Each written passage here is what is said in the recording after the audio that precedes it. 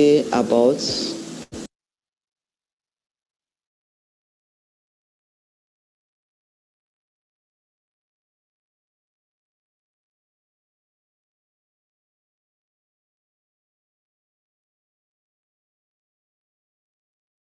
fair distribution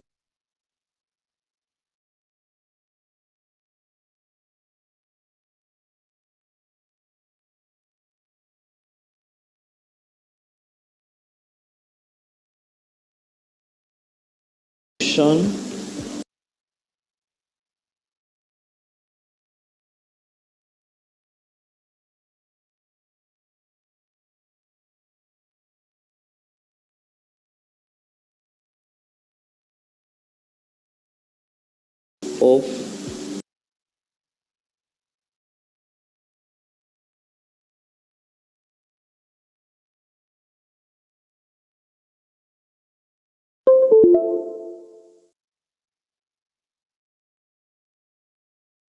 communal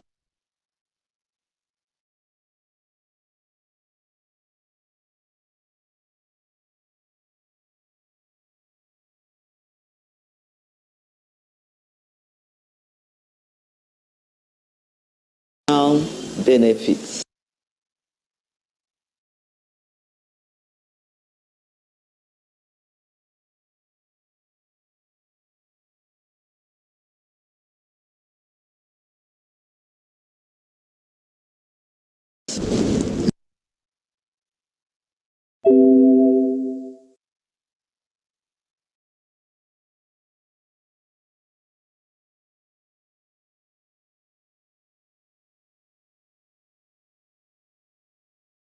Name it. You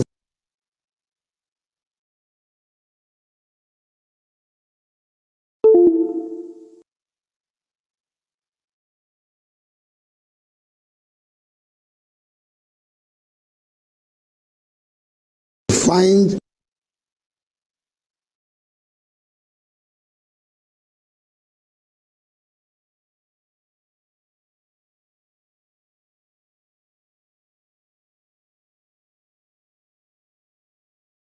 aspects and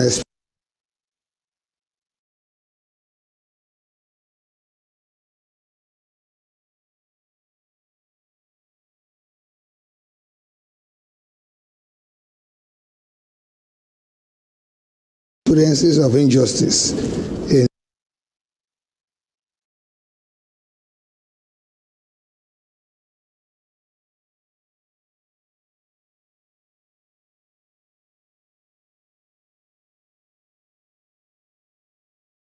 virtually every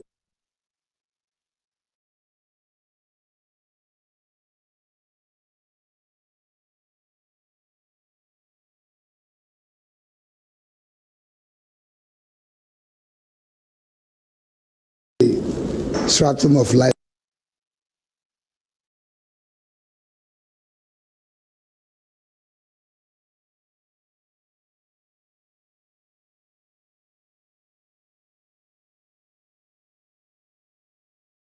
In Nigeria.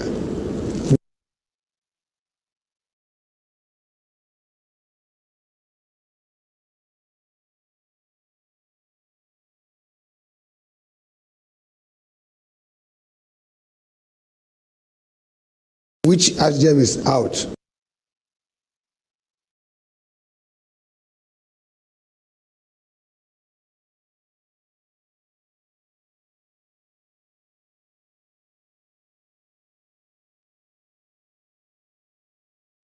To correct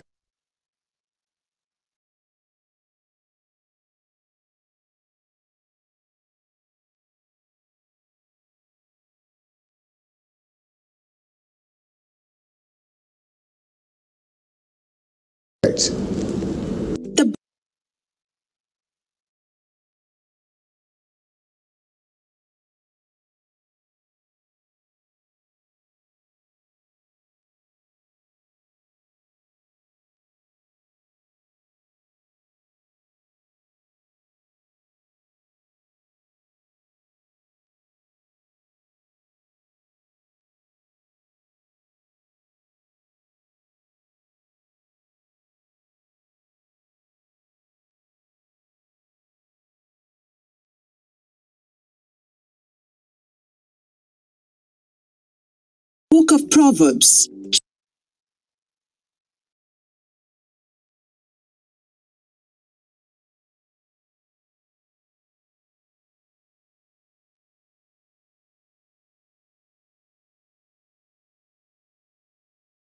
chapter 31.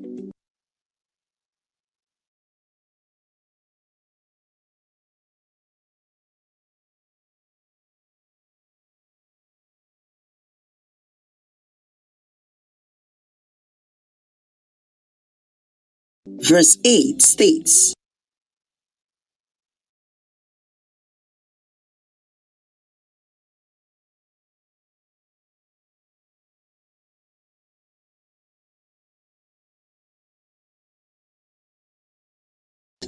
speak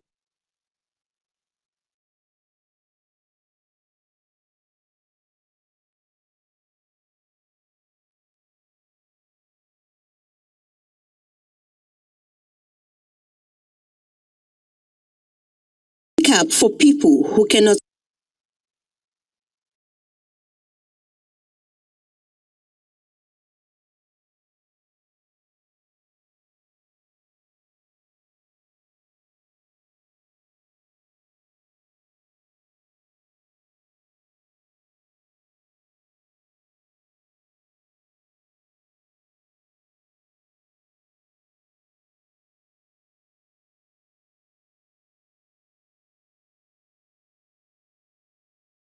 speak for themselves.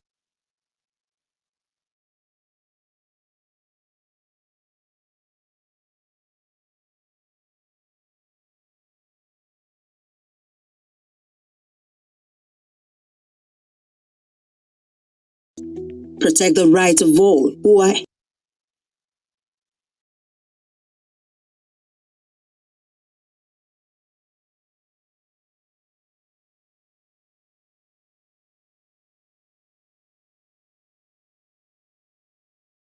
helpless.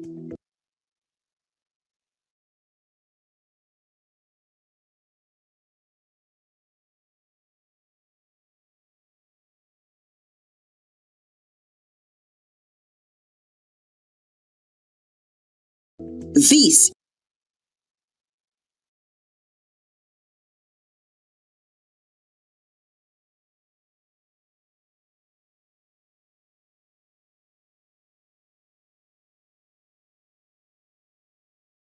is exactly the mission of those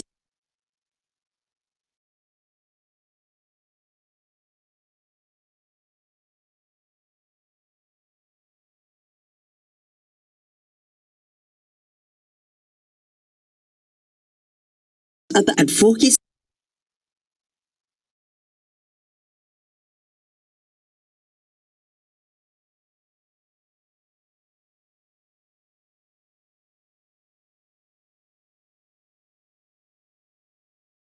for Social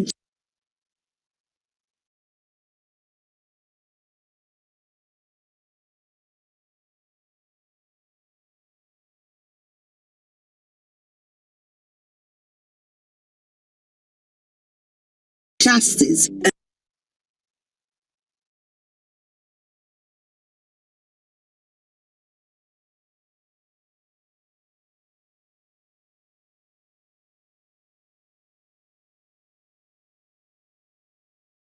and Ethical Values Initiative.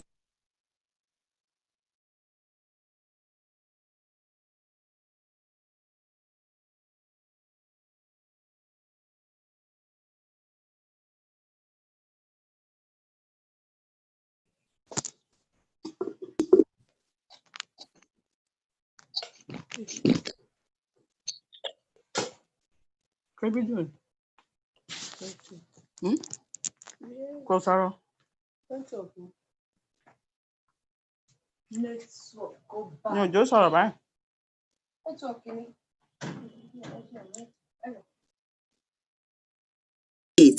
ASJEV. As an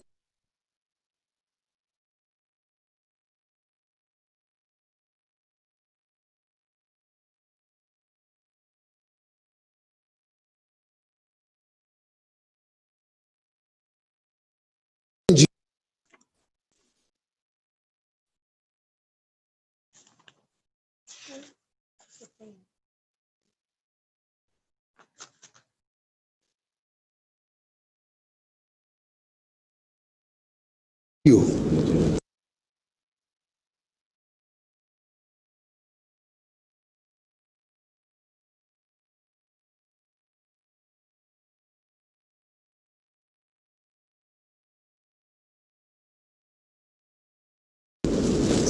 The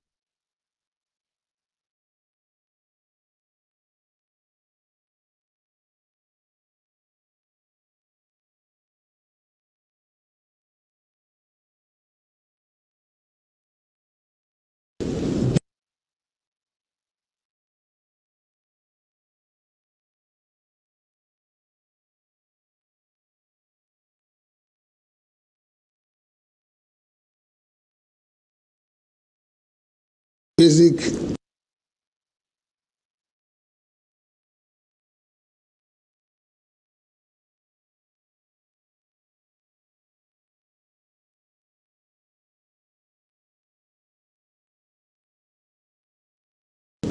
modus operandi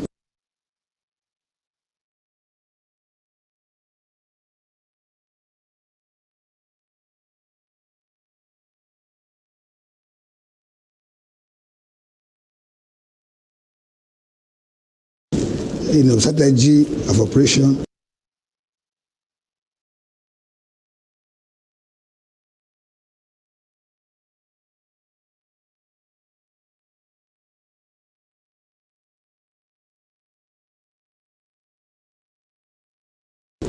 will be in the area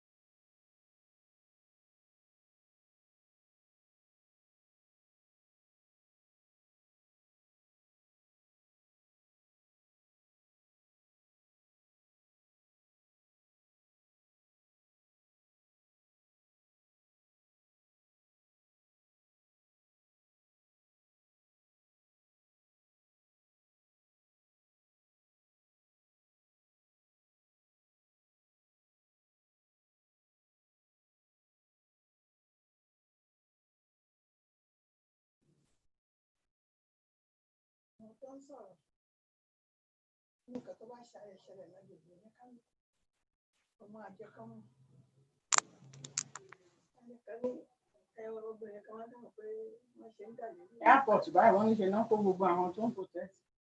Tán kó wọn sínú ìyàgbó mọ́tò Haúsá tó ń bẹ Haúsá yẹn. Wọ́n lé ní 5,000 tó ń gbọ́ àwọn lọ. Wọ́n ń sọ̀rọ̀ Lẹ́kí nìkan, ta ló mọ̀? Wọ́n ní ẹni tó bá ráwọn tó ń protest tó wà ní sáìdì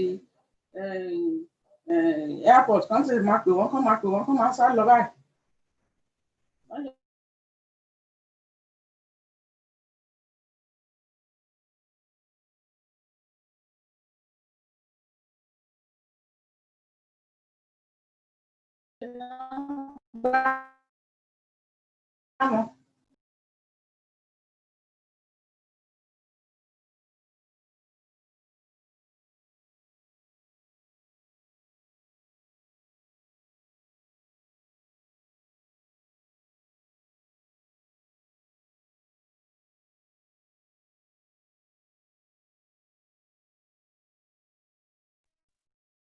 Ó ga lára ẹ̀ wò lè ṣe kó máa.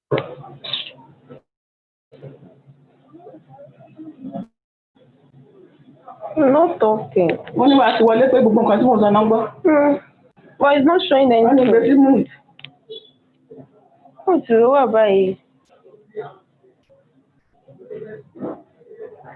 Come on, let's check this. Wọ́n yóò àná wọ́n sáfíìsì níta. Òun ló gbé mi débì. Wọ́n dẹ̀ rọrùn lánàá, kò sí wàhálà. Come on.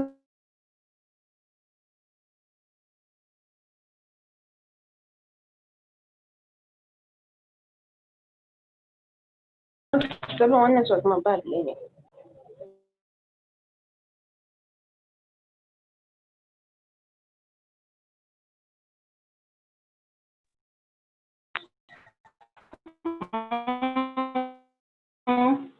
Gbé síbẹ̀. Gbé sí.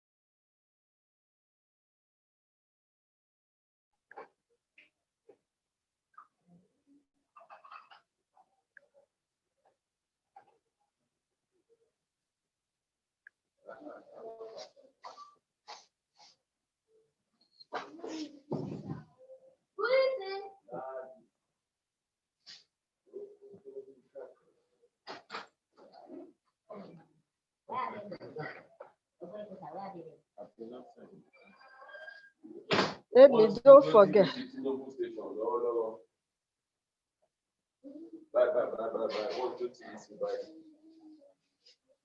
Tinubu is on his way, getting ready to fly out to France. Stop, because a lot of people to move fast, then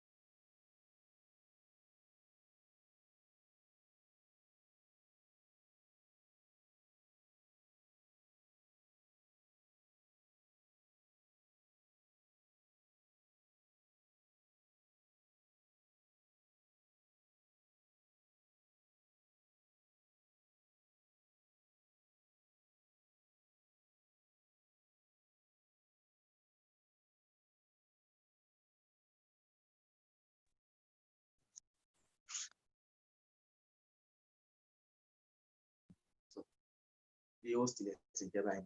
Okay. Ó sì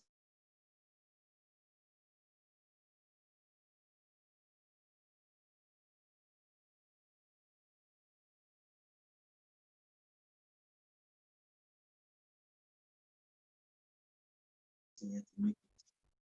Is there a way that you have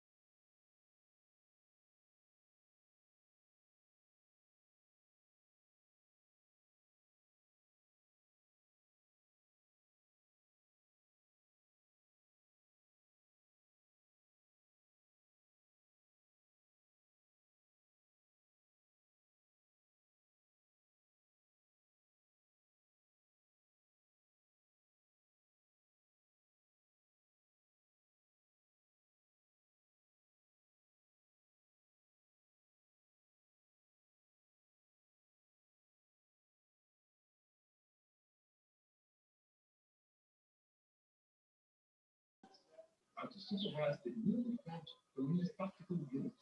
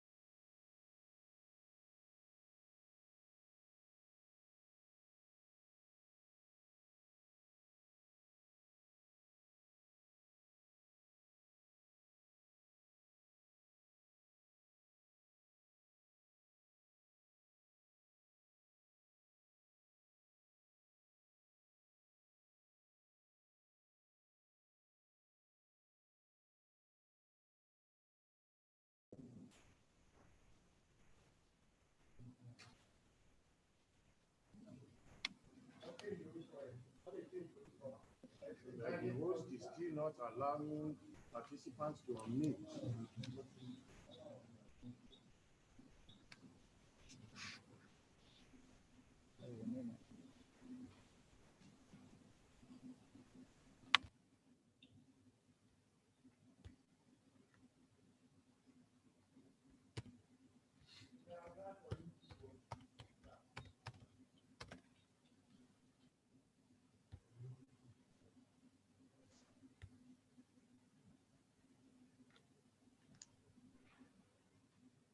Distinguished stakeholders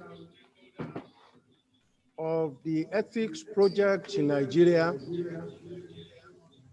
today is Wednesday, the 21st day of October year 2020, and it is the day set aside for discussing about global ethics. Today is the Global Ethics Day in commemoration of the valuable roles that ethics and ethical conduct play in the operations of personal, business, national, and international lives. Today, we are gathered to discuss and share from the experience of people who have been leaders of ethical thought, of proper conduct in personal life, in business, in national and international affairs. It is both a pleasure and privilege for me to be here as compare, even as we commence this symposium on the Global Ethics Day celebration, and we are looking at ethics in the workplace. That's in line also with the global theme of this event, which speaks about ethics in action. My name is Oladiran Ajetumobi, and on behalf of the leadership of this seminar, of this symposium, the Advocacy for Social Justice and Ethical Values, ASJEV initiative, and the Lagos State Public Service Staff Development Center, it is a pleasure and privilege to welcome you all and to thank you particularly for sparing the time to join us as we discuss this all-important topic.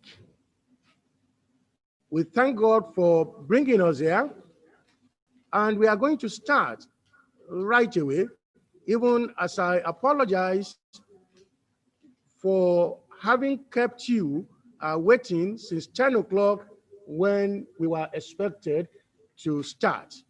Let me invite directly the founder and coordinator of the Advocacy for Social Justice and Ethical Values, ASJEV initiative, to formally welcome you to this event, and thereafter we will kickstart the webinar proper.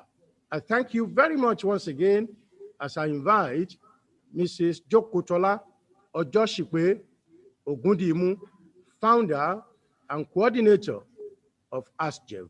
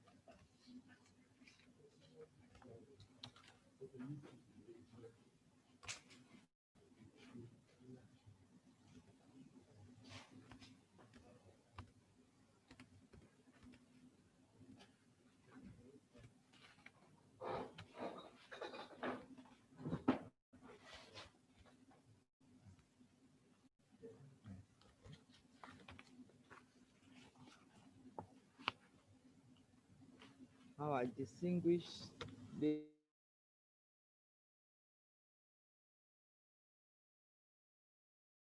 Heading into the 7th year, the Global Ethics Day takes place on the 3rd Wednesday in October every year.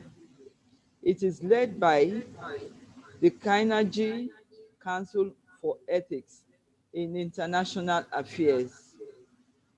The Global Ethics Day provides the opportunity for organizations around the world to hold events on or around this day and thereby explore the crucial role of ethics in their professions and their daily lives, each in their own way. The purpose of this day is to promote ethical values and to amplify the message that ethics and integrity are drivers of business success, sustainable growth, and development, and also to press for improvement and solutions to unethical behaviors in various professions and societies. Ethical values can be described as a set of established principles governing virtuous behavior in a society. It is important that every society develops and promotes a set of suitable ethical values for citizens within the community to keep in mind when relating with others. Values which serve to distinguish between good and bad, right and wrong, and moral and immoral within a society. These values frequently form a basis of what is permitted and what is prohibited. To mark the day, the Advocacy for Social Justice and Ethical Values, in conjunction with the Lagos State Public Service Staff Development Center, has put together this symposium with the topic Ethics in the Workplace. This topic is most relevant to us in Nigeria today when we consider the level of unethical practices and behavior that are negatively affecting the ease of doing business in Nigeria, both in our public and private sector, formal and informal. These unethical traits, such as corruption and indiscipline, are fast becoming part of our culture, and if not curtailed, will continue to rank us low among the community of nations and on the global stage. In reference to the last public lecture held on 20th February 2020 by ASJEV Initiative to mark the World Day on Social Justice, it was observed that Nigeria has various laws that promote social justice and ethical values, but the administration, implementation, and enforcement of these laws are hindered by the poor work ethics in many institutions and agencies.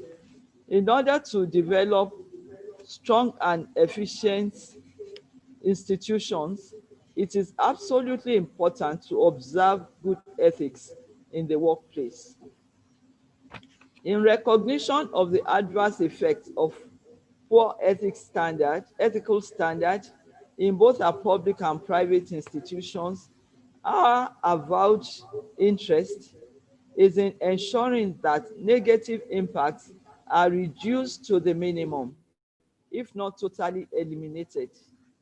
As such, ASJEV initiative in conjunction with PSSDC has put together this symposium with the topic Ethics in the Workplace to commemorate the Global Ethics Day 2020 with the theme Ethics in Action. The symposium topic is to create awareness on the importance of ethics in our professional and private lives, as well as to encourage all of us to step up our responsibility of building a society we can all be proud of.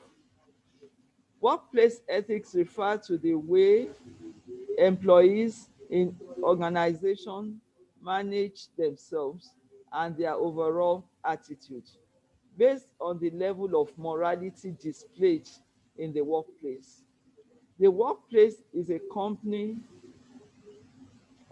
as a company operates and is perceived, both the public and competitive often comes down to the workplace ethics. According to Spolder 2009, ethics behavior makes an organization succeed. A business that does not value integrity and does not walk the talk of being ethical will find itself at the bottom of the slippery slope, wondering when and how they cross the line. This is why we need ethics in the workplace. In recognition of the strategic role of the PSSDC in training and development of officers in the Lagos State Public Service, it is deemed appropriate for ASJEV initiative to collaborate with a highly esteemed organization as this to strengthen the public institutions through creation of awareness of the need for everyone to perform their roles effectively and efficiently for sustainable development and growth within the state by imbibing good ethical practice in the workplace. The trustees and members of the governing board of the ASJEV initiatives are majorly seasoned bureaucrats and technocrats from both the private and public sector. This to a great extent assisted in our informed choice of the chairman for this occasion and the guest speakers.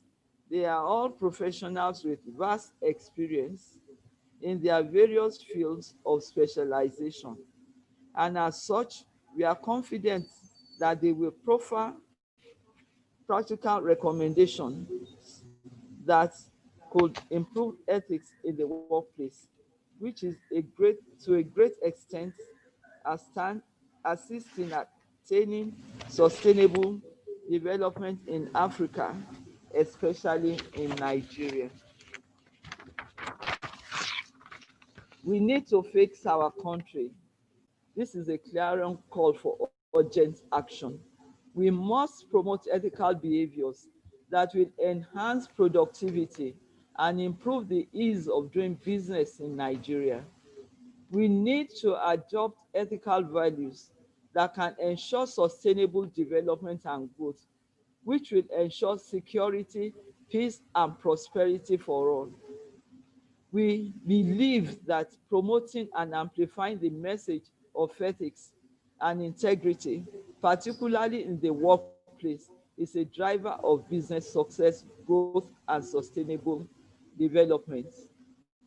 Distinguished guests, ladies and gentlemen, I hope by the end of this symposium, we will all go back to reflect ethics in our profession and daily lives and start making the necessary changes by taking actions to make our country, Nigeria, great again. On this note, on behalf of the PSSDC and the ASJEV initiative, I wish to warmly thank you for honoring our invitation and welcome you all to this event. I therefore urge you to be attentive and participate actively in this discussion. Long live Lagos State, long live the Federal Republic of Nigeria. Yes, long live Lagos State. Long live the Federal Republic of Nigeria.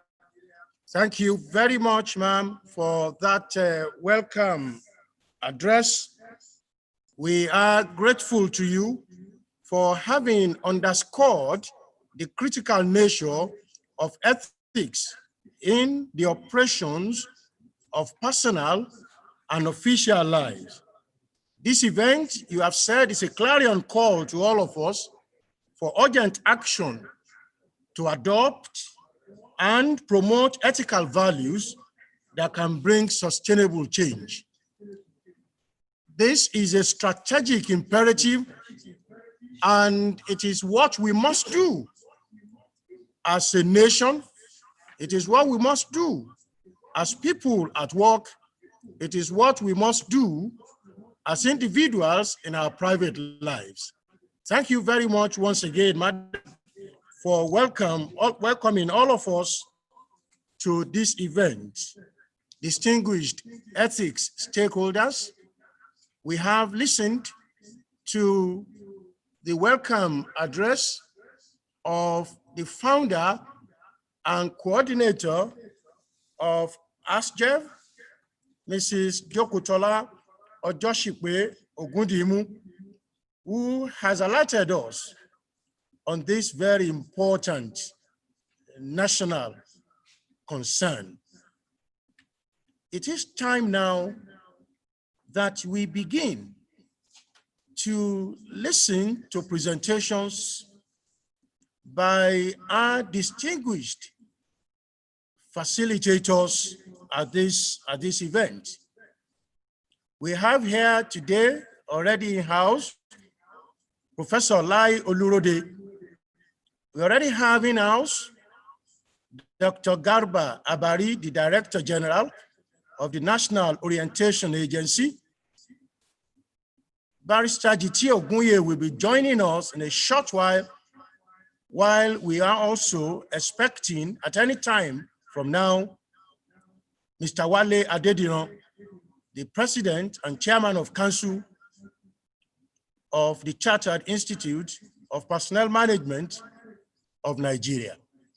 But to kickstart properly this morning, let me introduce to us a very seasoned human resource practitioner and learning and development expert who is today the moderator of this event, the Director General of the Lagos State Public Service Staff Development Center, PSSDC Magodo, Dr. Senukon Olufumi Ajose Harrison, is the moderator of today.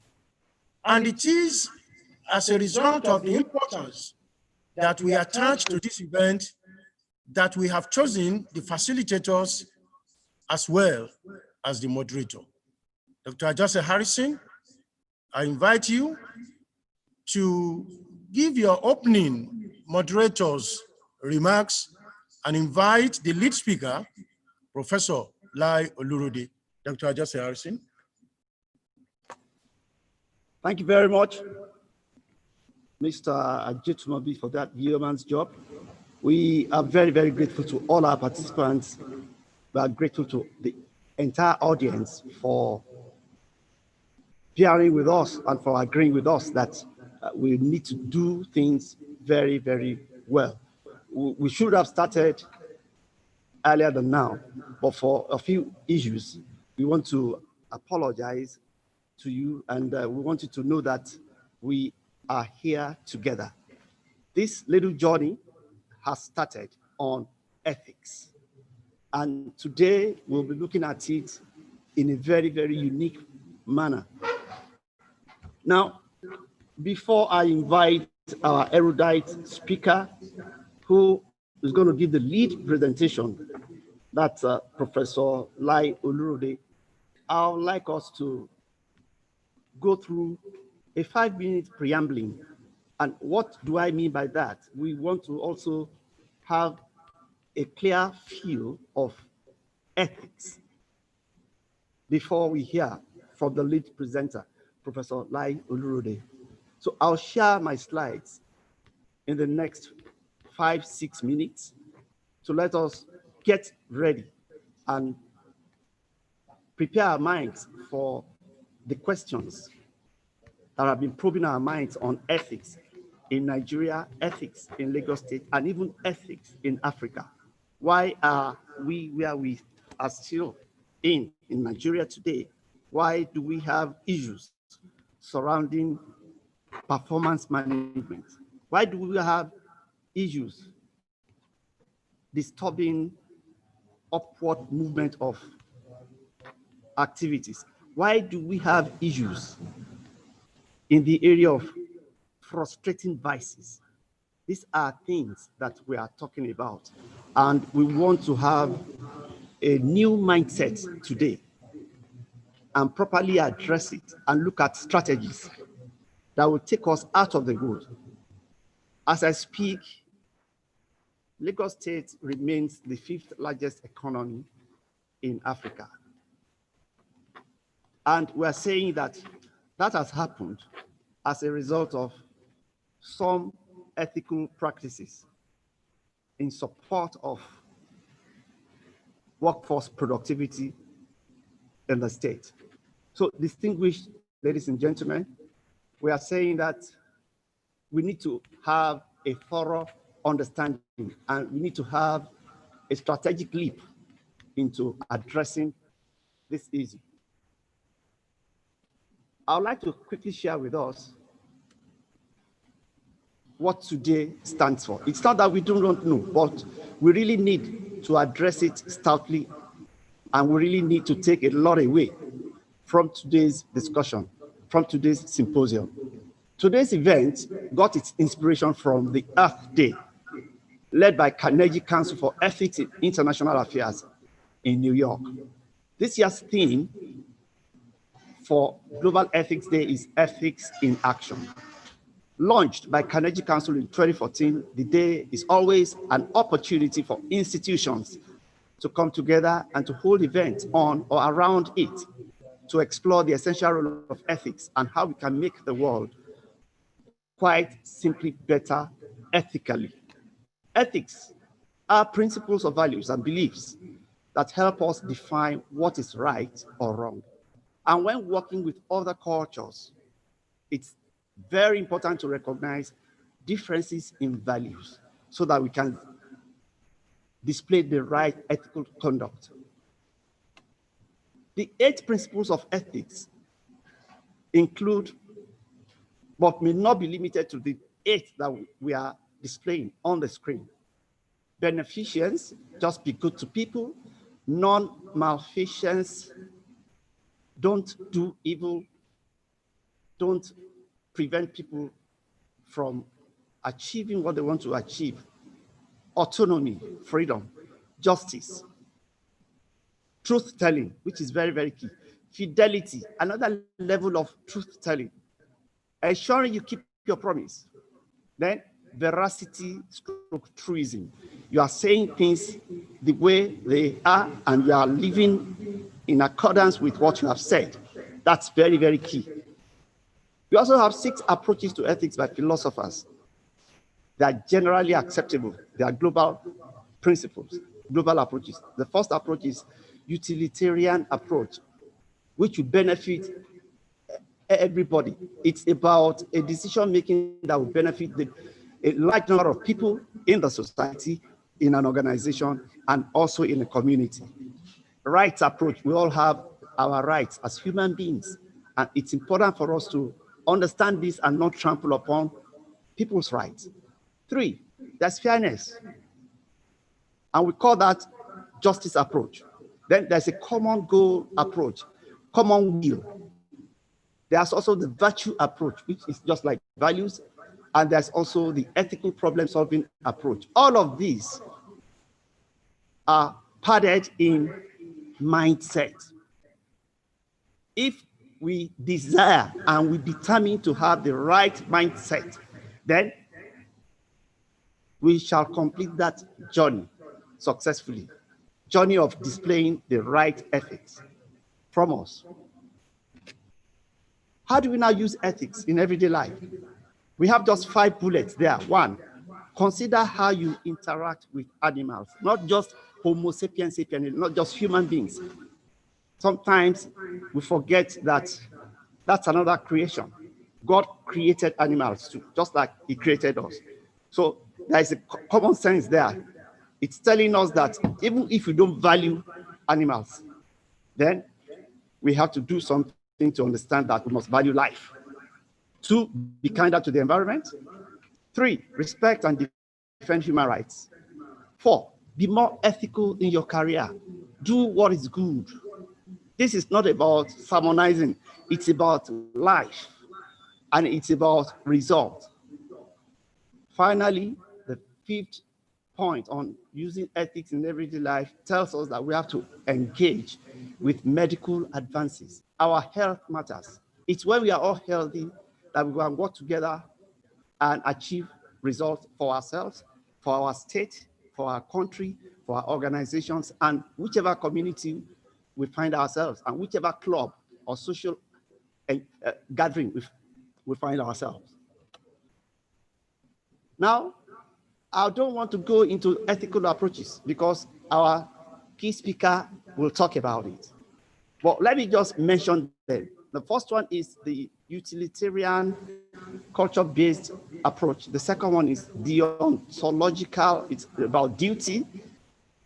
The third one is virtue-based, it's also about personality.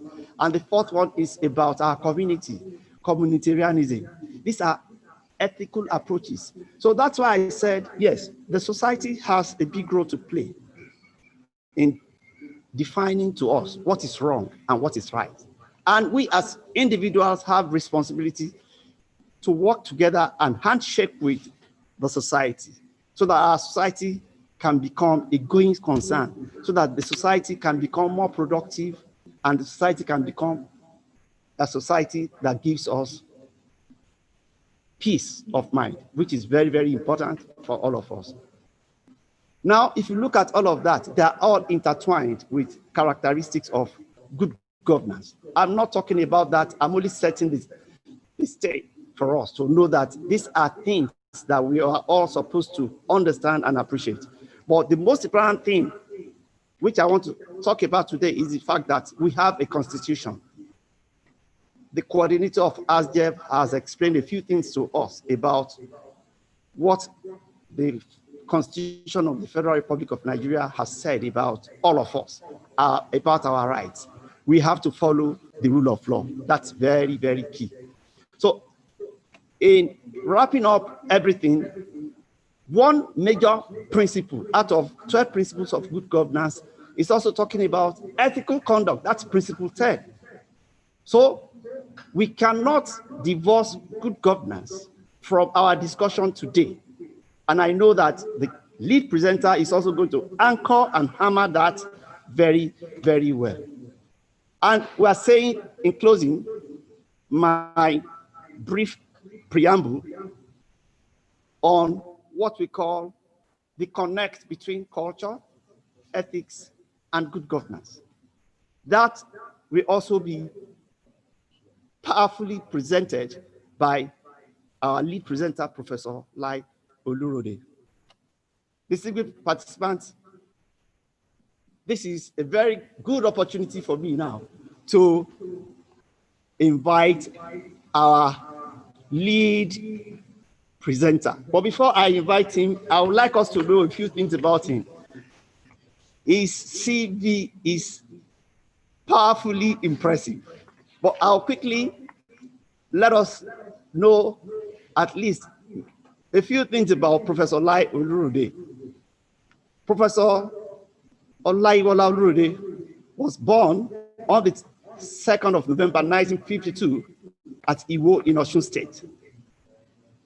He had his secondary education at Baptist High School, Iwo, between 1968 and 1975. He attended the University of Lagos at Koka, Yaba, Lagos, from where he bagged his bachelor's and master's degrees in sociology. He was the best student in his class. He also attended the University of Sussex in Great Britain, where he got a doctoral degree in philosophy in 1984. In 1986, Professor Olurode once again returned to the lecture hall, this time around for a degree in law at the University of Lagos. He graduated in 1990 with an LLB and was called to the Nigerian bar in 1991 upon his successful completion of the law school program, bagging a BL degree. He joined the University of Lagos as a graduate assistant in 1980 and moved up to the positions of lecturer 2, 1985, lecturer 1, 1987, and senior lecturer. In the year 2000, he was appointed a professor of sociology, specializing in political sociology, gender, and social inequality. A born teacher, an astute lecturer, Professor Lai Olurode taught many and varied courses at both undergraduate and graduate levels. He taught, among other courses, Introduction to Sociology, Women in Society, Population Studies, Rural Sociology, Intergroup Relations, Nigeria People and Culture, Political Sociology, Nigeria's Heritage, Social Changes in Africa, and Social Inequality. It will interest you to know that he was a former national commissioner in the Independent National Electoral Commission. Professor Olaiwola Olurode has carried out research on numerous socio-political issues affecting our country and also Africa. Some of them include democratization process in Africa, social changes and perception of gender roles in Nigeria, people's vision of development in Nigeria, youth vision of sustainable human development in Nigeria, and the military and Nigeria's democratization process. Professor, as we usually call him, Prof, has written and edited books on Nigeria's 1983 general elections, the 1999 general elections, and in other allied departments. Distinguished ladies and gentlemen, I can go on and on to explain to us and feed us with the wealth of experience of Professor Olaiwola Olurode. I want you to join me in welcoming Professor Olai Olurode to deliver this keynote address titled Ethics in the Workplace. The journey has started. God bless you. Prof, you are powerfully invited, sir.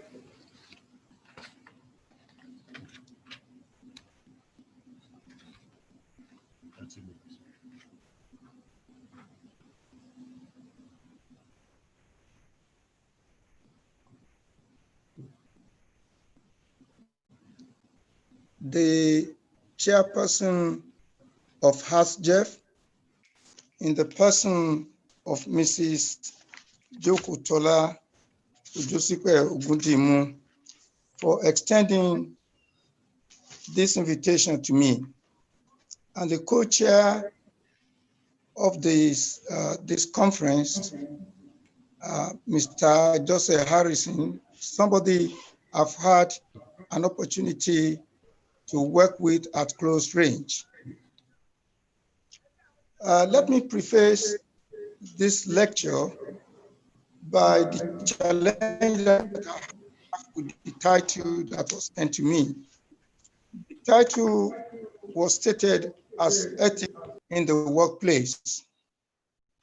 And since we do not have any particular workplace in mind, I would like to seek your indulgence to slightly tinker with the title. And what I've come up with is very similar, but I prefer to say ethics in workplaces.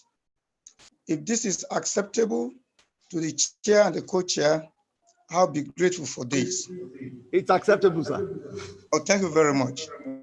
As a matter of fact, I was going to even do more than a marginal adjustment. I insist that the title, listening to both yourself and the founder of ASJEV, then it became clearer that what you're talking about is ethics in every place, ethics everywhere. Because you cannot have ethics in the workplace and shut out the home from ethics, or even your clubs, your whole student association, all these have to be driven by ethics. So ethics, and since we are marking the Global Day of Ethics, there should be no compartmentalization of where ethics should be. Of course, maybe what you had in mind is to focus on the workplace. But the workplace is like spending a coin. You cannot spend a half-sided coin. You have, the two sides must really, otherwise it's not going to be accepted as a currency.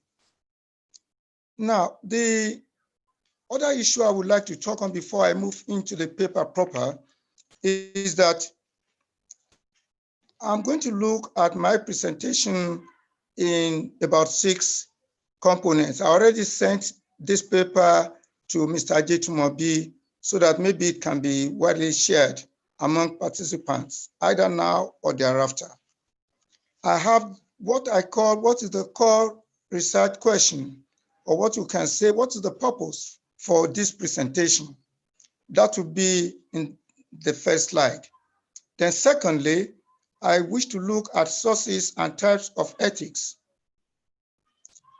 Thirdly, what are matters theoretical when you talk about ethics? And I think to a very great extent, Mr. Joseph Harrison had made reference to this, so I wouldn't have to spend much time on that. That is to say, what are the drivers of it? What drives ethics? Are ethics the same between the laboring class, the working class, and those in the dominant class? Then in the next slide, which is what is work? What do we mean by work? And what are workplaces? Is there a convergence of workplaces today compared to yesterday? Since the time of Industrial Revolution, has the workplace been redefined? And I think to a very large extent, the workplace can now be from home. People now work from home. COVID-19, many people all over the world have had to work at home, and they're still working at home up to now because of the intervention of global technology.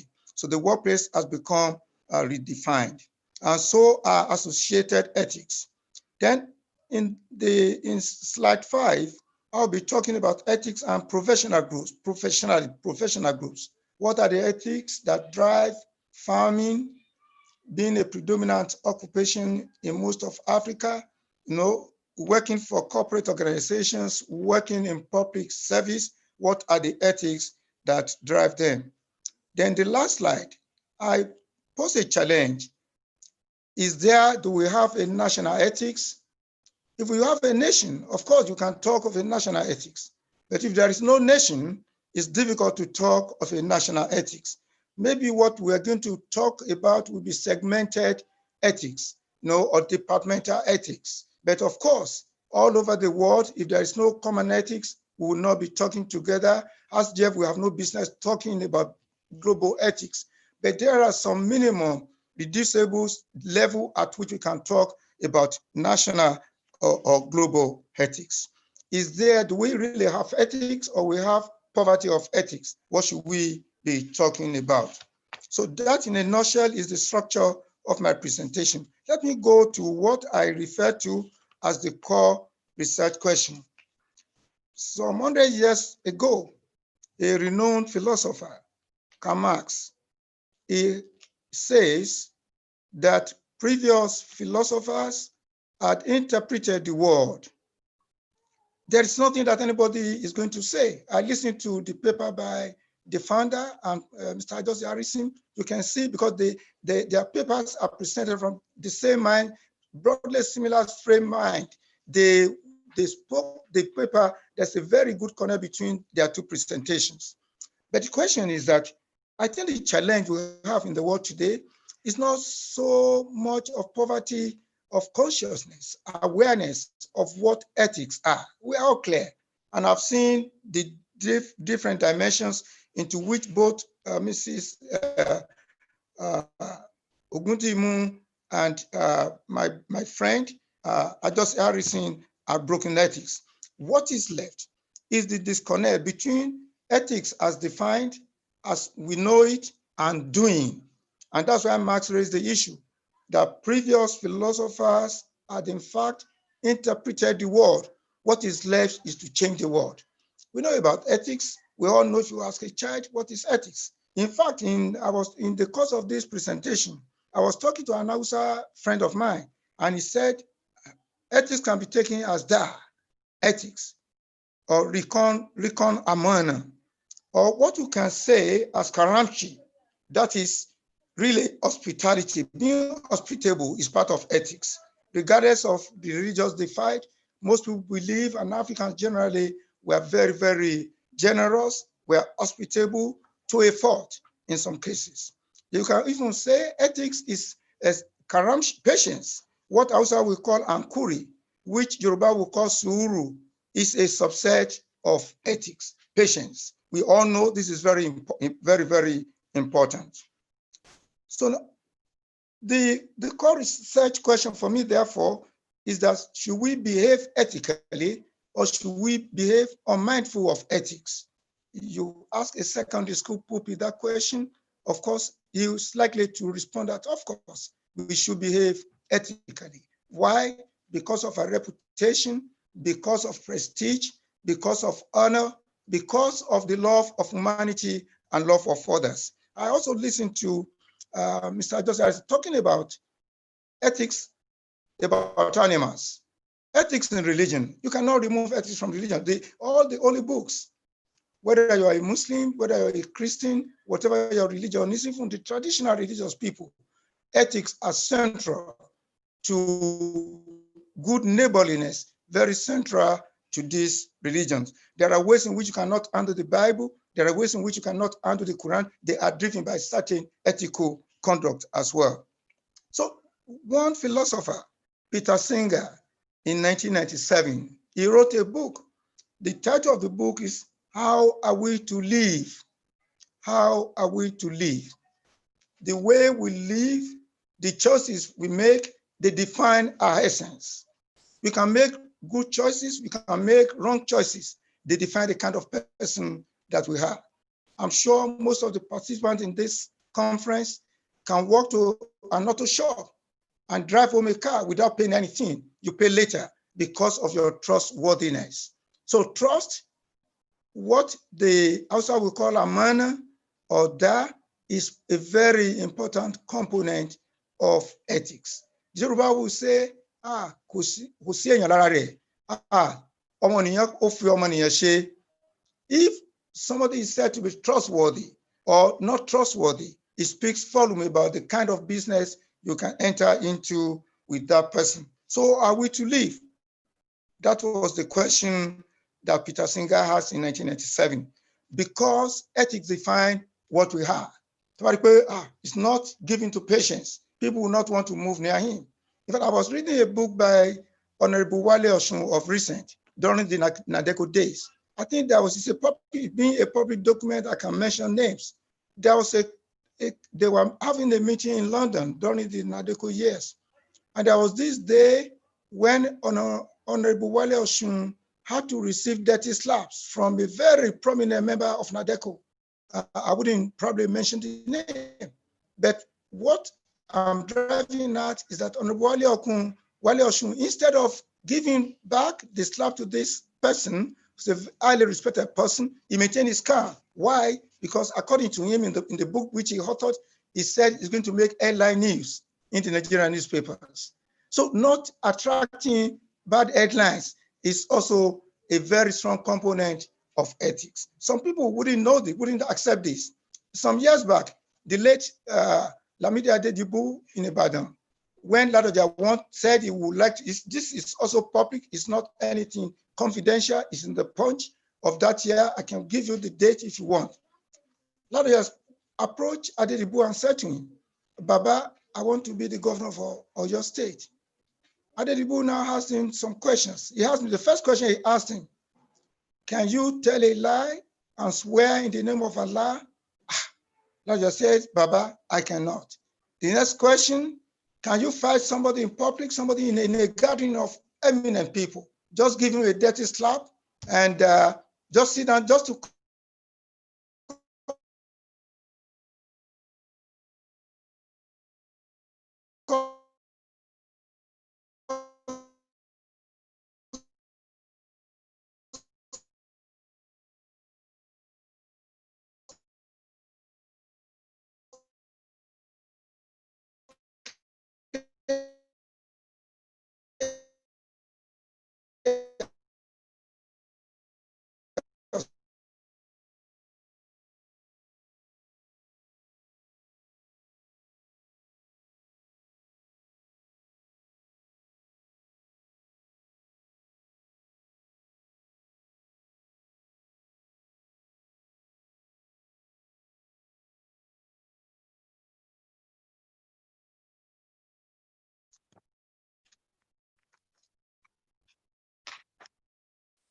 So the question, therefore, should we live a philosophical life?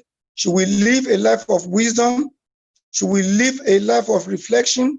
Should we live a life of reason? If the answer is yes, then all of us have concurred that we must live an ethical life.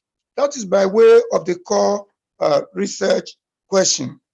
A related question to that is that, are we satisfied with the world in which we live today? Are we satisfied with the Nigeria of today? If the answer is no, we are not satisfied, what is to change? Is it the people or their conduct or their behavior?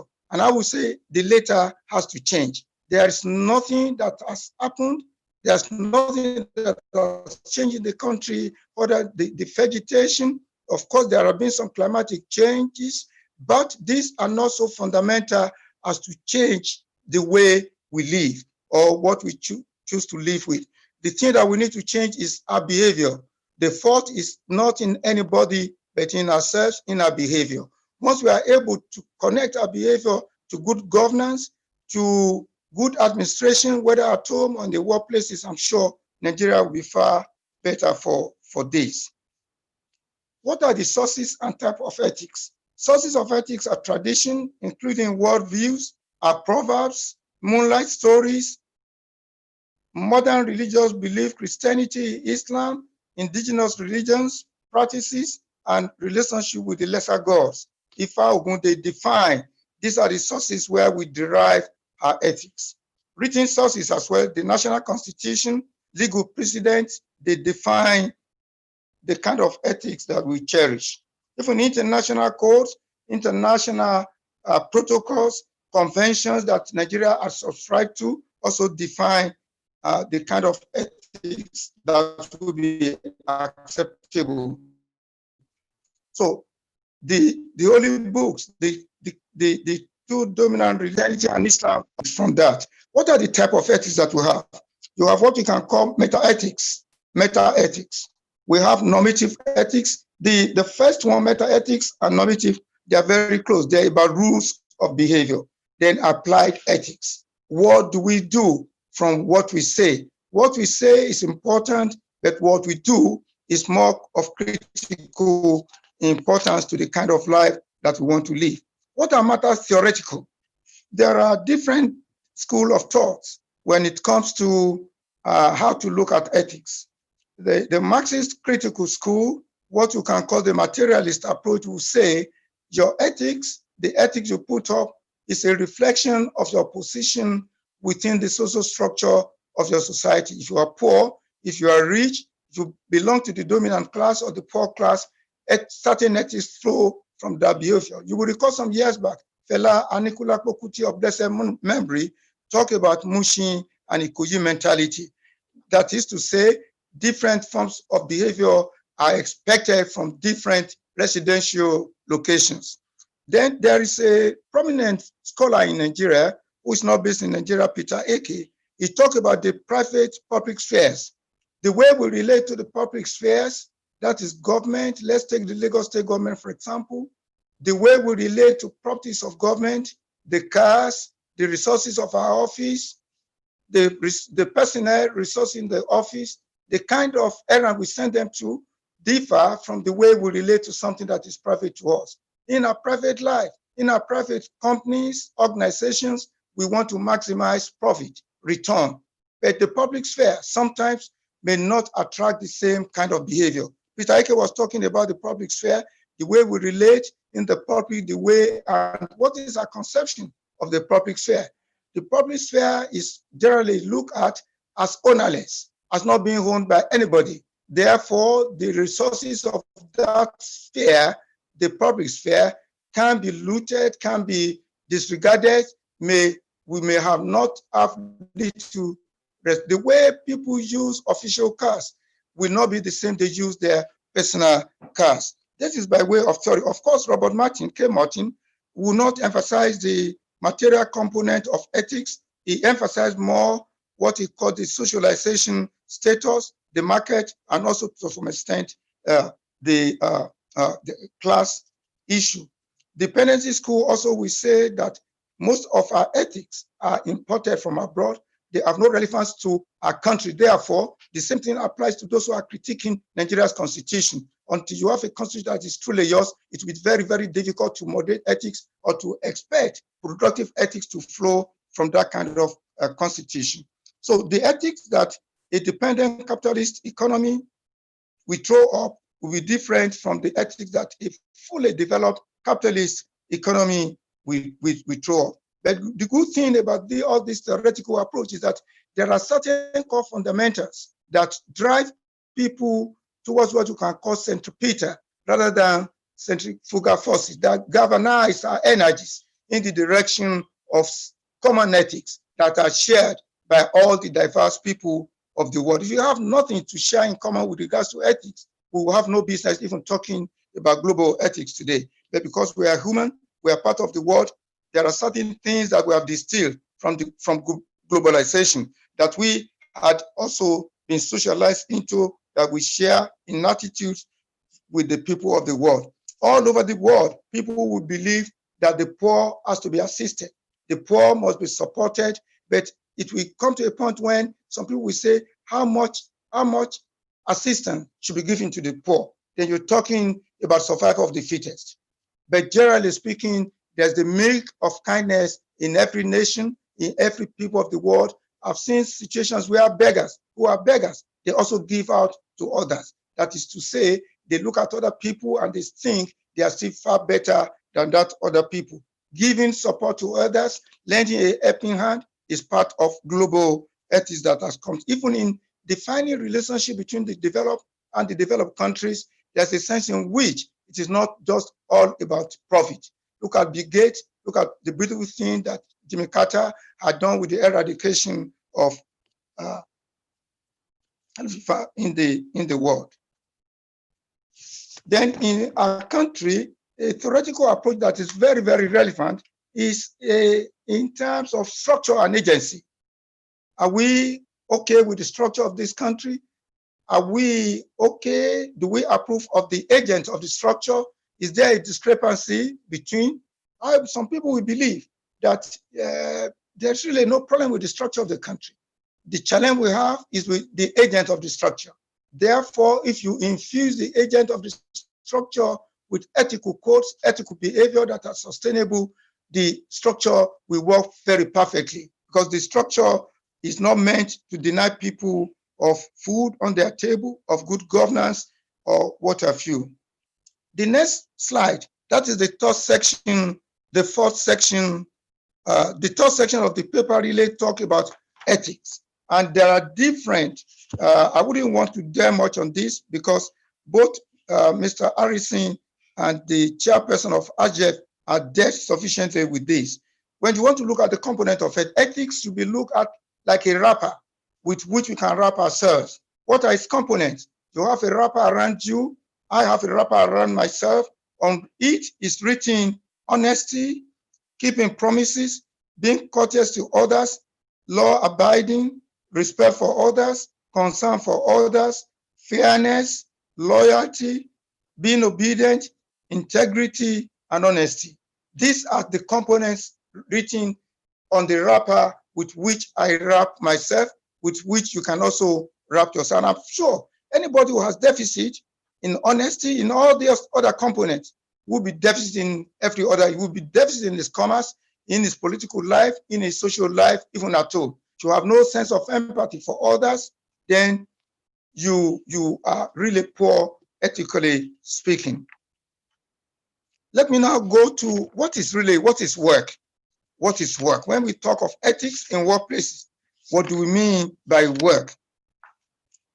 The Yoruba will say that, oh, shagi logbe, oh, ta ogboro lofa, oh, gbenu sidi ope, ofe kiro. That is, you have done nothing. You are a volunteer. You get to the foot of the palm tree. You raise up your mouth. You want ogboro to pour or palm wine to drop into your mouth. No, it is not for free. You are a volunteer. You have made no contribution. You cannot go to a place where you have no work and start ask them for salary. I'm expecting my salary. From where? You have not worked there. Or people can say, so ethics is about reciprocity. If you've had 5 outings. You've sent 5 of your children to, you've done marriage, a social outing wedding for them. And a friend had attended on those 5 times. This friend, the only daughter that he has, you have found me, you are not there. You never call, you never make, it's going, that absence of reciprocity, next time around, it's most unlikely that your friend will show up in any social event that you have. That work means to apply one's labor. Now, Adam Smith talked about it is not from the philanthropy of the butcher that we have at dinner, but from his own desire for his needs. It is not for free when you go to a butcher, you buy meat and then you walk away. No, you must put something down. There must be a consideration for the meat that you had bought. That shows that reciprocity is core, is very carnal to ethical behavior. Then work is Ishe in Yoruba. It can be the application of labor or intellect. It's Ishe. We are now discussing, we are having the conference, we are doing Ishe, Ishe na Lanshe, and we have been invited by Mrs. Jokotade to be there and Mr. Joseph Adeogun to be with them. It's a kind of work. So Ishe, either you apply your labor or intellect. After the Industrial Revolution in Europe, there was a serious fight, struggle, occasionally strikes all over Europe about for how many hours should we work. Initially, it was about maybe 5 hours. Initially, it was extended because the capitalist, the investor, we want you to work for as many hours as possible because of the creation of surplus value.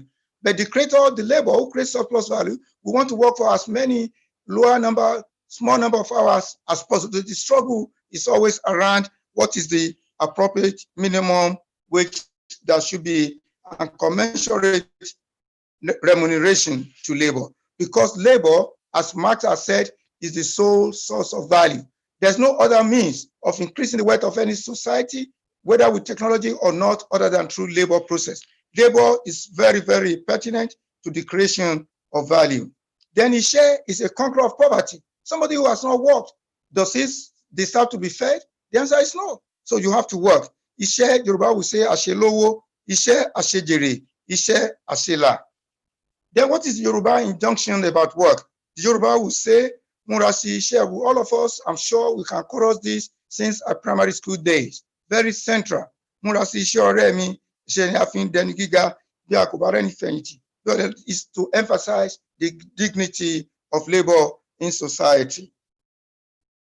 The Japanese, their employers will have to bribe them to go on leave. They wouldn't want to go on leave. It's a life of work for them. India is the same thing. It is only in this part of the world where people just want to escape work by all kinds of sick leave. My mother died yesterday. My father died today. My uncle was being buried. People want to escape work. But it's not the same attitude towards their own personal work. So the thing to ask now, is work an end in itself or a means to an end? I think you can look at work as both. If we do not work, we will starve. If we do not work, we will stagnate. So work is a means of providing us with what we need to survive.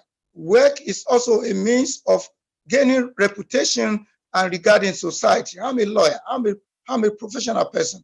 Oh, that is the mother of a medical doctor. Oh, that's a Dr. Harrison. He has 2 children who are engineers working in the Ministry of Works in Abuja. It confers respect on us. If we do not work, we will feel unfulfilled. In fact, we will feel rejected. And that is why in this country today, whether we like it or not, if we don't want to be fueling crisis, protest, we must withdraw as many number of boys, as many number of girls as possible from the street, which is what the school does. The school withdraw children from the street. Otherwise, they are let loose. Look at the number of population of school-going children in the country. They are not withdrawn from the street because there will be unrest. There will be no rest for anybody at all. Now, let me quickly mention the fact that today there's a convergence of workplace and the home. There's a convergence now. You can work from home. You can work from workplace. Some people are going to work in their home. They are not going anywhere. They just change room. They move from the kitchen and go to resume work. For the next 3-4 hours, please, there should be no disturbance. I'm at work. my boss is talking to me in the office. So the deforcement, what have been deforced during the Industrial Revolution, the workplace and the place of living, home and workplace that have been deforced is now witnessing a gradual convergence through technological improvement and development. I talk about work extensively, but permit me to go to ethics and professional groups. The first professional group I look at are farmers, professional farmers, peasant farmers, because that is the dominant occupation in Nigeria. What are ethics that govern? For example, you can ask a philosophical question, a question about ethics. Who should grow food that we feed on? Should Nigeria grow its own food, or should Nigeria be dependent on other countries like America, India to be importing its food? It's an ethical question. If we cannot produce enough to feed ourselves, what should happen to us? Should we starve to death, or what should happen? Some people refuse to work. Must we have a food bank to feed them from? Must we be asking for food aid from the developed countries of the world? These are ethical questions. Then if we do not produce enough to feed ourselves because of our indolence, because of our not getting our priorities right, should we starve to death? Should we be assisted? What should happen to us? But don't forget, there is no free lunch anywhere. That's the question that Adam Smith posed 100 years ago. He said, it is not from the philanthropy of the butcher that we have our dinner. It is from his own interest. It is from his own interest. Then we also know that in farming, how do we process? Who should be processing our food? We produce a lot of raw materials, cocoa, cashew, but we export them. They come back to confront us in the supermarket, and we pay highly for them. Who should be blamed for that? It's an ethical question.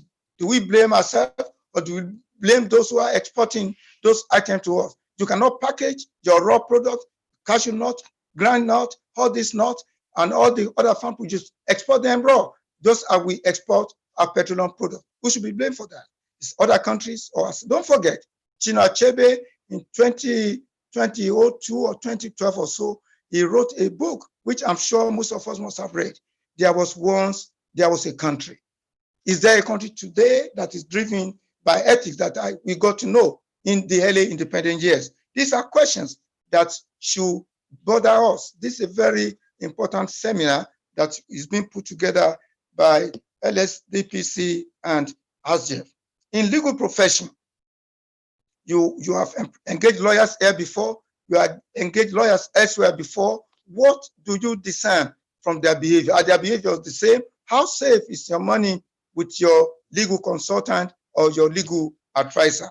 We have had cases, there are several cases in the law report published by Chief Ganifahimi, Nigerian law publications, of cases of embezzlement of fund of clients by lawyers. In medicine as well, there have been cases of abuses of clients' privacy, not giving them enough information before surgery, or negligence on the part of professional medical doctors. In politics as well, that's another canker one.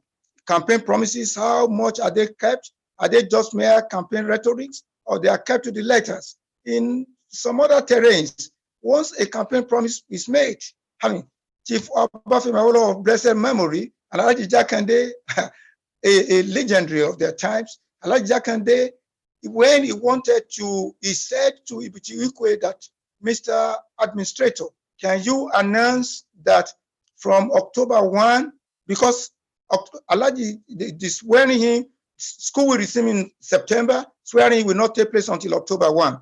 Can you please just announce that no school should collect school fees from any pupil in Lagos State? He was told that there was no money to do it. He said, just make that announcement. And to God be the glory, come October 1, before December, 3 shifts, 4 shifts in Lagos State. These are ethical issues. He made a promise, he gave his word. In fact, he withdrew all his children from schools. And among them today, you have medical doctors, you have an engineer, you have an accountant. He withdrew them from school, but he said the school he was going to build would be not just for the children of the poor, but for his own children. These are ethical issues. And remove this, by December of 1979, the shift system in Lagos State had gone. And up to today, the cowshed schools, which were referred to euphemistically as cowshed, they still stand in schools. These are ethical challenges and issues that are connected with ethical governance. Of course, I don't need to tell you, you know very well that almost all the ex-governors in Nigeria today, almost all of them, and the governors themselves, they have a robust pension plan for them. But look at the ordinary teacher, the ordinary civil servant, they will wait for years. Some of them will die on the queue before, and these are ethical issues. What about ethics among cultural workers, religious workers, the imam of this world, the pastors of the world? What are the ethical issues that they throw up every time? You know more than I do that there are ethical issues in the realm of cultural workers, which are raising issues about the legitimacy of the religious domain in the life of every individual today. Chairperson, I will now just go to the last slide. The question I posed there can be regarded as a takeaway question, whether national ethics or whether ethical poverty. With this kind of discussion, are we going to activate national ethics, even if they do not exist, or if they are not universal? We know that there are different ethical components in this country. There are sectional ethics, there are national ethics. But the challenge is how to make those ethics that are national or that are micro-national, how to make them to become national ethics. I look at Nigeria as a large sea in a paper I wrote some years back. A large sea which can call a sea of scoundrels. A large sea of scoundrels. But you have dotted on that sea some islands of ethics. But those islands of ethics are diminishing. Ethical people are disappearing very fast. In fact, they are, you can say, they now constitute an endangered population. But without that, unless you have a multiplication of those ethical islands in a sea of scoundrels, it is most unlikely that Nigeria navigates its developmental conundrums. It is most unlikely. We'll be talking and talking and talking, and there will be no improvement. Look, let me just give one last example, that we need to drive this country with practical ethics, not just theoretical ethics. You and I know very well, the per capita income in America is about $30-something thousand. It is about $20-something thousand or so in Britain as well. And in most of the European countries, it revolves around that. In Nigeria, it is just less than it will be worse now. It's less than $2,000 per annum. Yet in this country, we know it's a public document that our legislators turned down cars that are assembled in Nigeria. They turned them down. They said, not for them, on their dead body. What do they settle for? They said it must be 2020 Camry cars imported. And these have been paid for. Countries, look at Germany. The Prime Minister of Germany was asked a question, and he said, I live my life, not the dress that I wear. I have to live my life for the people of my country. She's driven by ethics. What is it that we are driven by? Are we living for the people of this country? The first Nigerian legal practitioner, Shakara Williams, what did he say? He said, the task of every legal practitioner, and by implication, every educated person in any community of illiterate, is to transform the life of the people of his society. And that was what I think people like Obafemi Awolowo did for this part of the world. Sardauna did for the north, Nnamdi Azikiwe did for the east.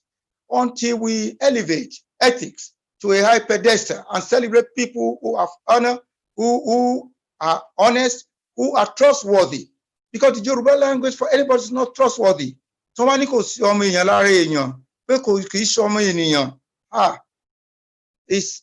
enough for the person to just go and perish. Ladies and gentlemen, it is my pleasure to share some of this thought with you, but we should know ethics, not just in the workplace, ethics everywhere. Ethics in our homes, ethics in our workplace, ethics in corporate organizations, in complex organizations. Unless we drive this with, we infuse all spheres of life with it, there's nothing that makes this country to be a poverty capital of the world other than poverty of ethics. How to make us richer in ethics should be the concern of all of us. And it is not in saying, it is now in doing, because Marx says there's nothing that I've said today that you have not heard before. Previous philosophers had interpreted the world. Previous ethicians had interpreted the world. What is left is for us. Well, you see that Nigeria, when they leave the shores of this country, they behave, which means they are not criminals. They are not born to be criminals. It is the environment that has criminalized almost everybody in this. It is the environment that is making us to deviate from the norms of society, from the norms of good governance. If you have create a conducive, favorable environment, I'm sure it will trigger off. And Nigerians are very generous with their followership. They never question their leaders. Very rarely do they question their leaders. And what they want, what an African Nigerian research has been done, what an African Nigerian wants is not much. And it's affordable in this country. Just a decent house. They're not even asking for cars. Give them a car or bicycle. Even they have to try. They don't mind. But let their children have access to education, basic necessities of life, as Maslow has said. Mr. Joseph Harrison, Mrs. Dokotade, I really appreciate your giving me this opportunity, in spite of the fact that I have a cracked voice. Thank you very much. Thank you very much, sir. That's a wonderful and a beautiful round of applause for Prof. I told us that Prof will deliver, and if care is not taken, I want to say that he has almost over-delivered. For people who plugged in totally into that presentation. So I want to thank you powerfully, sir, for that wonderful and an amazing presentation. We have learned a lot from those 6 thematic areas. The core research question that says, what are we looking at? Is it just ethics in the workplace or in workplaces, or is it ethics everywhere? And I'm happy you have also told us that it's ethics everywhere. No doubt, Prof has spoken as a Marxist today, but the truth has to be said. That's what we need in our society. We must understand what we are supposed to do, particularly going through the trajectory in Nigeria in the last 60 years. With our Nigeria, how well are we running with ethics? These are real questions, and I'm so happy that Professor Lai already has done big justice to that. He also looked at sources and types of ethics. He told us that we should understand the fact that in this country, we must know how our leaders started.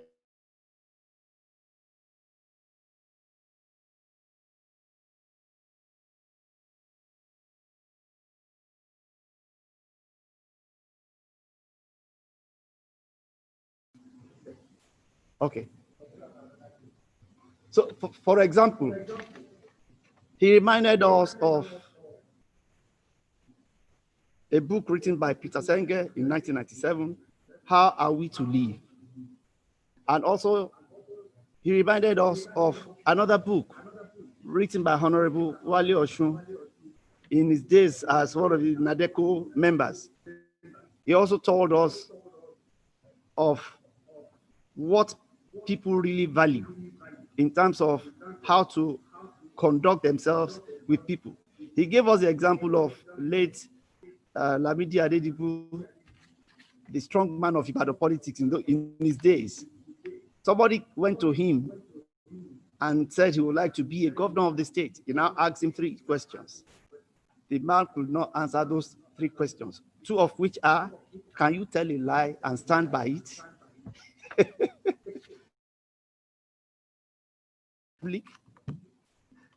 So to the man, he could not, because this will rubbish him ethically. And that's what we are talking about. And he wrapped us by telling us that we have to change our behavior. There's nothing really wrong about the Constitution. The Constitution is there. We have laws. We have so many things, but we're not enforcing them. So it's about people. It's about the need for people to change their attitude, to change their behavior. So that's very, very key. He also reminded us of key sources of ethics: traditional religion, IFA, conventions subscribed to by the country. Then how well do we handle the holy books, the Bible and the Quran? And he reminded us of the need for us to appreciate these sources. You can't possibly say, my name is Ifarotimi, and because of that, I want to forget my origin. No, it's important for you to know that you originated from a place, and the name also originated from a place. So in Igbo land, people always talk about Amadioha. They are talking about God, okay? But again, they have their own traditional religion. So nobody should forget all of these as sources. Then he mentioned the types of ethics: the normative, the applied ethics, and the meta ethics. So, and he adverted very well to issues discussed by Marxists. So he actually went into looking at the Marxist critical school, and he looked at the issues discussed by Robert K. Martin and the Weberian approach on socialization, on status, on class. All of these have explained to us that wherever you find yourself, your environment will determine your attitude.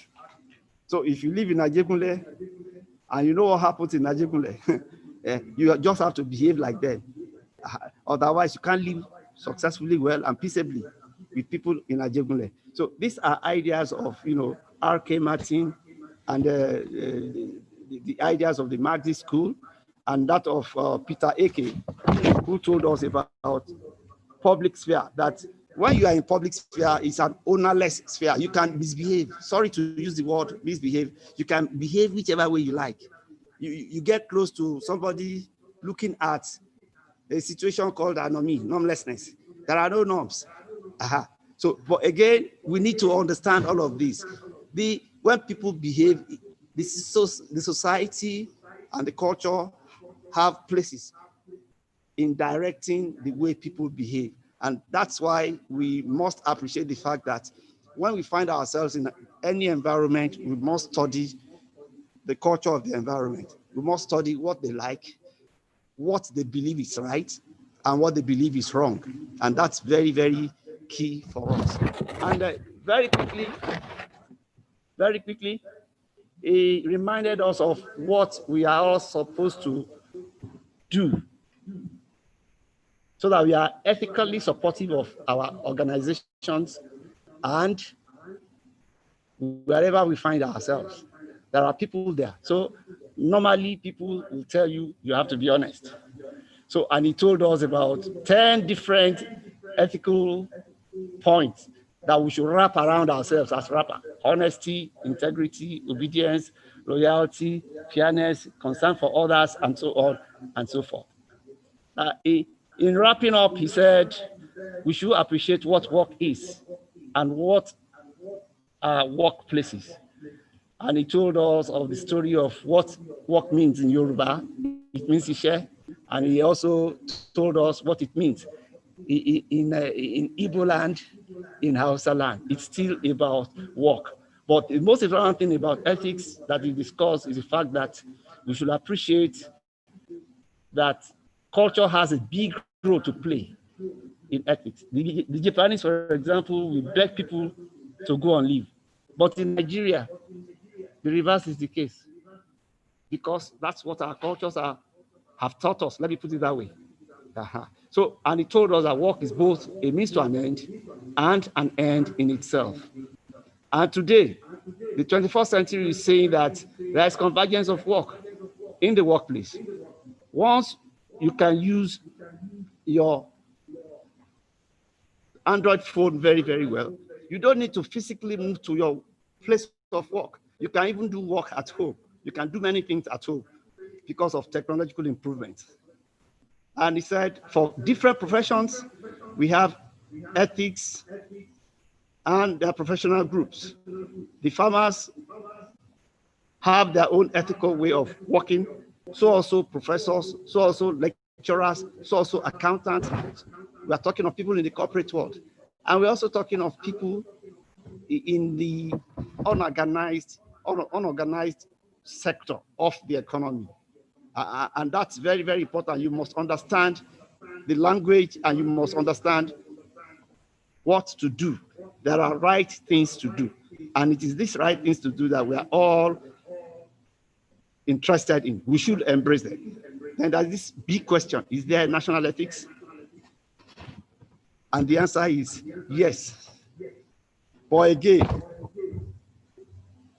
something got wrong along the line, because what were left to Nigerians by way of legacy through Baba Awolowo, Dr.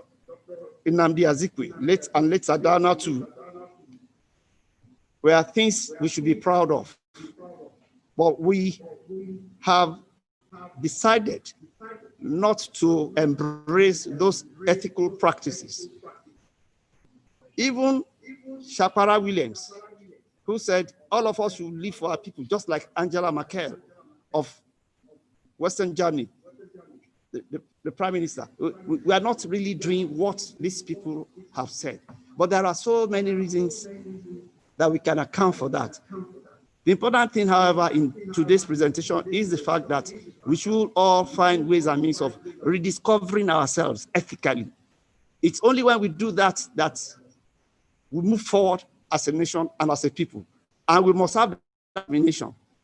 Without that determination, it will just be the same old story. But we should prepare our minds now and the minds of people who we come in contact with to decide to be more ethical so that we won't be going through the throes of pain of underdevelopment.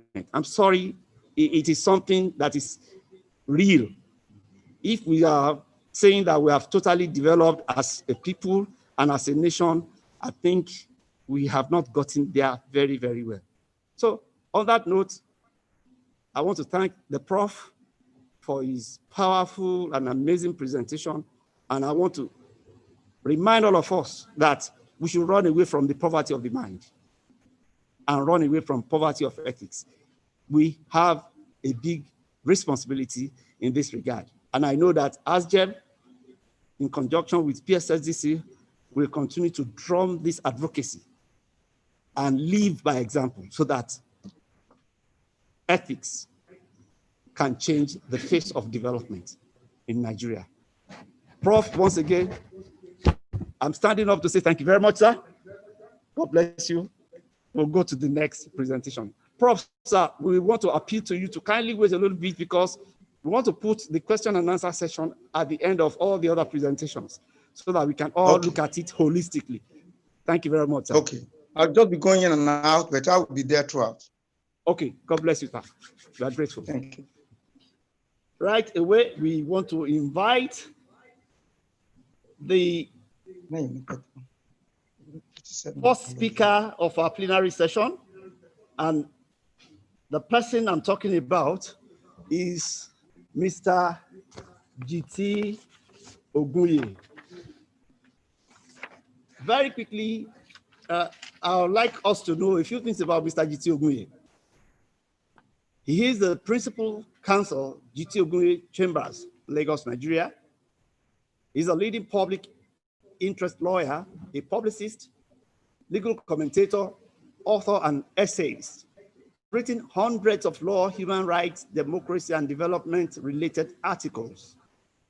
And since the commencement of civil rule in 1999 in Nigeria, Mr. Ogunye has continued to contribute to the promotion of the rule of law, which is a major characteristic of good governance, and which is a major point we talk about in ethics and constitutional democracy in Nigeria. Mr. G.T. Oguye has used the instrumentality of law and the judicial process to seek justice for hundreds of Nigerians. Distinguished ladies and gentlemen, at this juncture, I would like to invite us to hear out with rapt attention Mr. G.T. Oguye's presentation on national ethics and social justice, the constitutional perspective. Mr. G.T. Oguye, you are warmly welcome, sir. God bless you, sir. Yeah. Good morning. First, let me thank the organizers of this function for deeming me worthy to be invited as a participant in this very important function.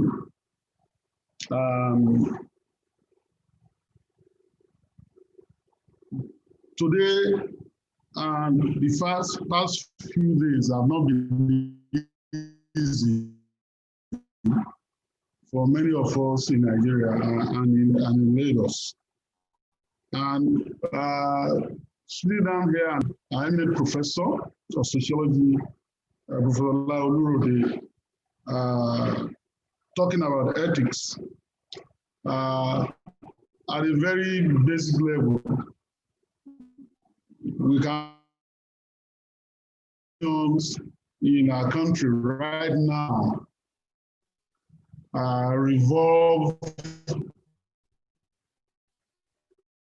around ethics, on national ethics and social justice, constitutional perspective. I want to say that this topic speaks, in my view, to the codification of what can be regarded as a national ethics and as social justice aspirations in our constitution. That codification can be found in chapter 2 of the Constitution, titled Fundamental Objectives and Directive Principles of State Policy. What I will do therefore in this presentation is to run through, within the time allotted to me, fundamental objectives and directive principles of state policy, which I'm positing are the agreed to national ethics and our social justice aspirations that are enshrined in the Constitution. Now, let me give a backdrop to this provision. Before the advent of the defunct 1979 Constitution, there was a Constituent Assembly and a Constitution Drafting Committee. The Constituent Assembly was meant to bring out a new constitution. You can recall that before that time, in the First Republic, the Independence Constitution and the Republican Constitution of 1963 were fashioned largely after the Westminster model in terms of governance structure. But the 1979 Constitution, I beg your pardon, embraced the presidential system of government. So there was that Constituent Assembly that was supposed to be made of 50 men. Chief of Government, a lot of lesser memory, didn't want to participate. So it then became 49 wise men, and eventually we had the Constitution Drafting Committee.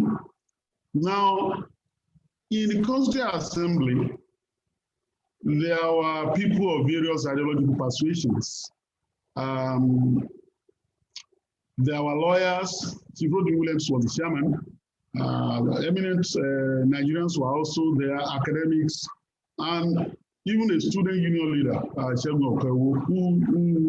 who was removed later, given the Ali Mongo crisis, and wanted to force his way there, but the court would not allow him when he went to court to enforce his position. But the important thing was that in that Constitutional Assembly, fashioning a new 1979 Constitution, there were the radicals, the socialists, and these ones mainly were Dr. Bala Usman, a historian from ABU and a radical, and Dr. Shegun Oshoba, then of the University of Ife, also a historian and a great scholar. And the two of them, submitted what was later known as minority reports, insisting that Nigeria should go the socialist path, and that we should have more or less a socialist constitution. Of course, that part was rejected by the majority. And so what you now have are the fundamental objectives and directive principle of state policy, largely were a middle-of-the-road approach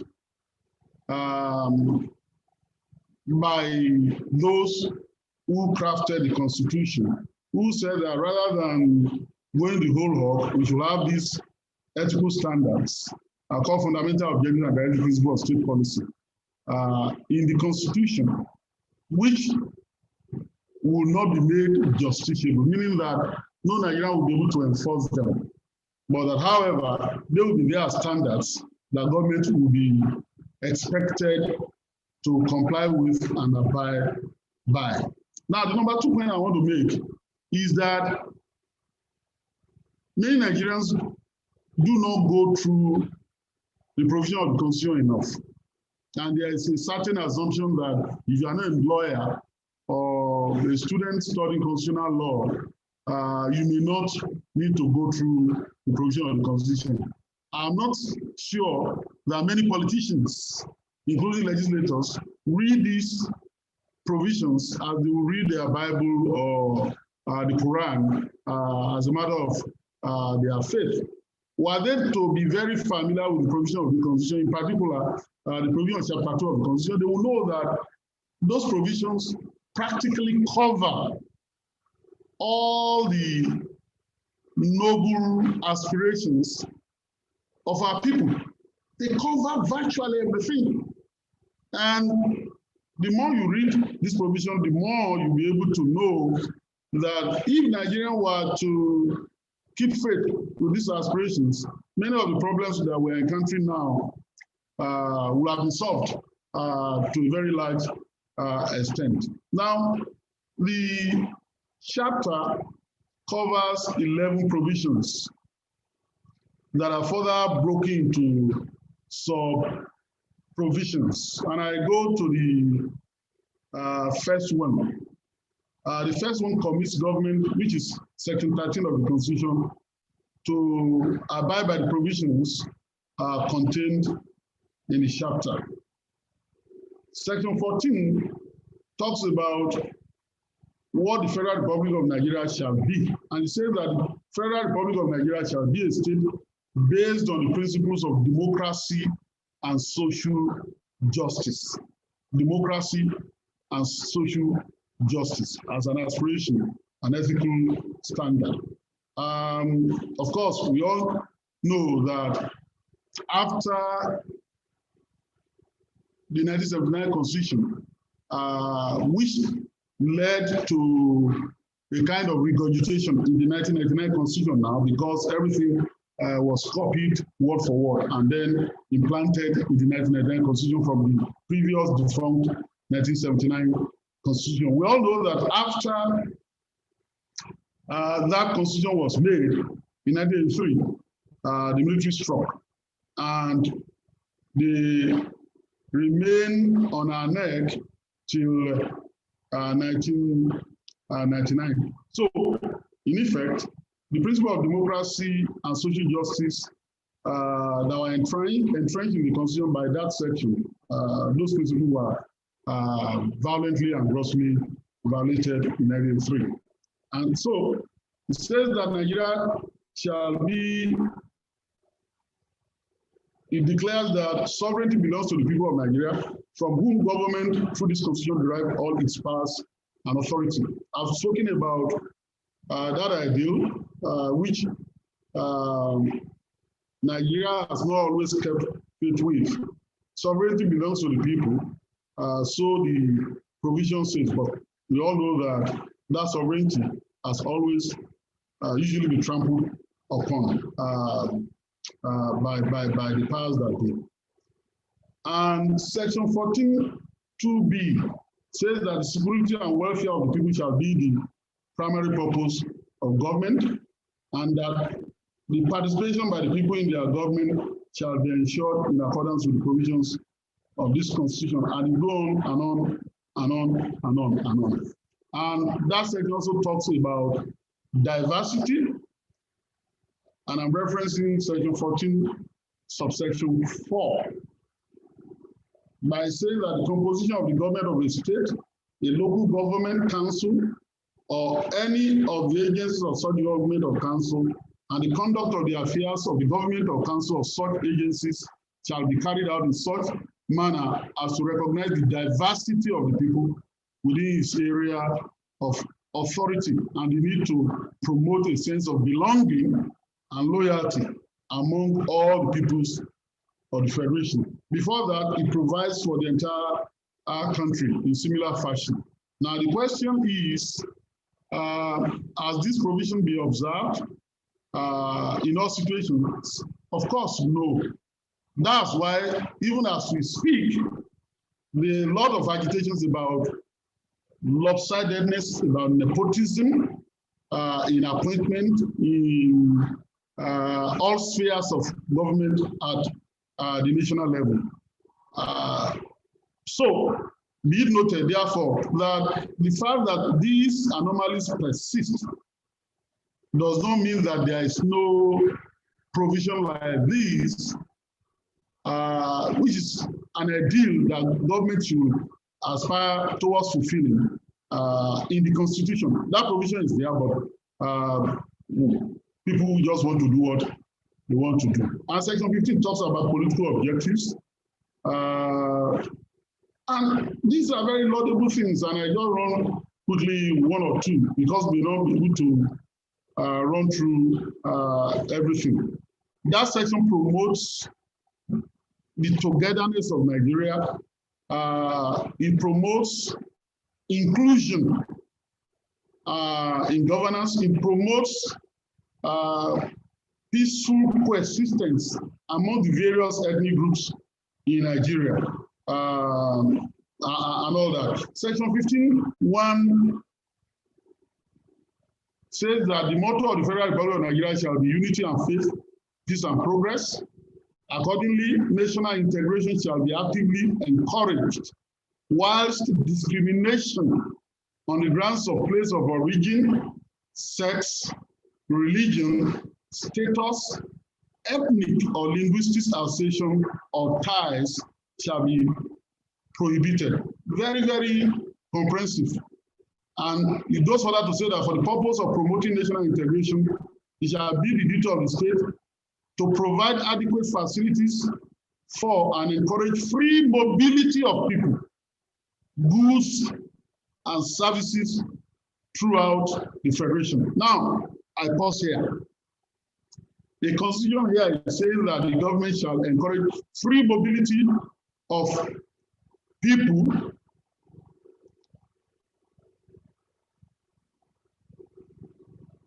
and encourage free mobility of people, goods, and services throughout the Federation. Now, query. When we have the Boko Haram war in the Northeast, and you come members that are obligated to be deployed cannot even go, and the state, being the controller of the instrument of violence, is the body that has the sole duty to guarantee law and order, ensures safety of life and security is not successfully prosecuting that war. If people now say they don't want to go to that part of the country or other part of the country that are troubled, to what extent can it then be said that the government is promoting integration? Because the truth of the matter, the truth of our situation now in the country is that regardless of the provisions of the Constitution that guarantee under the fundamental rights provision, which are stronger than these chapter 2 provisions, regardless of such provision guarantee the right to freedom of movement, the right to liberty. There are people who are doing more or less what media men do under an authoritarian regime, which is called self-censorship. So it gets to a time under an authoritarian regime when media practitioners want to publish the truth, but caution themselves. There is no law there censoring them, but they self-censor, believing that were they to publish the truth, they will go in for it. So the people who, regardless of the plenitude of right, allow freedom of movement, liberty, and all that, will not move to certain parts of the country. A situation occurred in Kano many years ago, and many people of Yoruba extraction from the Ogbomoso area relocated from that area, and they vowed never to go back there again. So we have this kind of situation. So the point I'm making therefore is that, yes, these are there. What government does on the ground is very important to ensure that those ideals and our ethical standards are observed. And it goes further to say that government shall secure full resident rights for every citizen in all parts of the Federation. We all know what the situation on the ground is right now. Encourage intermarriage among persons from different places of origin or of different religious, ethnic, or linguistic association or ties. Query, how has government done this beyond interpersonal decision of people having interethnic marriages? How has government, promoted this consciously? It goes for that, promote or encourage the formation of associations that cut across ethnic, linguistic, religious, or other sectional barriers, and it goes on and on and on. After this, you have the economic objectives. And likely, the economic objectives are meant to ensure that there is no poverty, there is egalitarianism, there is no monopoly in such a way that the ordinary people cannot participate in that sector of the economy, etc., etc., etc. Again, the question is how far has government fulfilled all these objectives? I go in particular to section 16C, and I said earlier that there are so many, we can't have the time to be going through them one after the other. I say that the economic system of the country, the government shall ensure that the economic system of the country is not operated in such a manner as to permit the concentration of wealth or the means of production and exchange in the hands of few individuals or of a group, and that suitable and adequate shelter, suitable and adequate food, reasonable national minimum living wage, old age care and pensions and unemployment, sick benefits and welfare of the disabled are provided for all citizens. I go over that again, because all that people talk about in protests, in agitations, in crisis, they are here. So if graduates couldn't get jobs, and government is saying that it's not an employer of labor, it cannot be a sole employer of labor, it's diversifying, it's unrealistic for government, government has no business in business. All the people from IMF and the World Bank and Bretton Woods institutions who are famous statisticians who will quote anything to justify a borrow, to justify anything, will say government has no business in business. But here is the ideal. Here is the ethical standard obligating government to pay unemployment benefits to graduates. So, does government do that? Old people benefits. Does government do that? Of course, we know that this is not the case. And it goes on and on and on, and then we get to the social objective. And it says that in furtherance of the social order, every citizen shall have equality of rights, obligations, and opportunities before the law. Query, is there equality before the law in Nigeria? And I don't wish to go too much into that, but just to note that legal scholars will tell you that yes, equality of all before the law is a myth. When people don't have equal means, and we are not insisting or suggesting that people must always have equal means, the possibility of having equal justice may not be there.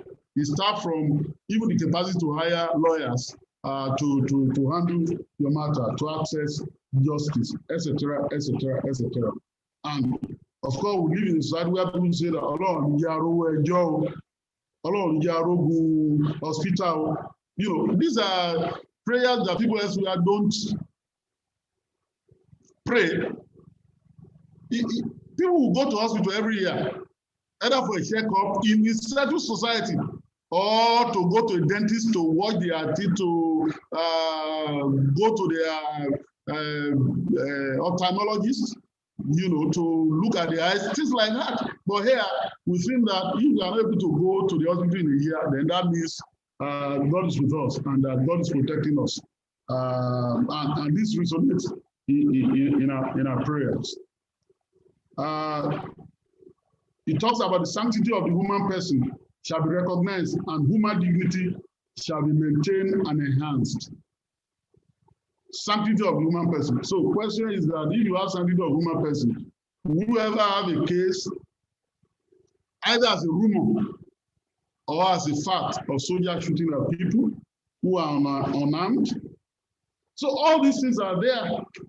Exploitation of human or natural resources in any form whatsoever for reason other than the good of the community shall be prevented. Exploitation of human or natural resources in any form whatsoever for reasons other than the good of the community shall be prevented. So when people get our petrodollars and siphon the money and steal the money, like Abacha did, and other people after him have done since that time. So was that natural resource of crude oil being exploited for the good of our community? Either the Niger Delta Community or the Nigeria at large. So, and you have all those. Then we have educational objectives saying that we should promote science and technology. Government shall eradicate illiteracy, free university education, and free adult literacy programs, as much as possible. But we all know that that's no longer the situation. And it goes down to our environmental objectives, directive of Nigerian culture, obligation of the mass media, national ethics under section 23. And it provides that national ethics shall be discipline, integrity, dignity of labor, social justice, religious tolerance, self-reliance, and patriotism. And I will try to round off by saying something that may appear controversial, but which from my own observation is true. And I'm going to use the current going on in the country, NSAS. What many people are not saying about the NSAS protest is that in spite of the legitimacy of that protest and the age-long police brutalities that Nigerians want an end to. There's a large community of young people who are internet fraudsters driving the process. And you can do your own research.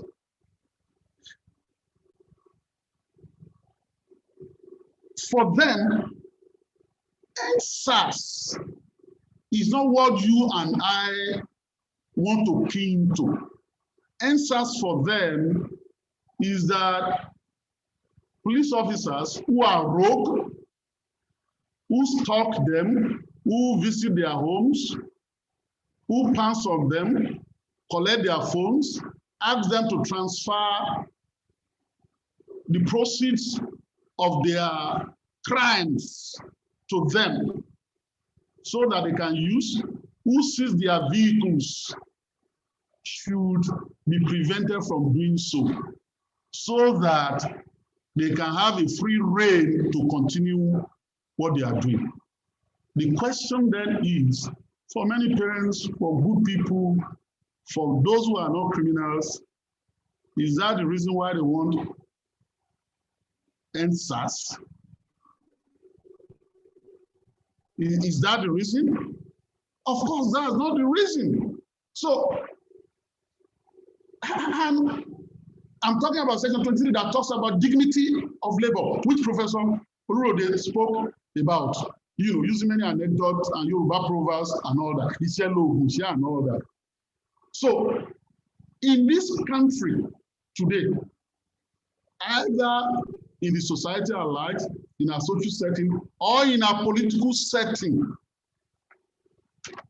do we have people believing that there must be dignity of labor? Do people in our legislative arm really believe that the humongous money they are taking reflects their labor, reflects the dignity of labor? Do they really believe that they should be earning that much when universities professors in impoverished university and centers of learning cannot earn like that? Do they know that in the First Republic in this country, school principals and educationists at that level mainly were the politicians going to the legislative arm? Adekunle Ajayi was a school principal in Made College before he became a politician. And some of them were doing part-time.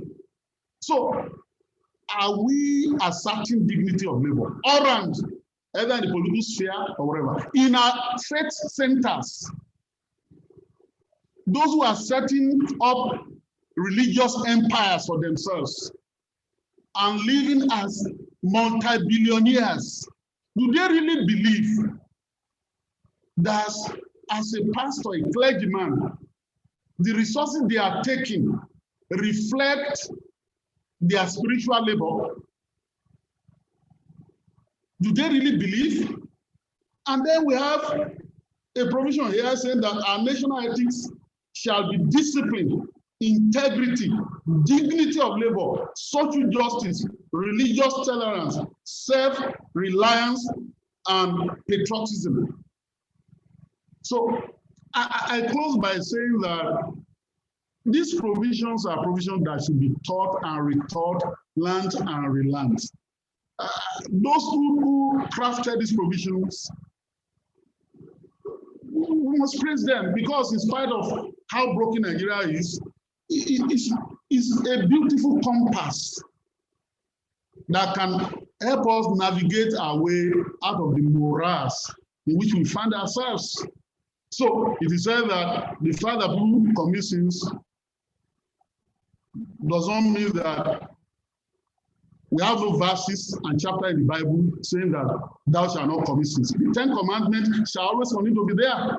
People commit sins. In the teaching of the prophet, in the Quran, we also have that, religious injunctions. So we have this here. If our society is not a very ethical society sectorally and as a corporate whole. It is not because we do not have sufficient provisions that we can use to enlighten ourselves and to tell ourselves the truth. So I therefore end by saying that, yes, in our constitution, we have ethical standards, we have social justice provisions, which are institutions, political office holders, public servants, religious and faith organizations, our corporate world, business community, ordinary citizens can look at and make amends and do the right thing. The question is whether we will muster the will to do so. I thank you for listening to me, and I'm grateful for affording me the opportunity to contribute to your program.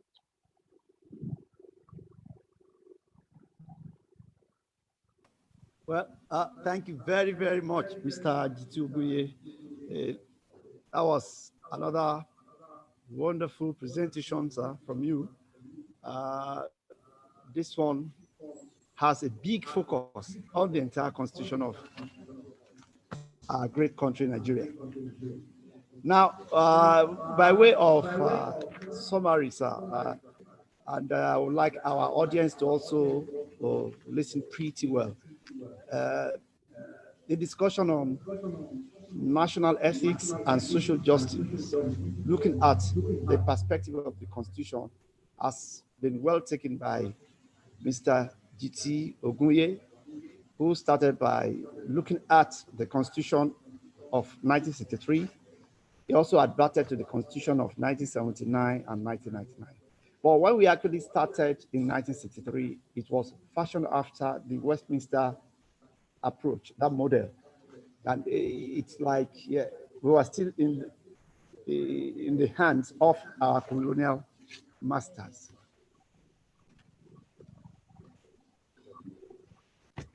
But that of 1979 was essentially that of, what would I call it? Our people, but hijacked at the end of the day by the military to package that of 1999.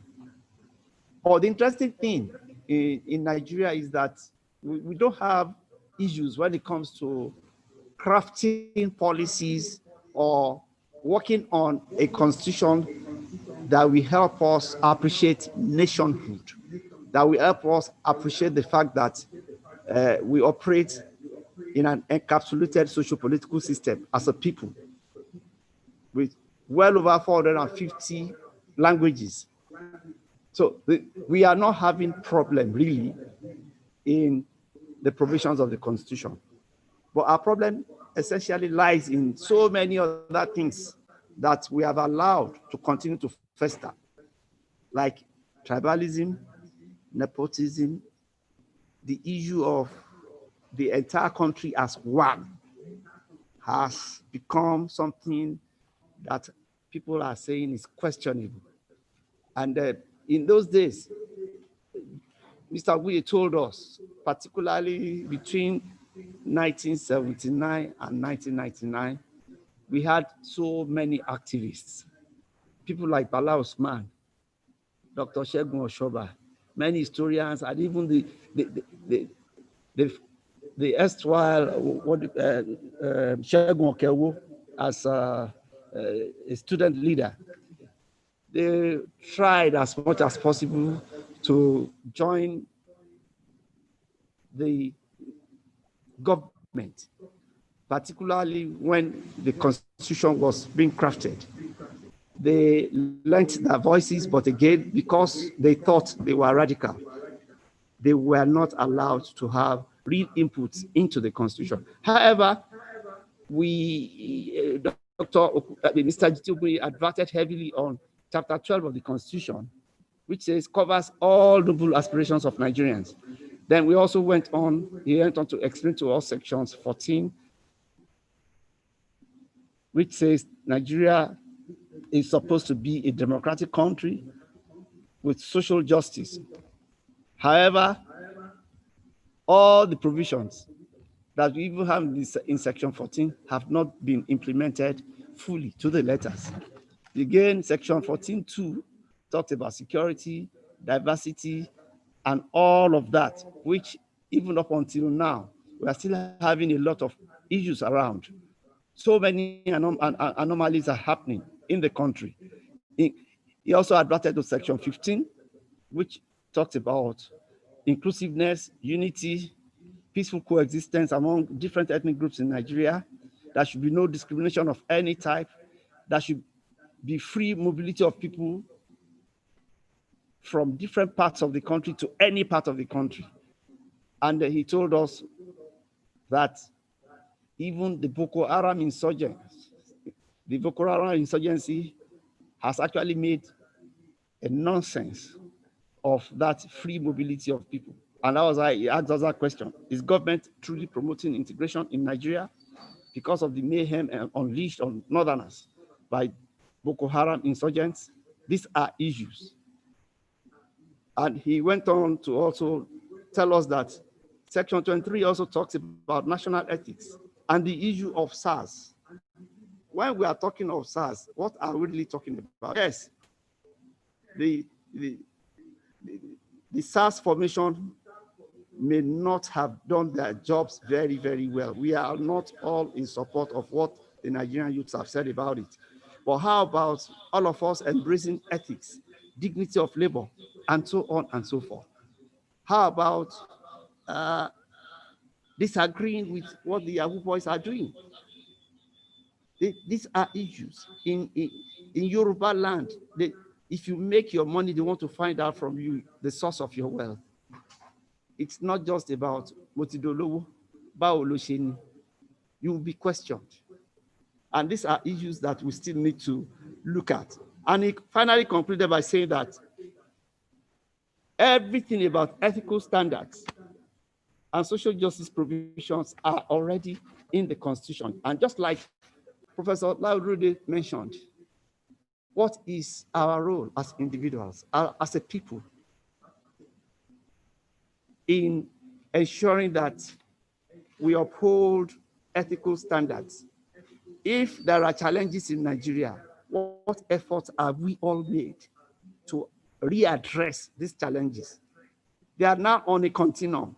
Today, Nigeria is talking about SRS, but Nigeria looks like we are not totally and truly addressing SRS. What is SRS? A system of rewards and sanctions. How many people have been truly rewarded because of ethical conduct? And how many people have been truly sanctioned because of poor ethical conduct? These are issues that we really need to look at. But our joy today is that the Constitution has made a lot of provisions for us to be ethically supportive of this country. But many things are still not what they are supposed to be in the country. If we are saying it's leadership, then we must use new strategies. What are we doing as an institution, as individuals, as communitarians, and as Nigerians to readdress what we are talking about? The entire world is watching, and we believe that with a lot of advocacy and civility, we shall get there. But there will be questions on Mr. G.T. Okuye's presentation. Sir, we'll appreciate it if you can just wait a little bit more for us so that we can take all the questions at the end of the final presentation.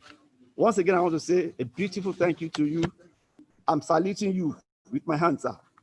Thank you very much. God bless you. Really good. So we quickly want to move on to the next topic of our plenary, which will be powerfully presented by Dr. Garba Abari. A few things have been happening behind the scene.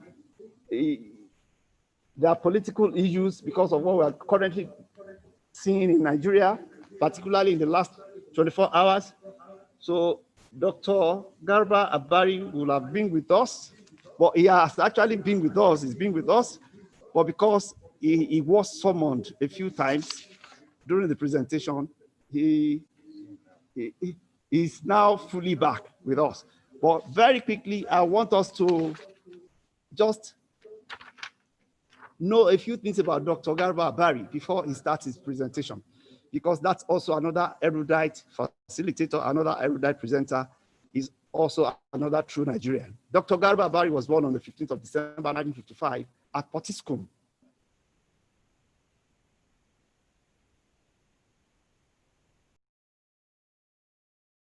Government Secondary School in Potiskum. He holds a Bachelor of Science degree in Political Science from the Ahmadu Bello University, Zaria, 1979. He has a master's degree in International Relations from the University of Kent, Canterbury, 1982, and MPhil in Political Economy from the University of Jos in 1991, and a PhD in Political Economy in 1995, same university. Over the period of 28 years since graduation, he has taught at the College of Basic Studies and at the University of Maiduguri. Dr. Garba Abari is a senior lecturer in the Department of Political Science, University of Maiduguri. He's taught political economy, international economic relations, and comparative politics at both undergraduate and postgraduate levels. He has a total of 18 publications to his credit in both national and international journals.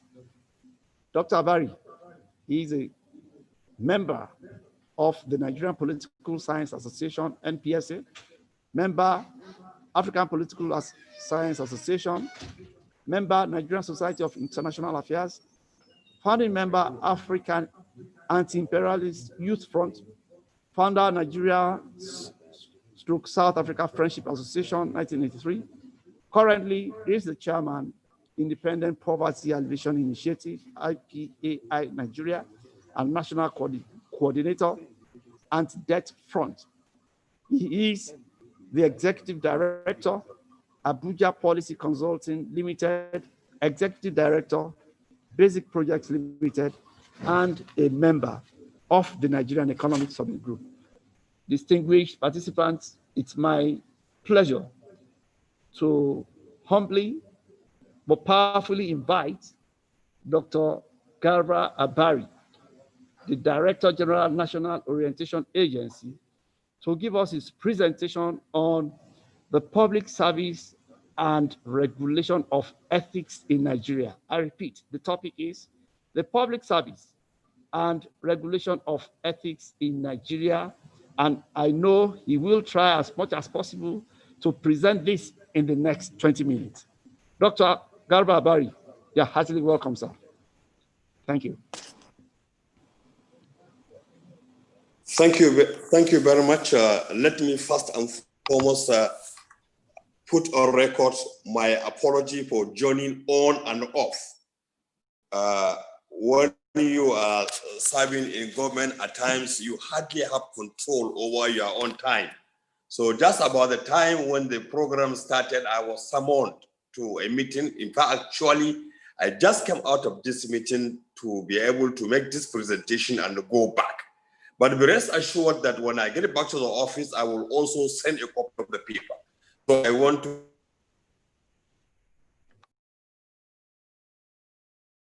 paper.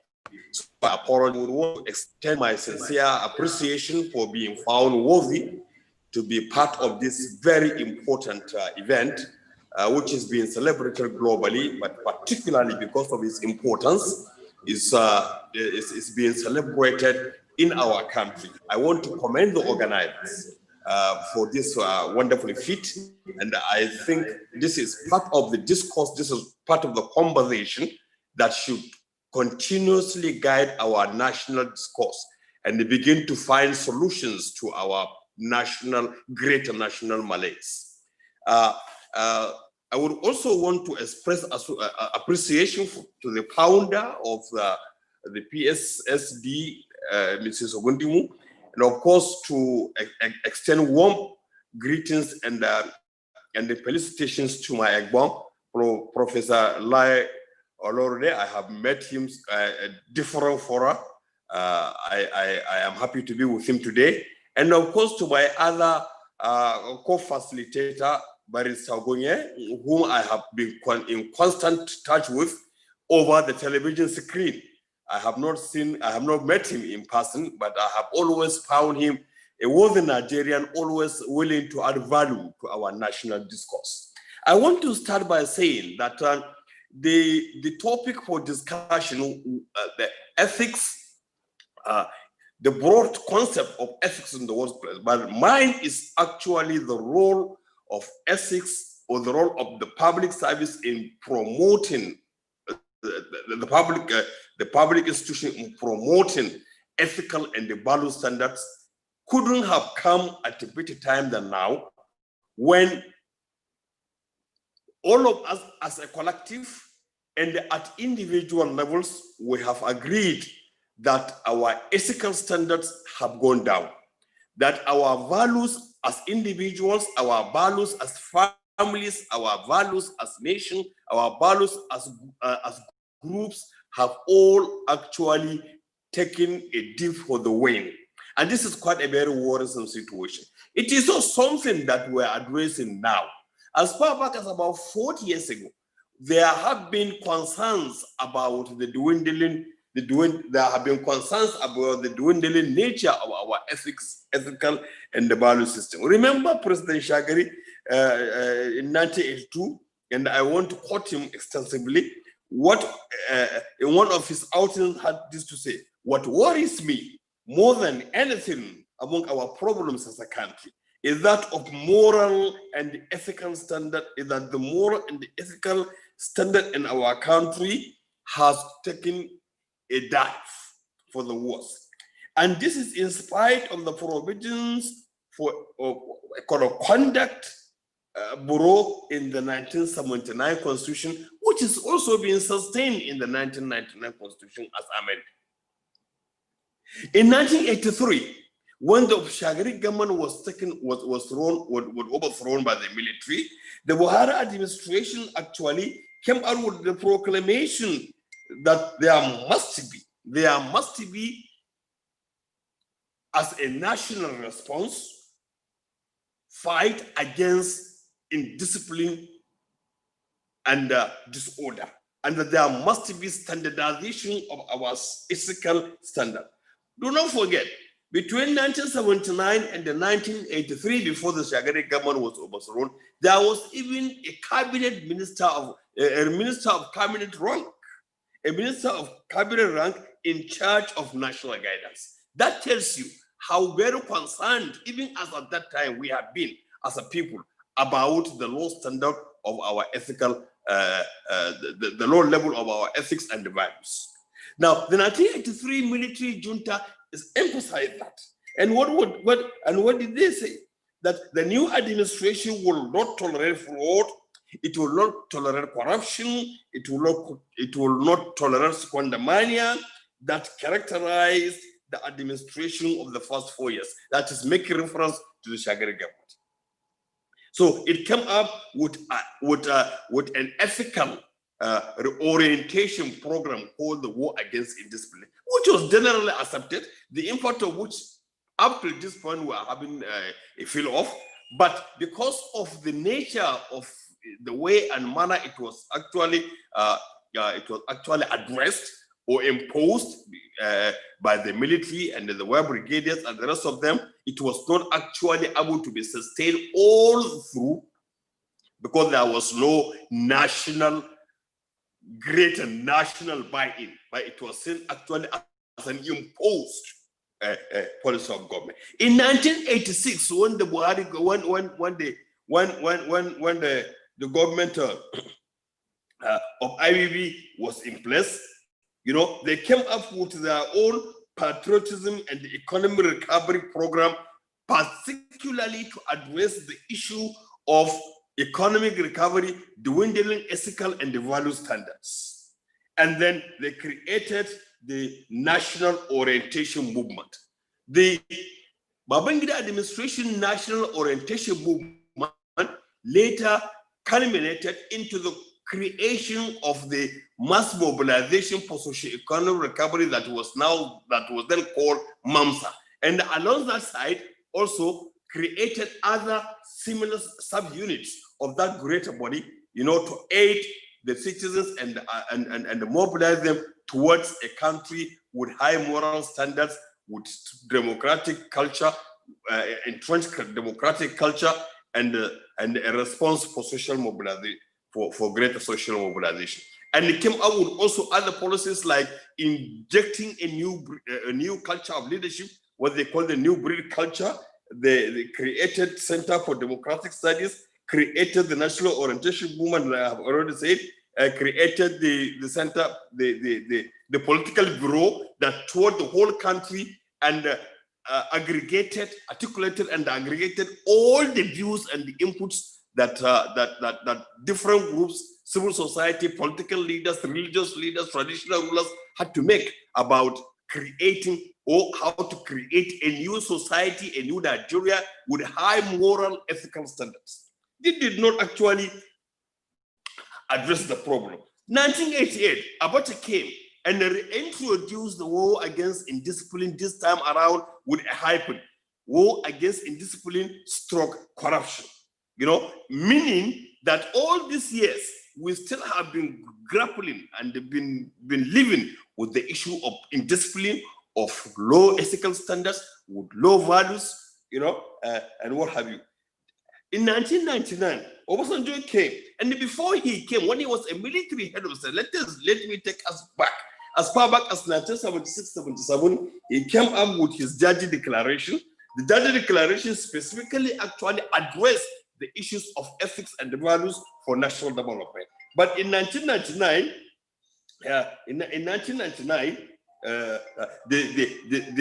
the same President Obasanjo came and actually started to address the issue of ethics and values. As recently as 2016, when President Buhari made his second coming as an elected president, he launched the program of Change Begins With Me, basically to address the fundamentals of changing our attitudes as a people, our attitude as individuals, our attitude at places of work, in the market, on the streets, as professionals, in whether lawyers or engineers or doctors or pharmacists or all with a view towards creating a new social order that will create an enabling environment for national development. Now, beyond that, as recently as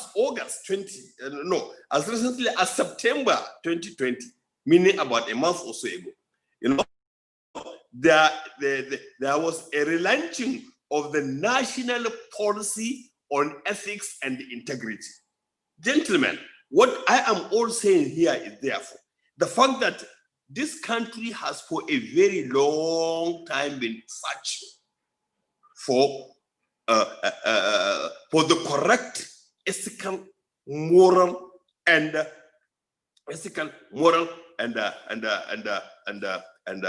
integrity level that will develop a society. But then, are we searching all of this in a vacuum?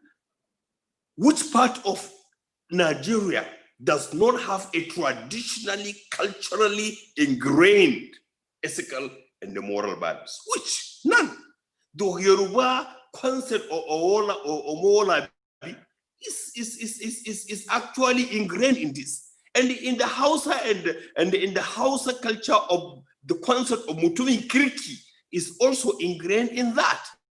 It is found very commonly in my own tribe, the Fulani, which is called the Fulaku.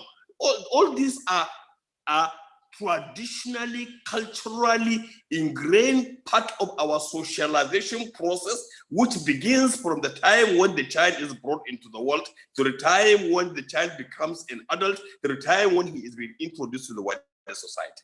Now, this therefore tells you that there is actually a disconnect between what we see in the principle, in the space of public service, in the space of the private service, and what we are actually should have been seeing at home in our schools and during our formative years.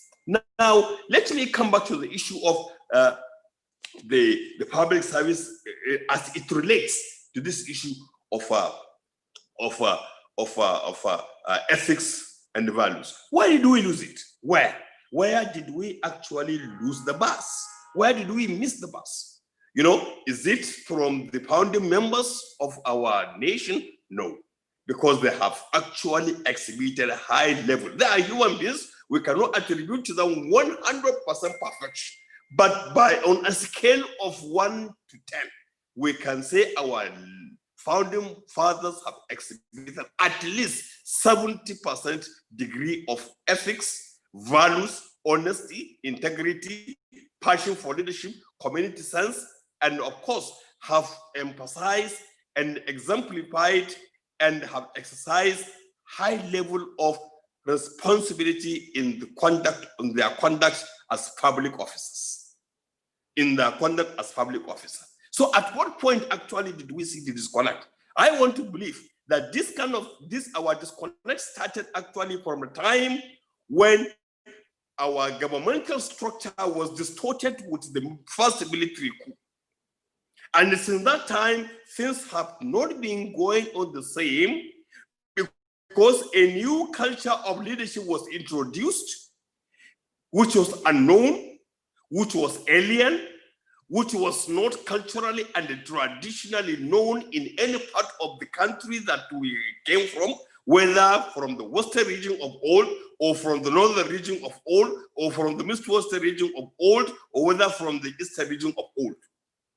But the very fact that a new culture of leadership, of somebody who you do not know whose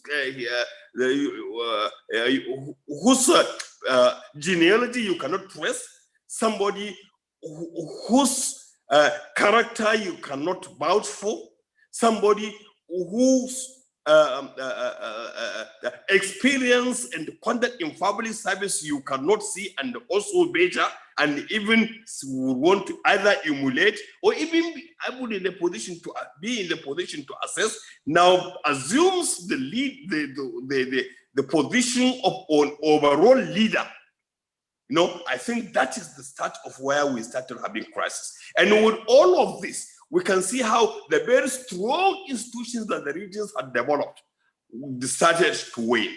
We can see how the principle of public service, anchored around responsibility, accountability, transparency, and good conduct, had all actually been thrown to the dogs, and then power became something that could be exercised not on the agreement of those who are to be led, but on those who have the coercive instrument of authority, who have the coercive instrument of power, who can push policies down the throat of people, whether they like it or not. And this is actually something which had impacted on the growth of our institutions, whether democratic institutions, whether institutions of state that are charged with the responsibility for implementation of policies, whether institutions of government, you know, whether institutions in the private sector, whether traditional institutions whose powers as custodian of culture and tradition, and who actually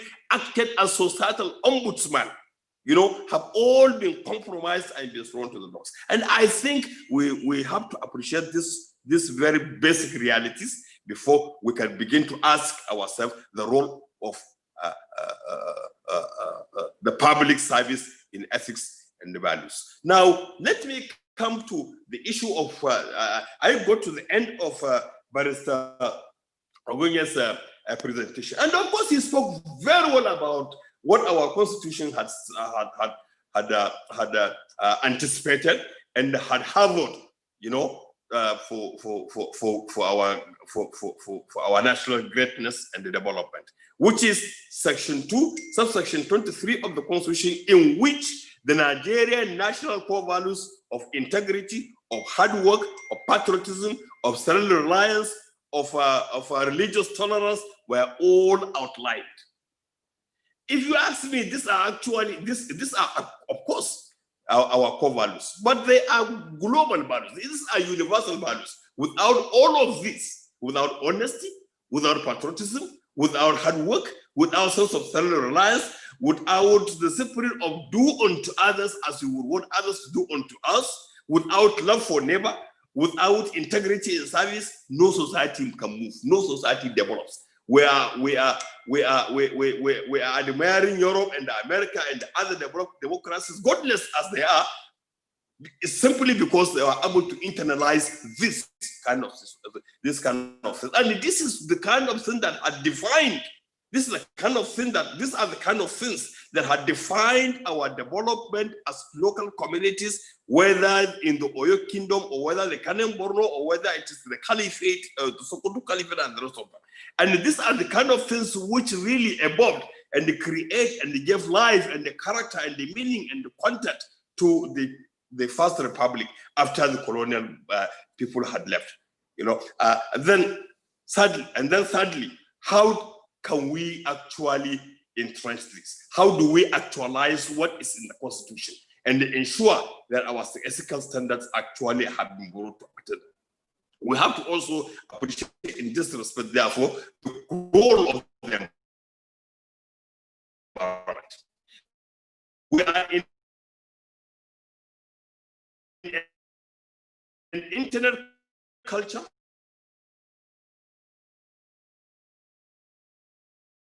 An internet culture on WhatsApp, on Instagram, on Facebook, on whatever. Now, all these actually have come to make the world completely miniaturized. So what we are able to do, and this actually have gotten a concomitant effect on the kind of culture that we are seeing, the culture that's affecting our own kind of children, the kind of culture that is even impacting on our work culture, it's impacting on our culture of eating, is impacting on our culture of dressing. Remember how the young men dress these days, with this kind of horrible looking hair, but that is what they say is the in thing. The culture of saggy trousers, which they say is also the in thing, very common with the children. The culture of men wearing earrings and the tattoo all over the body, developing muscles and walking like whatever. You see, so but these are actually some of the influences of the global changes that have come with communication, the communication revolution, which has actually miniaturized the world and has made our society vulnerable. Vulnerable in the sense that we are not able at any point, vulnerable in the sense that we are not able at any point to mitigate the incidences of an unsolicited, uncensored kind of thing which comes into the smartphones of our children, and you see them always on this smartphone, on Twitter, on Facebook, on Snapchat, receiving and internalizing hook, line, and sinker some of the things that we see, that do not actually represent our cultural orientation and our cultural values. Now, this now brings me, therefore, to the issue of leadership, followership, and the institutions of state. The issue of ethics and the values are as much important to government as they are to individuals, as they are to families. Government must be exemplary, must come to citizens clean, must walk the talk. Citizens must also, because it is only in Nigeria that you find people consistently hammering on their rights, but also not talking at all about their responsibilities. that you talk about, this is my fundamental human right. It is my right to do so. It is my right to do that. Government has designed it, but nobody is talking about his own personal responsibility as a citizen. For whatever right that you are claiming, there is a commensurate or accompanying responsibility.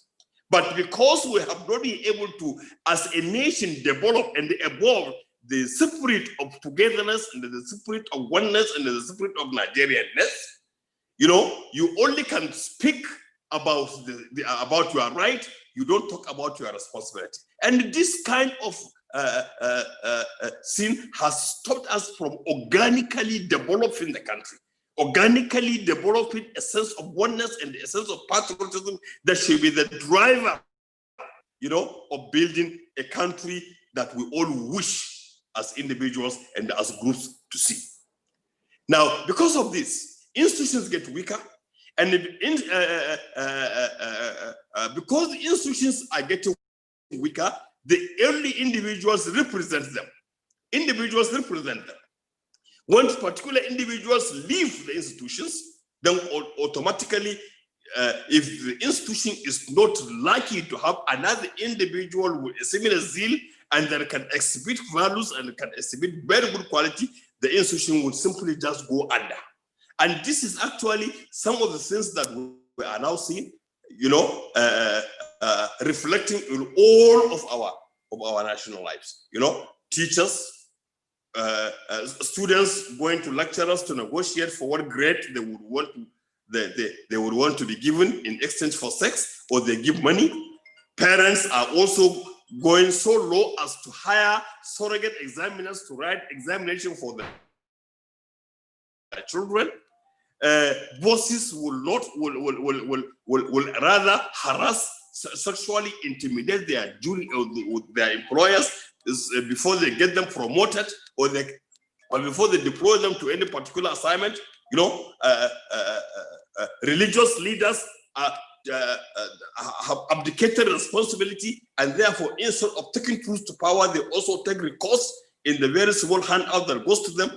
The society is has simply developed a sense of everybody for himself, good for us all. But there is a role for each one of us. The role as head of family, the role as a mother, our women take a primacy of place in the development of ethics and the values of the child, because the child speaks the mother's language first before any other language. That's why it is called the mother tongue.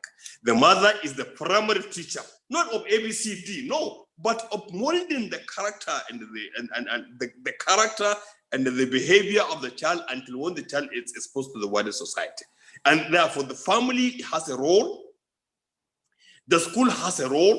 Unfortunately, our education system has become something else. What you find is only an education system that produces only careerists, but not an all-rounded kind of person. And what I mean by careerists, you just develop this education system after tertiary level produces only lawyers or engineers or pharmacists who just come out and just continue to think the world is flat, and they have no knowledge of anything outside legal profession. If they are a lawyer, if you are a lawyer, no knowledge of anything outside about their wider society, outside their medical profession. If they are doctors or engineers, this kind of education does not actually develop the kind of personnel that will be the drivers of national development with the requisite ethics and the values, because they don't even understand the history and the culture of their own society. They only see what they read about other cultures on their smartphones. Now, quickly, and I hope I'm being heard. Quickly, what do we do? First and foremost, there must be a return to the old values of leadership.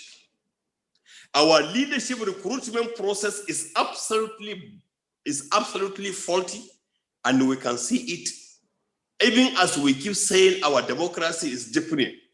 But this democracy is definitely not deepening. What is deepening about a democracy that only the one with the highest amount of money to buy the votes emerges the winner? That's one. What is deepening about our democracy when political parties themselves are not practicing what they preach?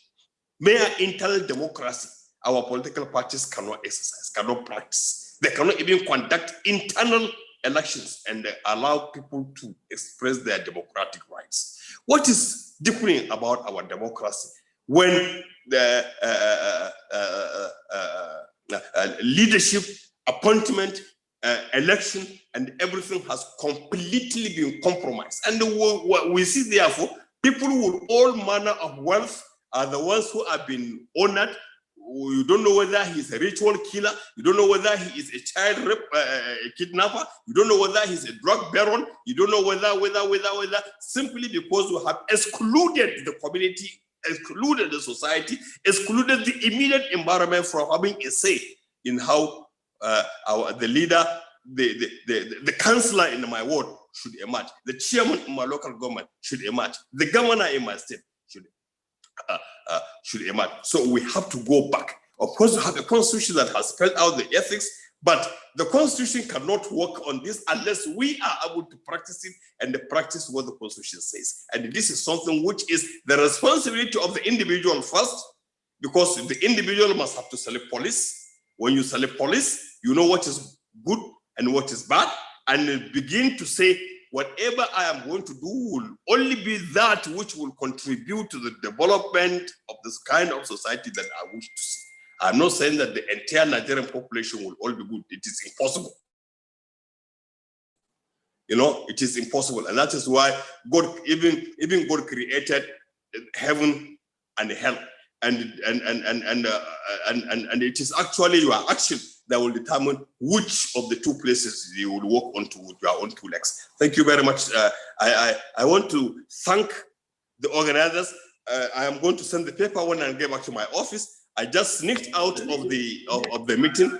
Please, I will leave my iPad open and will be participating on the chat, please. Thank you so much. Well, another wonderful round of applause to Dr. Garba Abari. We are so happy. We appreciate you immensely. Thank you very, very much for that beautiful presentation. And I'm pretty sure that the audience is happy with you. We are also very, very happy at our end here with the... The pleasure is mine, sir. The pleasure is mine. Thank you very much, sir. Well, we will still expect you, sir, to come back to answer some of the questions that will be presented or posited by our participants. Yes, sir. I will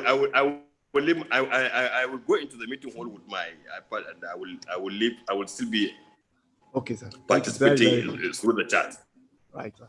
Now, well, distinguished audience, distinguished participants, we've had a lot from Dr. Garba Abari today regarding the public service and regulation of ethics in Nigeria. Dr. Abari also took us through history, the political history of Nigeria, and how the whole thing called decay, moral decadence, started. We looked at the period just before 1979, and we looked at the period between 1979 and 1983. He also took us through what happened even in 1986, when the then government decided to address economic recovery, and that led to the establishment of NOM, National Orientation Movement, and NAMSA, to look at high moral standards again in Nigeria. So many other agencies were created, like the Political Bureau and others, to ensure that we give birth to a new Nigeria that is ethically strong and ethically all-seeing. Why was created? Obasanjo administration in 1999 also tried as much as possible to address issues of ethics and values. But all of this did not really give us the desired result we wanted as Nigerians then. Now there is a second coming of our president, Muhammadu Buhari, who introduced change. But it's like the change we are talking about has not also given us the desired result in the area of ethics and national values in Nigeria. It's not that we don't have all of this. We have everything in the Constitution. And in the public service, we have the core values in the public service. Values like tolerance, hard work, honesty, sincerity, integrity, and for you to understand impartiality and accountability, meritocracy. All of these principles and core values actually fell to the dust because of so many reasons caused by all of us. And again, Dr. Barry mentioned one major issue, because we need to address the problems of ethical conduct in Nigeria. The major issue is this: people talk about their rights, but they don't want to look at their responsibilities. It's just like the duties of an employer and the duties of the employee. Everybody must live up to expectation in terms of duties. So if you are claiming our rights because the Constitution has said that, how about our responsibilities to our people, to the country, to the next person, to other tribes, and all of that? To me, this is just the view of the coordinator. We should go back to what we call holism. In sociology, we talk about a holistic approach, because the only thing to the rescue for us now is to look at holism, to me, and to also look at SRS. What are we talking about? If we have a society that will tell you to do what is right and will not do it, and they will tell you that even when you do what is wrong, nobody will punish you, I think these are issues we really need to address in this 21st century. Dr. Abari clearly ended by saying that we forgot the organic fashioning out of solutions to the issue of ethics. When something is organic, it is holistic. And that's why we need to address it, because our institutions keep getting weaker. When people sag their trousers, nobody, or let me say, very few people have been able to even talk to their children to say, why are you wearing sagged jeans and all of that, and tattered jeans and all of that? So we all have responsibilities in this regard. If you are blaming the entire society, good, but the point has to be said, how can we get it back? We missed it somewhere, and we need to correct it. So as individuals, we have responsibilities, and as members of different mosques and churches, we have responsibilities. In any social gathering we find ourselves, and talking of social clubs, we have responsibilities. And I like what he said, that we should return to old leadership principles. We should look at our democracy as what is not questionable again, a democracy that can work for all of us. And again, he said we should try as much as possible to right many wrongs. We can do many things. Enough of foreign culture, enough of foreign influence. Our own cultures have embedded in them good ethical practices and conduct. So we have responsibilities to ensure that there's a positive turnaround in this regard. Distinguished audience, distinguished participants, that is the summary in respect of Dr. Abari's presentation. We quickly go to the very last one, which is a topic by another erudite facilitator, This topic will directly address business disruption and ethical considerations. The new normal is with us. We have seen what has happened in the last 8 months in Nigeria and globally. The COVID-19 pandemic has hit the entire world. Businesses have suffered, profits have dwindled, people have lost their jobs, and things are struggling to get back to normal. So this is an abnormal situation. And in Nigeria, a few things have also happened. And in the last 13 days in Nigeria too, we have gone through some issues. The youths would like government to bring an end to the SARS formation, the Special Anti-Robbery Squad of the Nigerian police. Businesses have been affected, but we need to get it right.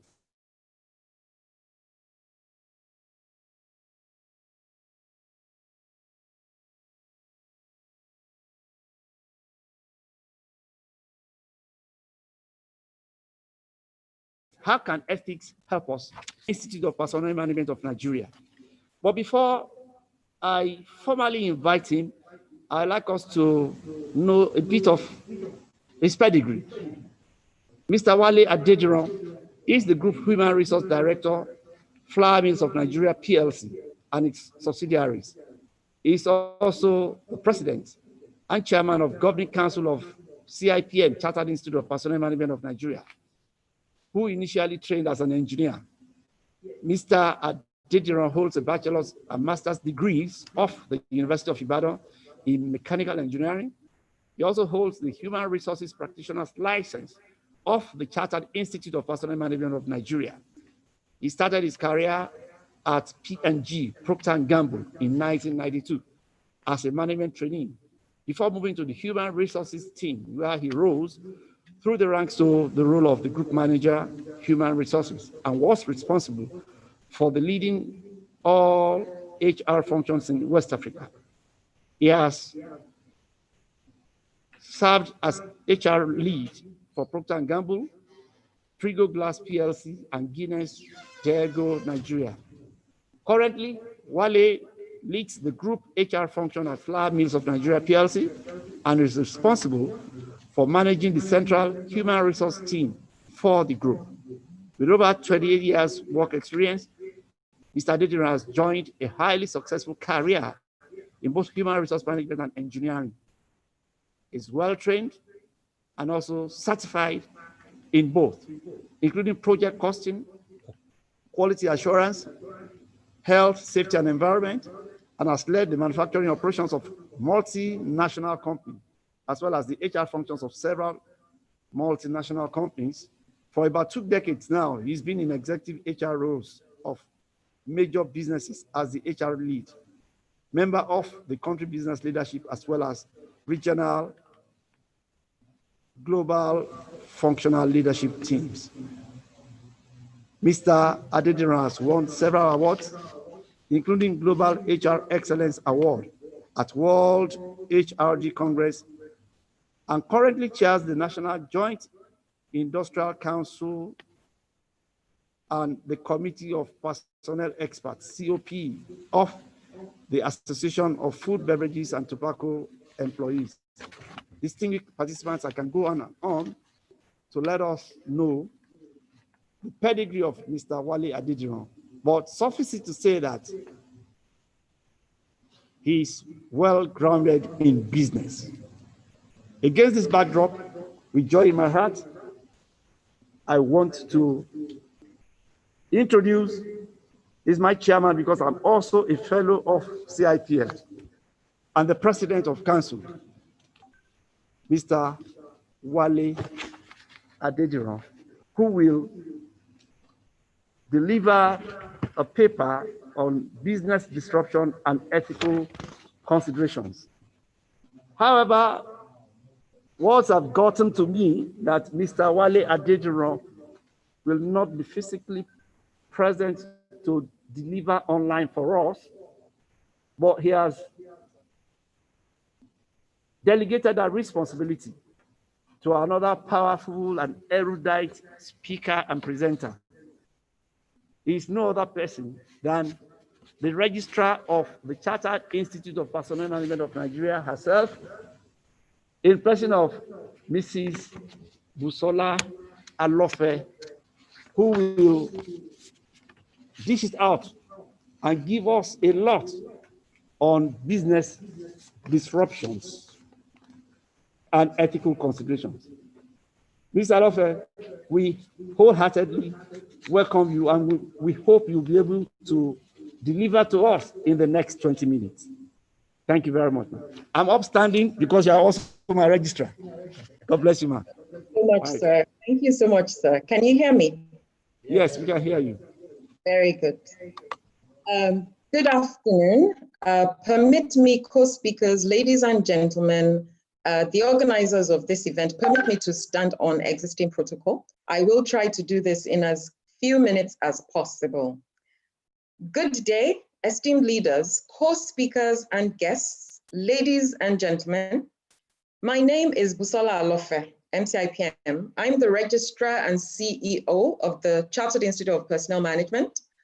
And I am here this afternoon representing the President and Chairman of Council of the CIPM, Mr. Wale Adediran, MCIPM, who really wishes to have been present at this very important event that is commemorating Global Ethics Day. However, he is unable to make it due to unavoidable other exigencies. Mr. Adediran has asked me to extend his greetings, his sincere appreciation for the honor to have been called upon, and he asks that you accept the assurance of his most esteemed regards. I now read his address, the points he wishes to share with us today. It is Global Ethics Day. It is an opportunity for institutions and individuals to explore the role of ethics in a globalized world. Founded in 2014 by the Carnegie Council as part of its centennial activities, this very important day, one that is commemorated everywhere, provides an opportunity for organizations around the world to hold events that focus on the ethical challenges of living in a globalized world. I have been asked to speak on the topic, Business Disruption and Ethical Considerations, the Nigerian Perspective, and I will seek to do justice to the topic in as interesting a way as I can make it. So come along with me on this journey, ladies and gentlemen. I thoroughly enjoyed the presentations by the previous speakers who had great points to share, and I will build on those. Now, I really wonder whether you hold a crystal ball or somehow you had a Maya Likita, a Mama Isale, or a Baba Oke, or a Dibia that spoke into the air near you, which allowed you to somehow have come up with this specific topic for me at a time such as this. And I say this given all we have been experiencing, witnessing since last week with the EndSARS protests that have taken hold of our entire nation, and indeed has become a topical issue across the world. Nigeria is on the global stage right now on matters of ethics, governance, equality, and inclusiveness. Our youth are angry. Our government is somewhat perplexed, though responsive and trying to address the situation as well as they can. But that leaves quite a number of questions, particularly in view of what happened overnight in several states across the country. And we all hope and work towards peaceful and no longer violent resolutions of these very serious disruptions to the business that is Nigeria. And we look forward to an end to the crisis, which is also one of diversity and inclusiveness.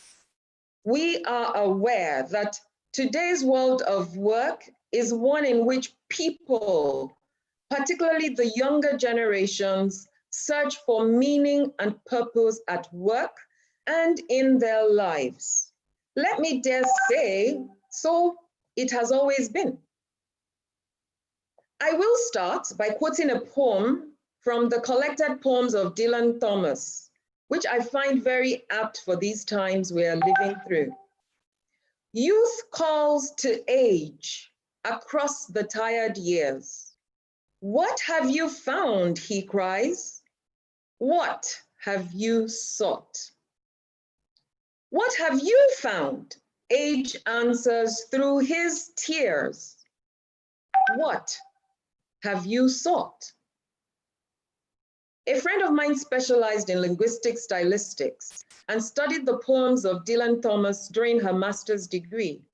And I know she could spend the next day or two discussing this poem, as it could take us on a journey of many dimensions, but we won't do that today.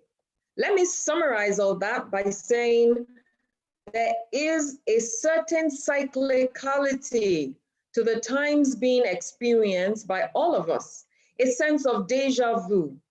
From the times of Iwe Irohin in the 1860s, which was a paper that vigorously criticized the slave trade, the Aba women's riots in 1929, strikes from the organized labor unions in the mid-1940s, protests through military coups, and Fela's music from the mid-60s to the late 90s and beyond. And up till these millennium years, wherein entered social media. Social media has made possible protests in a virtual universe that has taken the voice of the marginalized into the global realm. And overnight, people became ardent expressionists and followers of a cause egged on by often invisible friends. So guess what has happened? The gentle child at home gets a tweet, rises up like a lion and runs to the streets, at one with the urchins, the billion naira gang, and the intellectuals all rolled into one.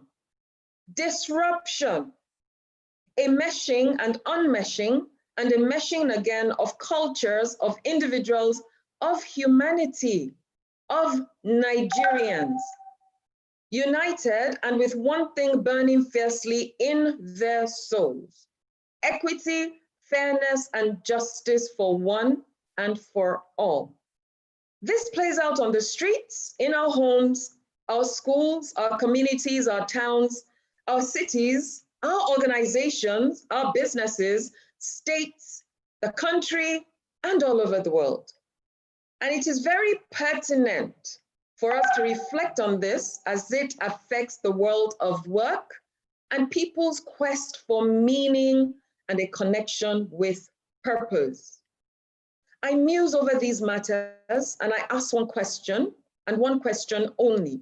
What really have we learned these past 140 odd years, considering the history and the narrative that I shared above? It was Elie Wiesel, a Holocaust survivor, a writer and political activist, that said, there may be times when we are powerless to prevent injustice, but there must never be a time when we fail to protest. He also said that the opposite of love is not hate, rather, it is indifference. We cannot afford to be indifferent, because disruption will take hold of the city, it will take hold of the home, it will take hold of our businesses, it will take hold of our lives if we sit back and do nothing. Something we see very clearly in that brief historical narrative is that both at work and in their daily lives, the heart of the marginalized ordinary man and woman and child has yearned for a better world to live in day to day. And people who feel powerless and excluded get increasingly disenfranchised and pushed to the wall. And in their bid to be heard and to be taken seriously, they resort to disruption, not necessarily violent, crisis, sometimes mixed with the unintended consequences of chaos, maybe, to ensure their voices are heard and action is taken. Ladies and gentlemen, do these not sound familiar? And so I ask us all again, what really have we learned It happened in the 60s, 1860s, in the 1920s, and in the 1960s to the 2020s. What have we learned? What exactly are we doing differently? The definition of madness, this very, very popular saying, is to keep doing the same thing over and over again, and yet expect different outcomes. Are we okay? Are we okay? Today's discourse on ethics should help us gain some clarity. So what exactly is ethics all about? A very quick dictionary search, I always Google these things, reveals this definition. Ethics are moral principles that govern a person's behavior or the conducting of an activity. Another definition comes from BBC's Ethics Guide, Introduction to Ethics, where they state that ethics is a system of moral principles. Ethics is concerned with what is good for individuals and society. We can see from the foregoing definitions that ethics naturally raises a number of dilemmas. What is right or wrong? What is good or bad? How we lead our lives as individuals and or as a collective, and the many, many gray zones and nuances in between. It brings up the many questions around how far I can go in being authentically and wholly me, versus what the society I live in perceives as an acceptable you, versus what the law even allows. A consideration of issues revolving around ethics brings us, rather, it slams us straight into the wall of the subject of transparency and equity in the processes for the management of a nation's, an organization's, a community's and families' resources. The short and long-term effects of corruption and inequitable decisions, agitation for fairness and the equitable distribution of those resources, and the question of human rights and human rights abuses, and so on. In our organizations, ethics connects with our people management decisions, from recruitment to leadership appointments, to promotions, to development decisions, to rewards and recognition, and several more. It also leads us headlong into the moral dilemmas of poverty and how societies cope with its effects. We get into issues surrounding, for example, religion as an opium of the people. And my goodness, do we have a lot of that in Africa? We encounter child labor, protection of the environment, legislation, and consequences for non-compliance. We've heard all that, but also very importantly, ethics touches on the subject of social responsibility towards the society and all the individuals that make it up. We can clearly see that this subject of ethics is a very broad one and one that cannot be chewed and digested in one fell swoop, but we'll try. And so today I will connect my discussion and the current happenings in our dear country, Nigeria, to our role and responsibility at the CIPM as an example, being an organization with the interests of nations, businesses, communities, workers, and the individual citizen at the core of all we do and seek to affect. As HR professionals, we uphold, build, and ensure the emergence and sustainability of strategy-aligned competitive corporate cultures in our respective organizations.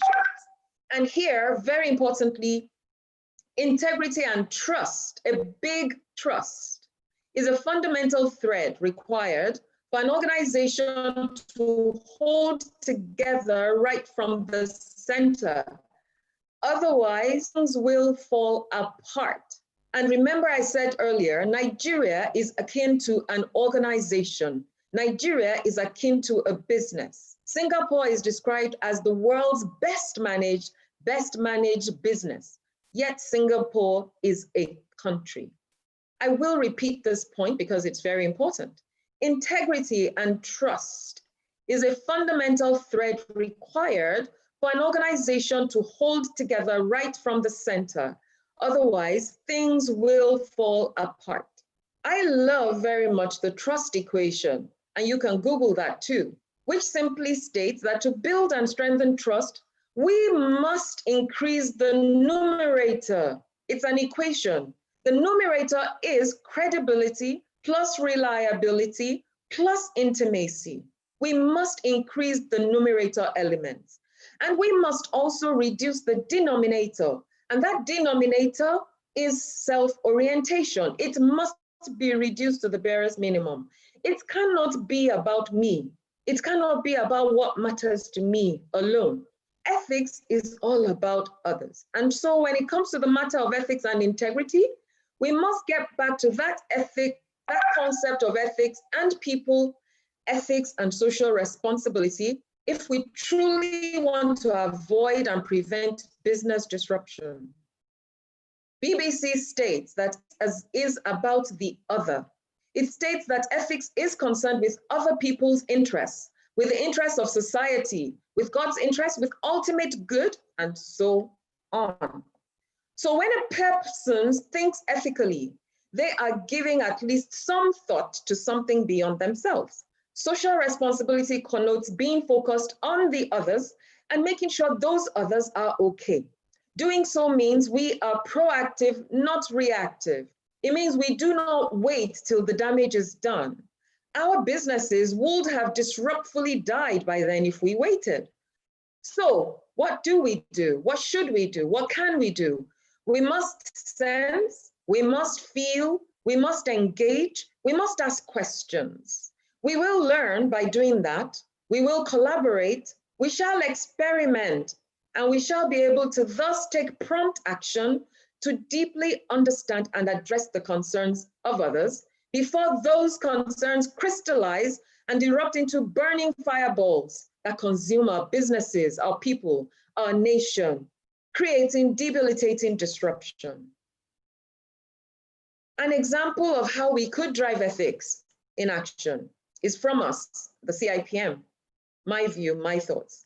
As a member-focused body at the CIPM, for example, a very important element of who we are, what we do, and what we represent revolves around integrity-based decisions and actions. The CIPM's regulatory mandate holds us accountable for regulating the ecosystem for human resource management in all its ramifications.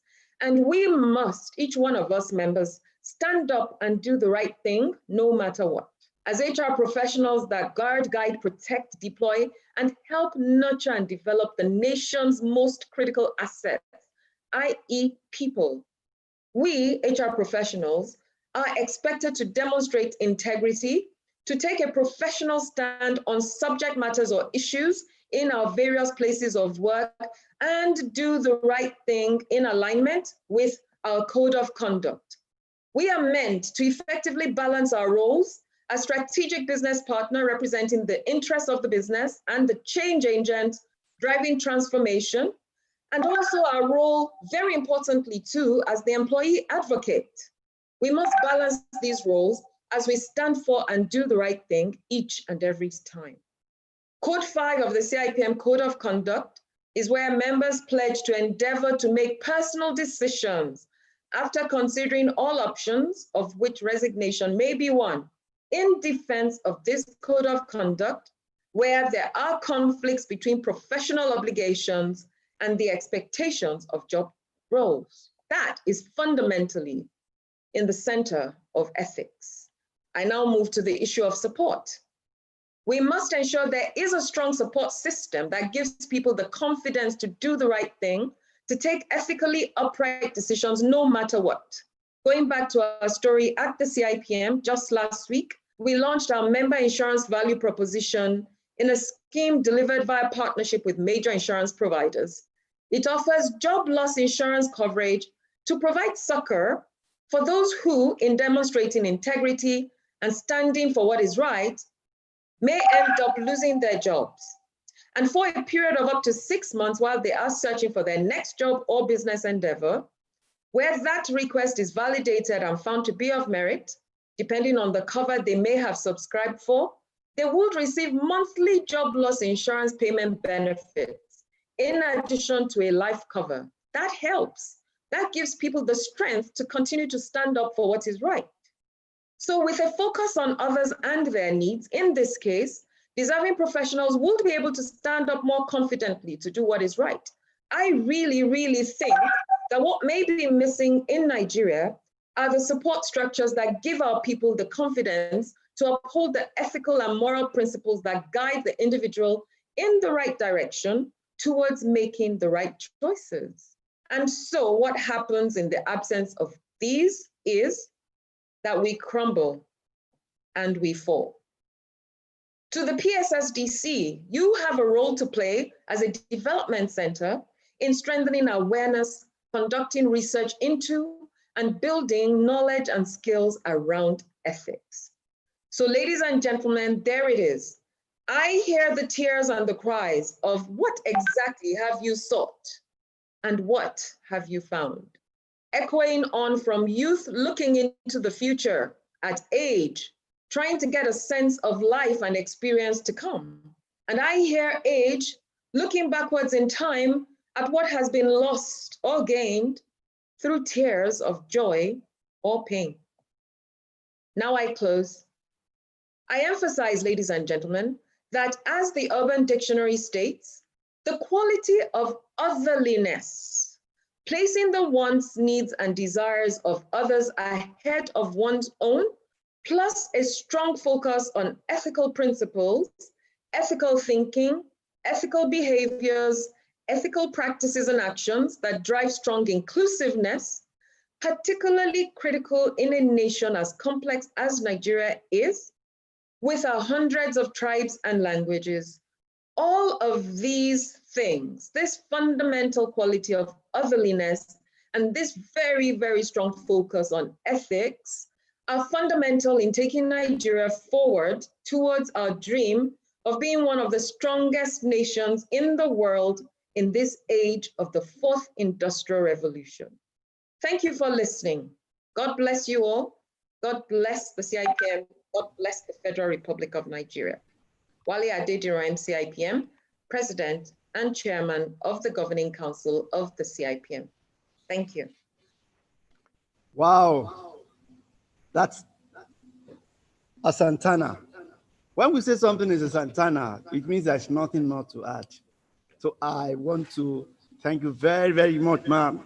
Our wonderful registrar, Mrs. Busola Alofe, who has powerfully represented the President and Chairman in Council, CIPM, Mr. Wale Adediran, on this wonderful presentation addressing business disruption and ethical considerations. We want to say a big thank you again to you, ma'am. I want you to also help us show a lot of appreciation to Mr. Wale Adediran for this powerful presentation. I'm pretty sure that all our participants have learned a lot, and we now know better that it's important for us to readdress the issues of ethics in business. It's all about other people, not just about ourselves alone. It's all about being broad-minded. It's all about understanding why today has been globally declared as the Global Ethics Day. We have had a lot. You reminded us of the need to appreciate diversity and inclusiveness. You reminded us of the need to appreciate the fact that the world of work has changed. It has become virtual. And you also reminded us of the fact that we should always learn from history. How did we start 140 years ago? Why did we hear a lot of ethical issues from Iwe Iroyin in the 60s, in Nigeria in the 60s? How did protests erupt in the 70s? Why did Fela shared a lot of things with Nigerians through his music, fighting injustice? These are issues for us to go back to, readdress, and face the future with a lot of optimism. I want to say that the paper has been proverbial. The paper has shown us a lot of literature. The paper has revealed to us that even in organizations, we should appreciate the fact that ethics have connected with appointment. Ethics have also connected with religion, looking at religion as the opium of the masses, according to Emil Durkheim.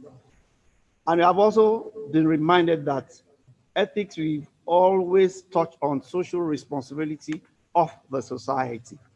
And I want to appreciate what our presenter, what our erudite facilitator has said regarding the role of CIPM on the application of ethics and what PSSDC should also do. The role of CIPM on ethics application has revealed the fact that Nigeria too could be seen as a project, that Nigeria is akin to an organization or a project, and that in looking at our country as that, integrity and trust are two key values that are required to take Nigeria to a very, very great height. You also reminded us of credibility, and that credibility should always increase as a numerator, and that other vices called the denominator.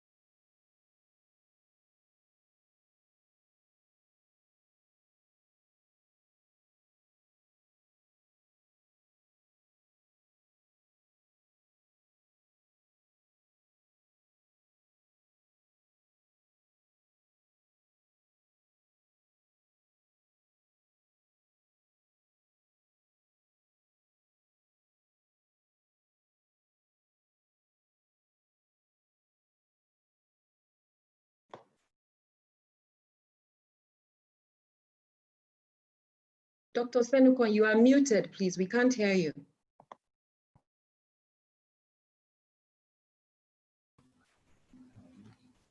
Hello, Mark. Can you hear me now? Yes, sir. Oh, thank you very much. So we want to also appreciate all you have shared with us, particularly the role of CIPM and the role of PSSDC.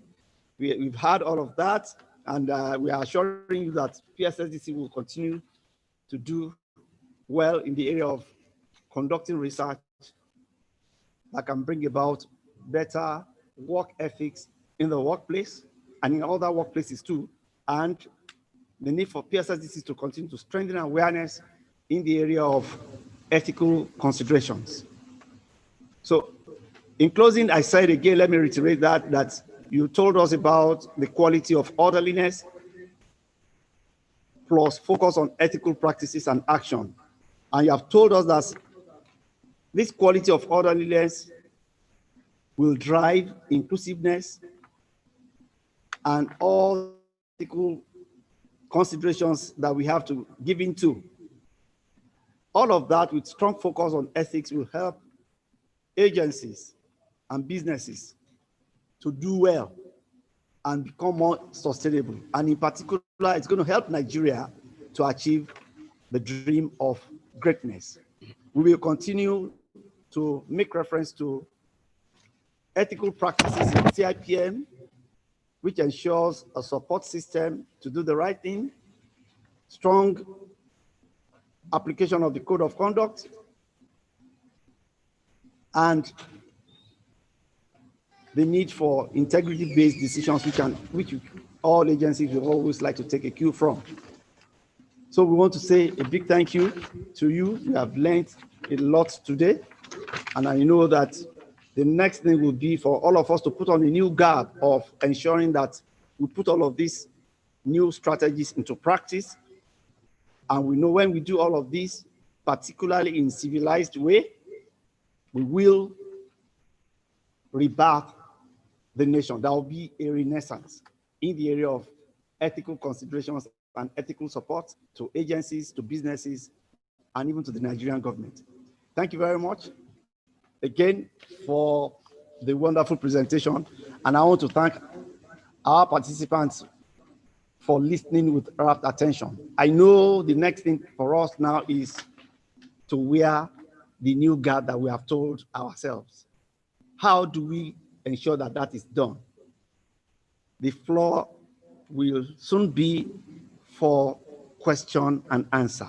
And we would like to do that also in not too long a time, maybe in 10 minutes. We want to try to see how best we already have 4 questions. We can address that. We already have 4 questions now. So we can just take that one. So let's take those 4 questions, and our speakers will quickly respond to the questions. From Kola Olowe, the first question is, how do we move forward from where we have found ourselves today in Nigeria? As a people, how do we move forward from where we have found ourselves today as Nigerians? That's the very first question. And I would like Professor Olurode to also look at it, and other speakers too, to contribute to answering the question. Can I go on with the remaining 3 questions, or we answer that first? SARS. Professor Olurode, Mr. GT Ogunye, Dr. Abari, whoever is ready for us to answer the question, we will like you to quickly respond, sir. Okay. Dr. Abari, Professor Olurode, sir. Let me take the question again from Kola Olowe. Dr. Kola Olowe, I guess Dr. Olowe is our one-devin doctor, is the Executive Secretary, West African Management Development Institutes Network. His question is, how do we move forward from where we have found ourselves today in Nigeria?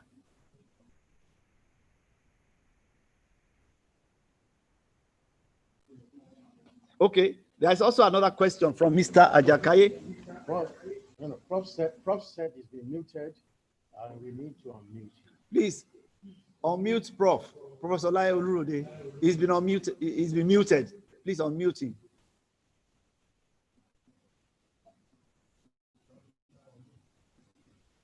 Professor Lai Olurode. Hello? Now. All right, sir. We can hear you now, sir. Well, I think only one question have been asked. What questions, sir? I would like you've asked 4 questions now. Okay. Can I respond to Yes, sir. the first one that yes, you I can had? respond to that question. Yes, sir. Can you come over the question briefly again? Okay. The question is, how do we move forward from where we have found ourselves today in Nigeria? Okay. The first step that has to be taken is for all of us to have a role model, somebody whose ethics you and I consider as admirable, somebody that we look up to in terms of the respect that society has for him. Somebody we look up to because of his trustworthiness. For example, you asked me, I have my own role model. I believe that a century of being a theorist cannot move a nation anywhere. But it's good for a nation to be theoretical, to have a vision where you want to go. But more importantly is to have somebody you look up to who had achieved so much in life, who had risen from nothingness to somethingness, and adopt that person and study the person very well. We talk about some people, we've talked about quite a number of people here today. We mentioned Ganifahimi, we mentioned a large number of people. We mentioned Adashin, I had GT Ogunye mentioning him. We mentioned Jakande, we mentioned quite enough. We can mention Imbakwe as well. We can mention Balarabe Musa. What are exceptional to these individuals? Why are they exceptional? It's not everybody whose name rings a bell all the time, but there are a few individuals. As a lecturer, as a teacher, as a principal, you see, there was a time, the former Samaluku of blessed memory, when he was a very young person, he just drove to his village in Ekiti, and his father came out and saw that he rode in a car. What the father did next was to call people around, and he was reported to the police station. Now look at what this boy has brought home. How did he get the money? That was the days when our values, our cultural practices are driven by sanity, by exceptionality. Only for him to explain that he had gotten a loan from his place of work. But nowadays, if you see somebody who is underage building a house, riding in an expensive car, parents will celebrate him. They will call people and to celebrate the boy. Nobody's going to ask questions about the means. How do you arrive here? Where do you get this from? So some of the things that we were taught when we were very young, those things are disappeared. So I would say, first of all, I have a role model, somebody you look up to, behave like that person, admire him, look up to him in your behaviors, in whatever you want to do. Not that you can replicate that person in total, no, but see where he had missed the road, what can you do to mend the road? I think it's very important for a country to have somebody to have history. Unfortunately, I think history has been restored to the syllabus now in our secondary schools. If you have no past, you cannot have a present, nor can you have a future. We must know what are the things that make people to be exceptional. Most of the people that administered this country between 1979 and 83, we release their memories up to now, and we'll remember them with a kind of nostalgic feelings, because we believe, not to talk of the people in the First Republic, there was a time in the history of this country when the Auditor General of the Federation queried some ministers, and they were approved for the query that he raised. How many times have you heard of people raising anything now? The culture of settlement, the culture of we are there sharing together is there. We too much respect people who appears to display opulence publicly. We don't respect those people who have nothing, but they are very high in terms of their dignity. They are very high in terms of the content of their character.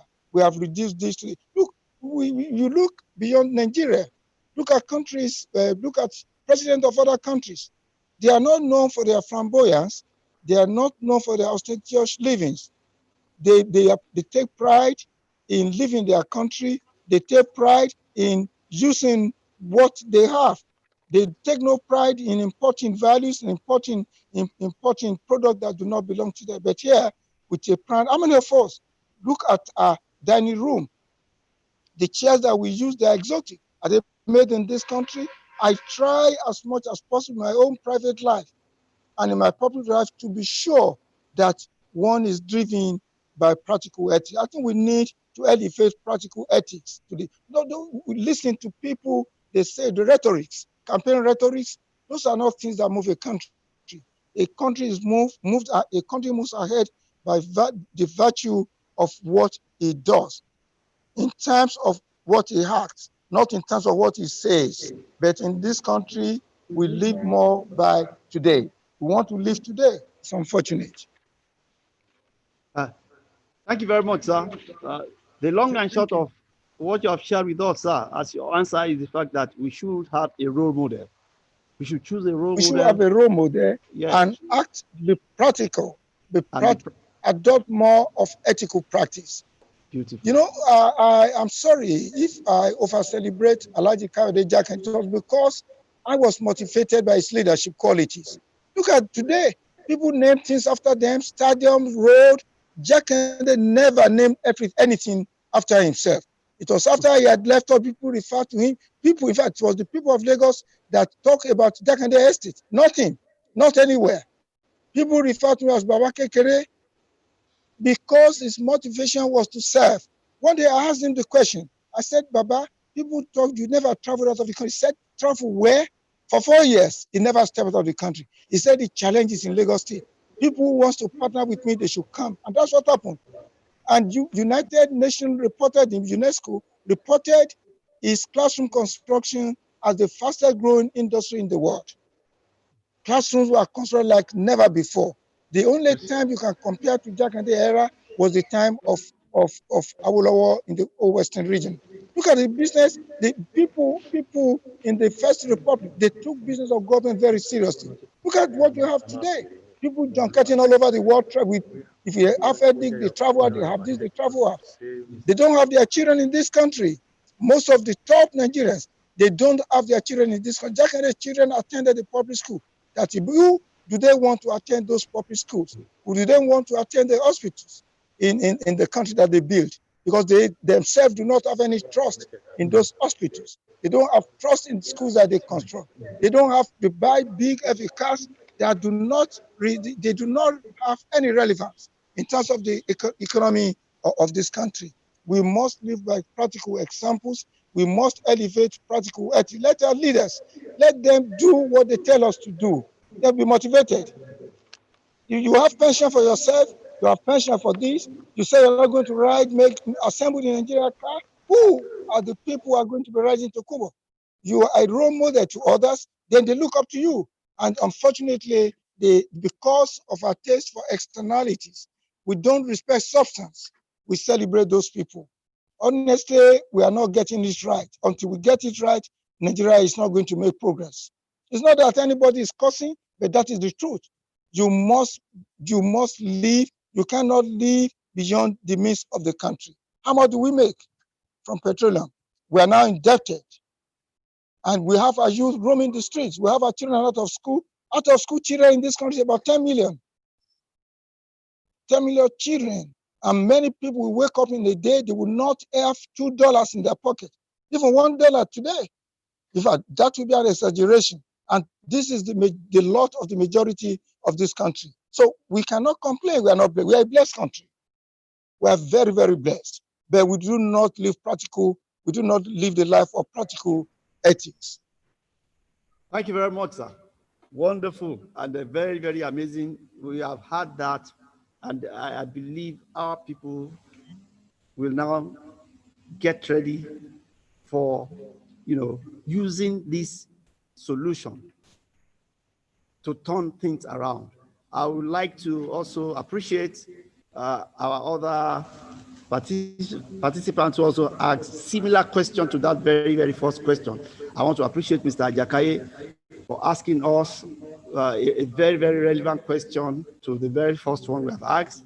I also like to appreciate Mr. Kusumi and Oluwatoyin Onikoyi.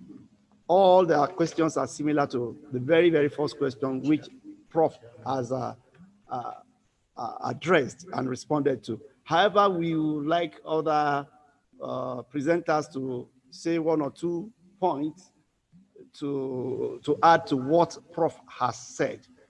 If they strongly believe they have to also, add to the submission of Professor Lai Olurode. I know Mr. GT is there. And Mrs. Alofe is also there. Maybe they would like to add one or two points to what Professor Olurode has shared with me. Yes, if I may just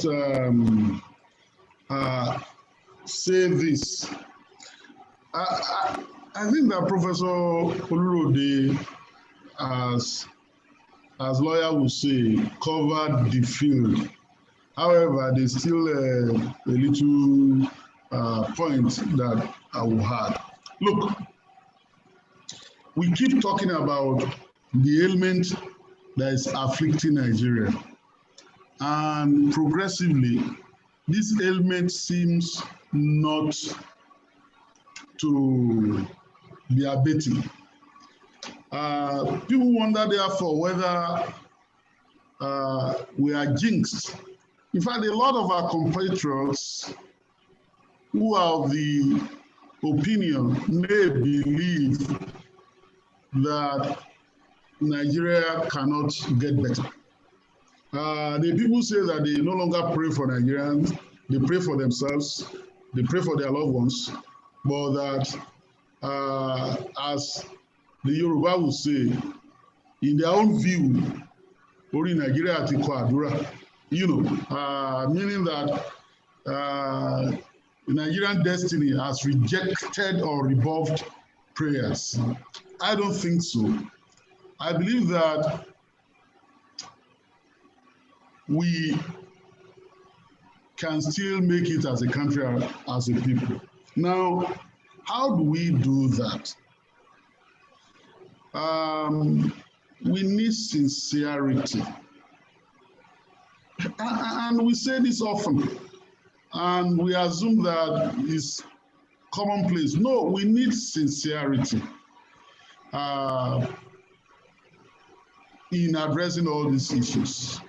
And I will stick to contemporary issues just to use this as a peg of my suggestion or recommendation going forward. When we had a change of government in 2015, and before he eventually went to INEC, on a number of occasions we are set together on television station talking about Nigeria with passion and concern. We all felt that Nigeria was at a precipice and that the liver of our state needed to be steered towards the right direction. Now the question is, 2015 to now is over 5 years. It's about 6 years. How far have we gone? If you are sincere, there are many practical things we could do. Many of them. One, let's just stay with, because I'm saying this in an eclectic fashion, policing. That has become an albatross now. In 2015, what was the practical emergency measure we needed as a country to take about policing? People are talking about police reforms. Blandishment, no, you will need to restructure totally the police force. And people are talking about state police, and people are saying that no, our governors will use them. Look, every crime is local. policing must be local. In 1905, the Egba unity government established the first police force in Nigeria, in Egba, in Abeokuta. And from that time, we started having Navy authorities police, or your police, Ibadan police, and all that. All over the country, we had native authority police coexisting with the federal police force. That situation persisted, that system persisted till 1970, meaning that for 65 years in this country, we were having native authority police forces. It is true that in the Second Republic, there were abuses by the native authority police. In the North, these abuses were very poignant. Northern Element Progressive Union, led by Aminu Kano, had their stalwarts being thrown into jail by the Northern People Congress, controlled government of Northern Nigeria. United Middle Belt Congress, led by Taka and others, also had their stalwarts being harassed by native authority police. Justice Kayode Esho, first practice in Jos, largely was helping the AG and others to give legal representations to those who have been traduced by the native authority police. Yes, there were those abuses, but that system was working. The military came in their centrist mindset. They abolished all that, of course, with the Civil War, where they wanted to concentrate weapons in the hand of the military and would not allow regional government or state government that they created to have police that they could control. The idea of state police, provincial police, native authority police was jettisoned. And so we have a unitary police force now under section 2014-2015 of the Constitution, which provides that we can only have one police force in Nigeria. And that police force is incapable, from what we can see, of dealing with policing. And it is evident that what you need to do is to establish state police institution, have state police service board, let this board be composed of people from the civil society, the academia, labor, all the sectors of the society, to guarantee its independence and integrity so that it will not be beholden to the governor, and manage the system very well. So that you tie policing, local policing, to a gubernatorial election. So it will be on the ballot. So all this talk about Buhari deal with SARS, no, it will be the responsibility of the governor of Lagos State. People said no, that we must continue like that. See where we are now. So if we were sincere to ourselves and said, no, we are on the president, we have to do many things. And that's what Allah called in his book, one of his books, mental magnitude. That a leader must have that mental magnitude to imagine, to envision what is best for society, and not be selfish and not think about himself. We know that it is not in the nature of man to give up privileges, to shed powers and authorities and responsibilities. Indeed, now that we're talking about public service, if it were possible not to have term limits, people will continue to run for office for years. And even with term limits, we still have third term in this country anyway. So if it were possible for people not to retire at the age of 60 or 35 years in service, which one is earlier, people will continue to forge their age and continue to be there until they drop dead. We know that people don't want to shed powers, but that mental magnitude will make you as a leader to say, hey, what is good for the country? And then you start doing all those things. And that's why I said earlier that all that we needed to do, the ethical standards, everything, they are in our books. So why do we shy away from them? Do we need heads to be broken, limbs to be severed, arson to take over, criminality to reign supreme before we do the right thing? I don't think so. So, we need a reawakening. We need to talk to ourselves. The violence you see on our street, the crisis you see in our country can be abated if we are sincere to ourselves. And I want to urge that in promoting ethical values, ethical standards, ethical behavior, correct attitude in government and in power, we must be ready to do the right thing with sincerity and be humble about it. So I close by saying this. Look, a lot of dramatic things that people thought will happen in 2050. Oh, yes, places are going to be sold, things will happen and all that. Around that year, Cameron had to resign because he instigated a referendum that we lost, obviously, on Brexit and all that. And he was living number 10 Downing Street. And that lesson was not lost on me. And I saw him on television packing out his bags personally with the wife and loading the trunk of his car with his boxes. I was humbled. I became sober. I sat up. British Prime Minister. That's the colonizing power that colonized us. That's Britain that was said to be great. England, United Kingdom, where an empire where the sun never sets, so to speak, from the Far East to everywhere.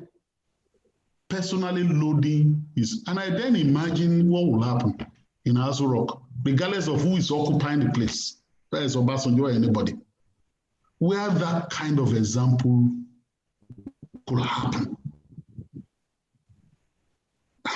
So we have a long way to go. We must return humility back to political power and integrity. Return integrity as the gold standard, this center of our public conduct in office. Until we do that, until we attain this with sincerity, if we are beneficiary of the rod, we may say, oh, it's okay. But I think that all of us eventually will rue the chances that we have missed, will rue the opportunity that we've lost. Now, our country is in crisis, and many people are looking at the international community. Yes, Hillary Clinton has tweeted, Biden has tweeted.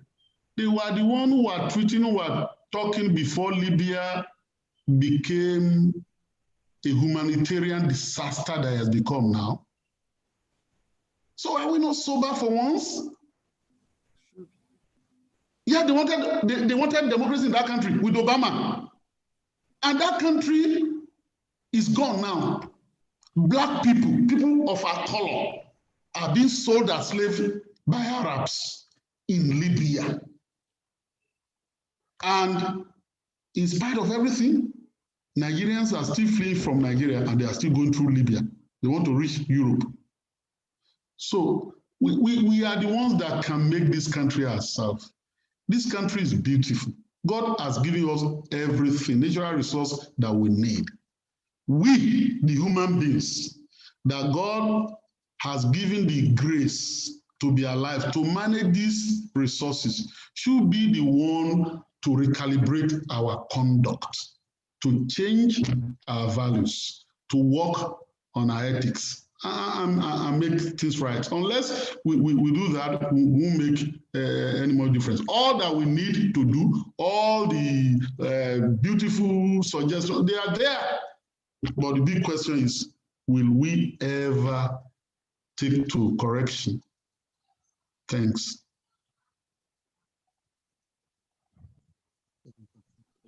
I'm done, sir. Thank you very much for... Mr. Ajose. Okay, sir. It's good listening to Mr. DT Ogoye. Yes, that was quite a good submission. Great. I would just like to react briefly to what he talks about police reform.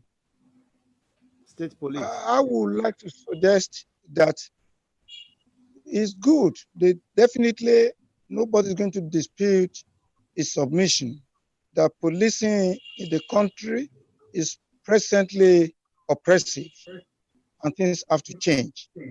But I would like to suggest that we should look at the structure that throws up the policing regime that we have. If you bring good men with good training to police the country, it's not going to be anything different, because the police, as policemen and women, are being asked to come and support an impossible social relationship. What do I mean? A relationship that is poverty creating, a relationship that does not support youth to give their best to their country, to their society, a relationship that is largely exploitative. I think policing reform alone will not take us to where we want to be. I think we need to look at the structure that is producing the police, so that together you look at the structure, we look at the agency. As you think out with the agents, of which police is one, university teachers are one, professionals are part, you also look at the structure of governance. We already have the benefit of yesterday. What was our yesterday? We had a situation where we had regions. Now in the Southwest, we used to have just one minister of education. We used to have one minister of finance, the same thing in the East. And the regions were competing. In fact, the Western region used to pay more than the central government in terms of the public service. Now we have proliferation of public services, proliferation of states, of attorney generals, and we getting justice, and we getting education. We even have proliferation of electoral bureaucracy. You now have how many 36 resident electoral commissioners, where we used to have one. This is killing, is really, is taking a large chunk of our resources. The bureaucrats that we have had, look how many director generals we have. In education alone, how many directorates, how many sub-ministries do we have? Yet, education is getting further and further away. A large number of Nigerians are still becoming illiterate. But within the same context, we have an edifice, a large bureaucracy, probably bigger than any bureaucracy of education in the world. The same thing applies to health. Look at all the sectors. We've multiplied high court, but what do we get there? So I think there's a need for our leaders to swallow their pride, to get together. There has to be a lead consensus on how we can make progress with this country, so that there will be good competition among the regions or group of states. They'll be competing among themselves for goodness, to be the best. As it is now, everybody looks towards Abuja. Until Abuja, we have not had anything. Even traditional rulers that used to be supported by their subjects, everybody is looking towards Abuja. Universities are not paid because they are expecting Abuja to dispense the largesse. So there has to be a reform of our structure. The current state institutions are not supportive of development, because it put money more in the hand of political elites and political leaders. We must devise a system that will put more money in the hand of the ordinary people. In public education, just take a tour of schools, even in the Southwest. The schools, the roof are falling, the walls are cracking, the classrooms are giving way. Children studying under impossible conditions, where you, myself, would not want our children to be. Whose children do we want to have there? Where there's connivance, collusion in terms of examination culture and practices, where parents are willing to pay to make sure that their children have the best result, even though just to have the certificate, not necessarily the content of education. I think we need an overhaul. And we don't need to fight. We don't need to war before we can have this. This should be possible in a peaceful pursuit, in a peaceful manner. But we cannot definitely, if you put an angel in the presidency, you cannot have you are not likely to have a better result, because the structure, the current structure as we know it, is intimidating. Just get to a typical university in this country. Vice chancellors are chief. They are big people. All of them wanted to compete among themselves, to travel out of the country to collect obstacle. How can you govern a university through that kind of practice? We need to we don't need to reinvent. We don't need to go back to begin to think anew. The resources, what we need to have a new country is there. We have had best examples before, during the regions and even of recent, where we can borrow from. It's not enough to appeal to people. Don't do this. Let leadership demonstrate that what they're talking about are not mere rhetorics. People now receive money to go to the polling unit to vote. People are bribed to perform their civic duties because they know once these politicians speak good, nice words, they go away, that is the end. They will not see them again. And anybody who spends a lot of money in the electoral process, of course, you cannot have electoral democracy, or you can have electoral democracy, but you cannot have development. We have now seen the poverty of the current electoral bureaucracy that we run. When did we do the last election? The last election was just 2019. Look at what we are witnessing today. There's a complete disconnect between what the voices of the people, if they are true voices, what they said on the ballot, and what is happening today. I believe there is beauty in small size. Small is beautiful. We are not going to make progress the way we are. And we can certainly, and there's no part of the country that is not so blessed. Mention any part. There's no part. But nobody cares about the exploitation of those resources, because oil is everywhere. Whereas civilized countries in the world, they are no longer talking about oil. So we should really look inward for what is happening in this country and try to breathe life into our public. There are virtually no exceptional public institution that you can say is really working in terms of the mandate of that institution.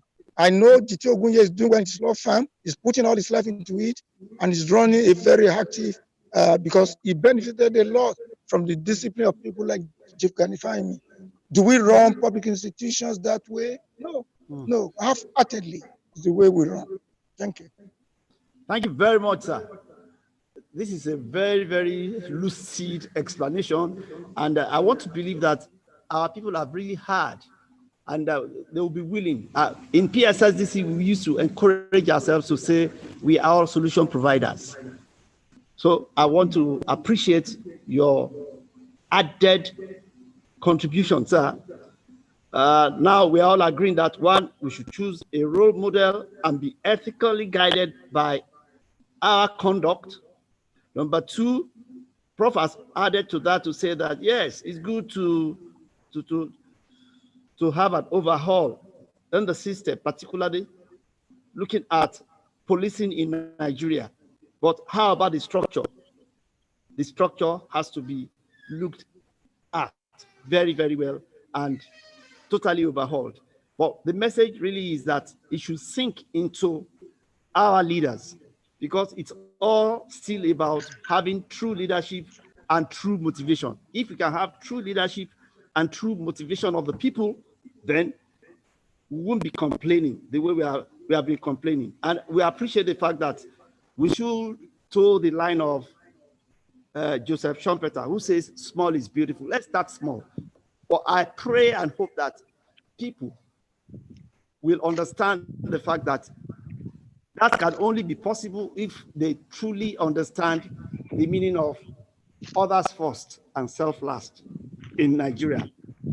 There must be a total overhaul of the entire culture in our country. It's key. So I appreciate the contribution of Mr. Diti Ogunye by saying that we need a lot of sincerity, we need humility, and we need integrity. We should return to sincerity, humility, and integrity. And that's very, very key. Before I do the total wrap up, I just want to give Dr. Garba Abari 2 minutes and Mrs. Busola Alofe 2 minutes so that we can wrap up on the way forward. Thank you very much. Dr. Abari, are you still there with us? Dr. Abari? Okay, well, let's quickly have Mrs. Busola Alofe, Registrar CIPN, for your final shot. Okay, thank you very much. I just have a few things to add to what the previous speakers have said, and they have said very well. A vision for a Nigeria that is underpinned by a culture of ethics and stewardship is very, very important. We cannot move forward until we get stewardship into our DNA. And by stewardship, I'm simply referring to, I must leave this place better than it was when I met it.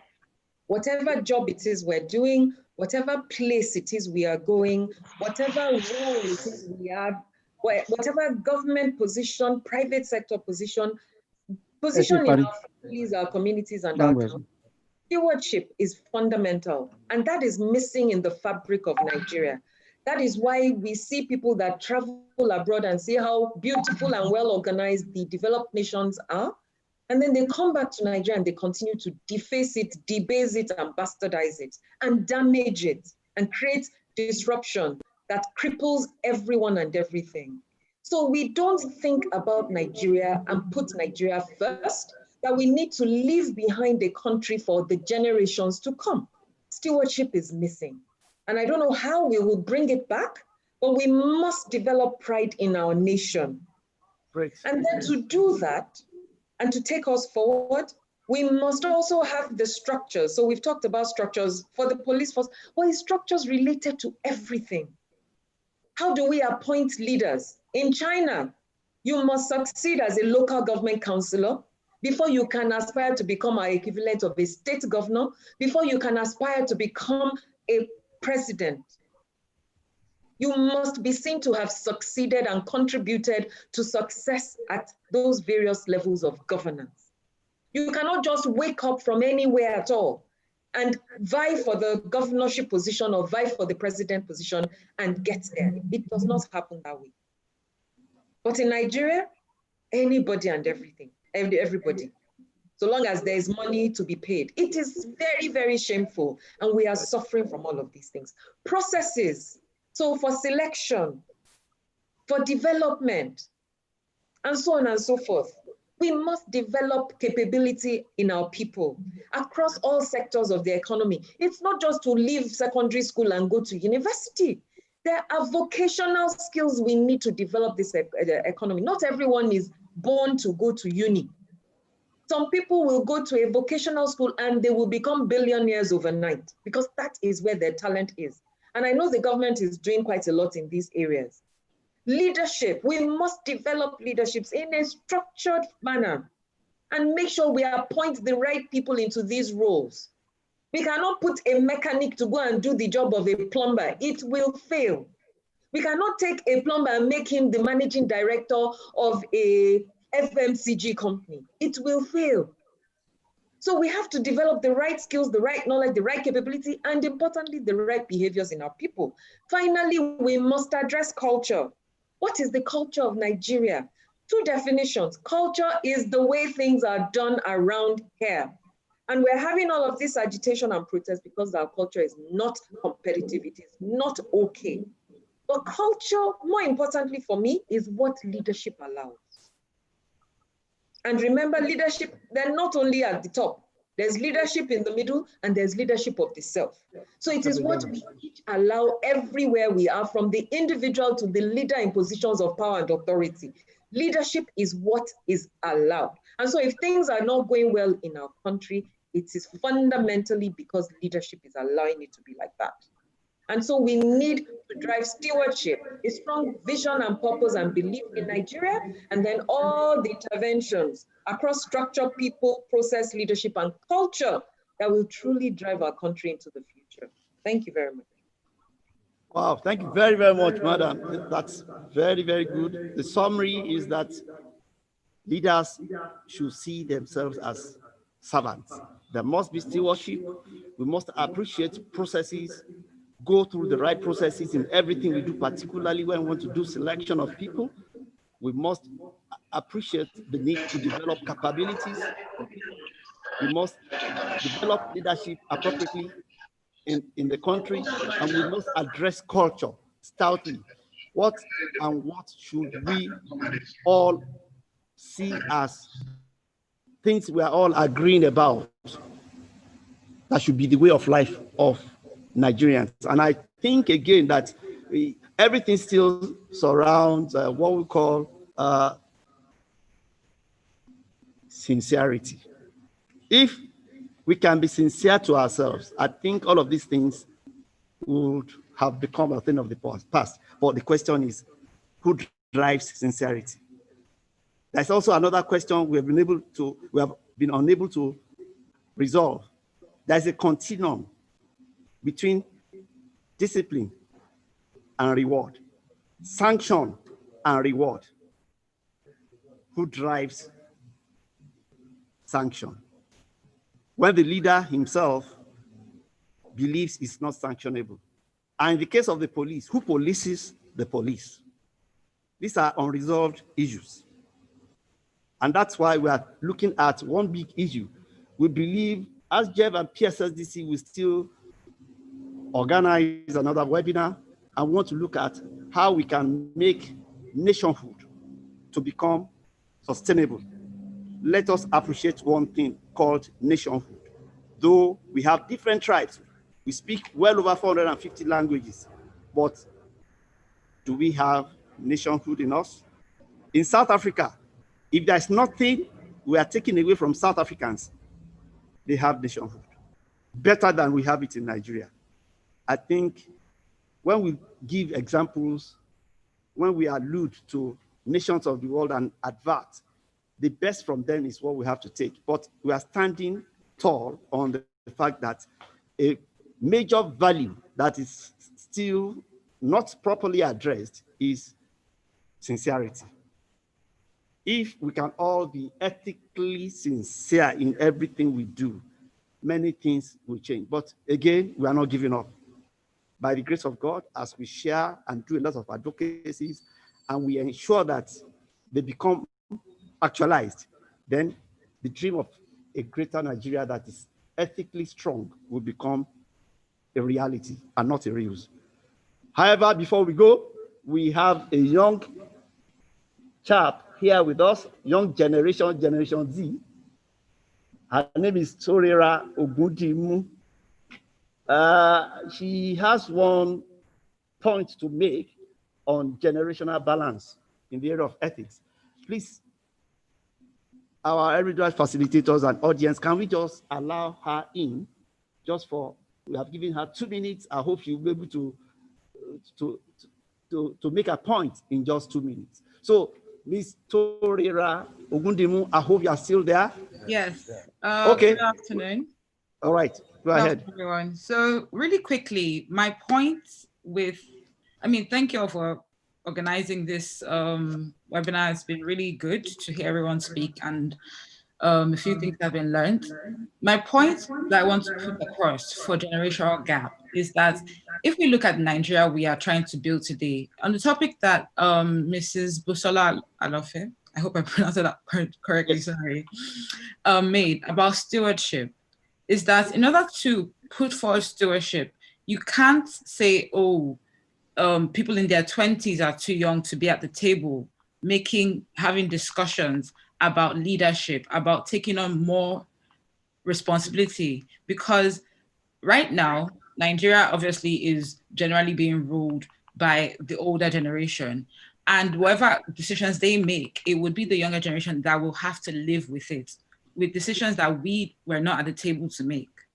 And this is where you have to start bridging the gap between the young generation and the old generation, whereby we ourselves are the team, we ourselves are taking responsibility, making actions. Because right now, lots of the youth that are protesting They're protesting because, one, they do not believe they have a strong representative in the government that is holding their views, that is championing their views, that is championing for the future that they want to see. And if we can start with that, make strong actions, make strong, good strides towards achieving this balance, whereby we are bringing our youth, we are taking actions, we are innovative. The youth have so much to contribute. In the last week, you saw how the youth came together, created a whole system from healthcare to being able to security, to food, to clean up, and they manage everything themselves without the help of the government. And this shows that we are capable, if we are given the chance as well, to be invited to the table, to make these decisions, to at least contribute to decisions that are going to impact our own future as well. That being part of stewardship, because stewardship also means that you are going to be training the next generation. And if you cannot pass on strong values to the next generation, at least also learn from the new generation that's coming as well. The Nigeria that we're trying to build, we're just essentially only playing lip service if there are no strong actions being taken towards bridging the gap between these two generations. I will stop there since I only have 2 minutes. Oh, thank you very, very much. Well, we've gotten the message. The issue of stewardship is key. Age should not really be a limitation because we still have a handful of our youth who are ethically supportive of what is good. They may not be many, but I know we have them. However, we know again that everybody must find a way of taking responsibility for whatever they do. It's important for us to know that, yes, we are Nigerians and we should do what is right. We should be ethical. But I'd like to just add that even for our youth, they must wear a garb of maturity. I remember that when I was growing up, we needed to learn so many things. 5 big men, older men, were my friends. You know what they told me? I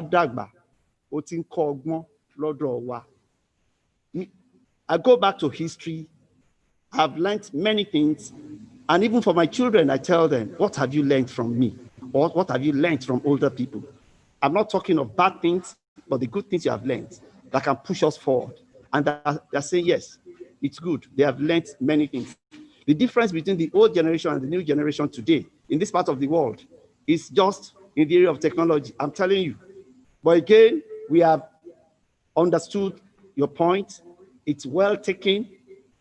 And there's going to be a handshake between the old generation and the young generation. But all of us must be responsible. We must wear that garb of maturity and take responsibility in everything we do. And we should learn to do many things right the way we are supposed to do it. I appreciate the fact that people should be trained. Even leadership in Singapore and in Japan is taught. And you see the young ones learning it also. So we have that responsibility to still see what we can do together, the adults and the young ones. It's very, very key. In HR, we talk of a lot of reverse mentoring. You know, there are certain things we cannot quickly address as adults. But the younger people will say, yes, we can do this for you. I can use my iPhone, I can use my iPad, I can do this very, very fast, I can connect you. It's not that some of them cannot do it, but you see, there must be that handshake, there must be that good understanding. You learn from this side, and the other side also learns. So let's look at it like that. We appreciate the generational balance on ethics that you have presented, that you have submitted. So, thumbs up, we are clapping for you, thank you very much. That's a very, very good one. And on this note, I think we would like to say we need to draw the curtain. It's been a day, a very good day for that, a wonderful Wednesday, a beautiful Wednesday, a great Wednesday that has allowed us to connect with the rest of the world, particularly in New York. we are happy at what we have discussed today, and we are saying that all of us will take that responsibility to do the needful. Nigeria must move to the next level, and by the grace of God, we will be part of it in civilized ways. Thank you very, very much. God bless you. I want to appreciate all our facilitators. Professor Library, thank you very much. Thank you, sir. We have benefited a lot, and we have drank from your wealth of experience. We also want to appreciate Dr. Abari. Sorry for the in and out. Yeah, you have to, do what government has called you to do. So we appreciate that, and we understand you, and we have benefited also. Thank you very much. This is Busola Alofe. Thank you very, very much. You did it very, very well by submitting the president's submissions in the most succinct manner. We are saying a big thank you to you and to the president, and to all of us too. We say a big thank you. At the back end, we have videos. Okay. So please, we want you to, at the back end, we want to appreciate the ICT team and the officials from ASJEV and PSSDC. Thank you very much. Participants, please, we want you to leave your videos on for pictures. So we want to have a record of how many of us are still around. Barrister GT Oguye, I have not forgotten you, but because we know we want to call you again for some constitutional issues, that's why I said I'll bring you as the last person to appreciate. Wonderful, thank you very much. We won't forget your sincerity that you mentioned. It's very, very key to take this nation to a very, very great height. We are thankful of you, sir. God bless you. God bless you. Real good. Real good. So we want participants to still let's see your pictures so that we can have a record of all those that participated. Those who are speaking now, we have about 50. Please, let's see your pictures very quickly. So that we can have quickly, so we can have. Thank you. Thank you very much. Thank you. Saidat Salako, please come up. Oh, Mrs. Daudu, please come up. Yes, Baba Sanu. He's been there since morning. Ajomagbeni, please let's turn our videos on. Of course, Bimbola Boka, Aduroja, Adeusi, Oluwatoyin. Mrs. Ayidema, our former permanent secretary. We want to see your picture. Engineer Tunde Oshodi. Thank you all. Ajakaye, Mr. and Mrs., please leave your videos on so we can see your faces and we can have a snapshot of that. Okay, well, I think it's only these few people who want to leave their videos on. Yes, let us, okay, Mr. Bola Baba. Thank you very much for staying all through. Dr. Duwale too. Yes, thank you very much, staying all through. Nigeria will be great again. Amen. Yes, the chairman of the Audit Service Commission, Mrs. Oluwatoyin Onikoyi Adebuji. Yes, thank you for staying all through. She started with us, and I think she's still here.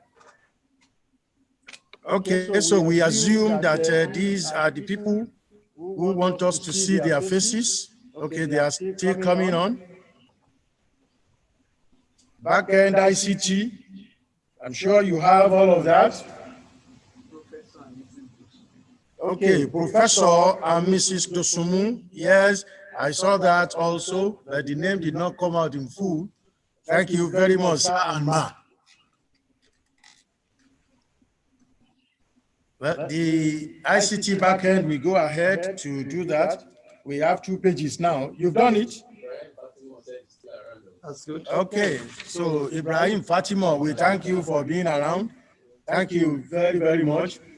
So, like the DG said, he didn't thank himself, but we must appreciate him for moderating this entire event very, very professionally.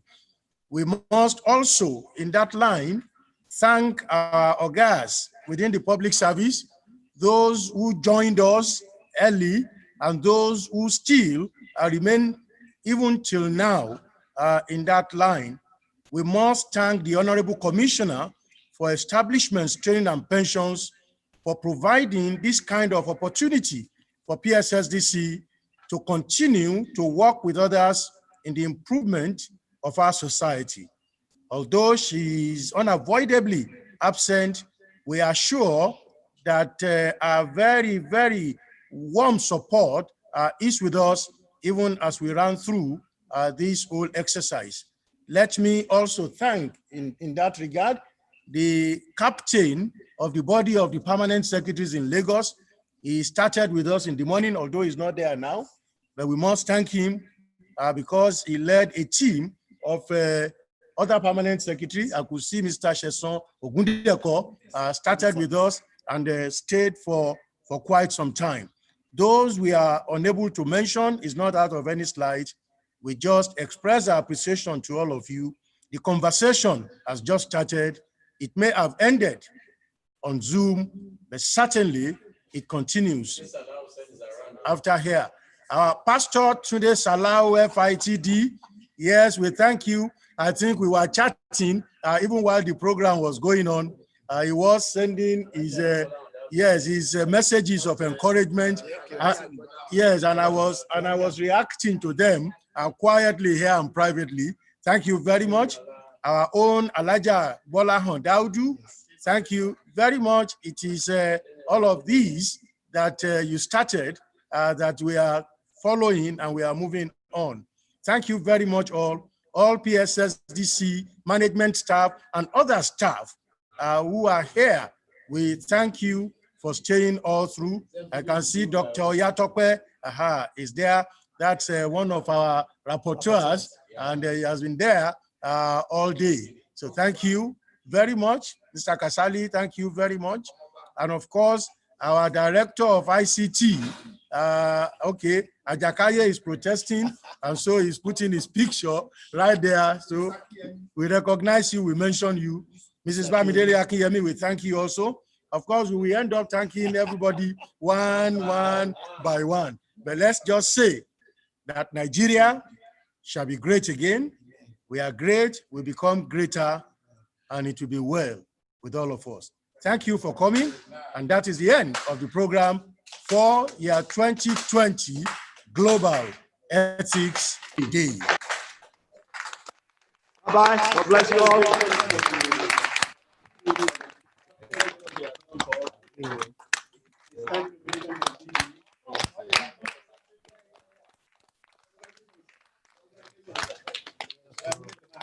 Congratulations to all of us.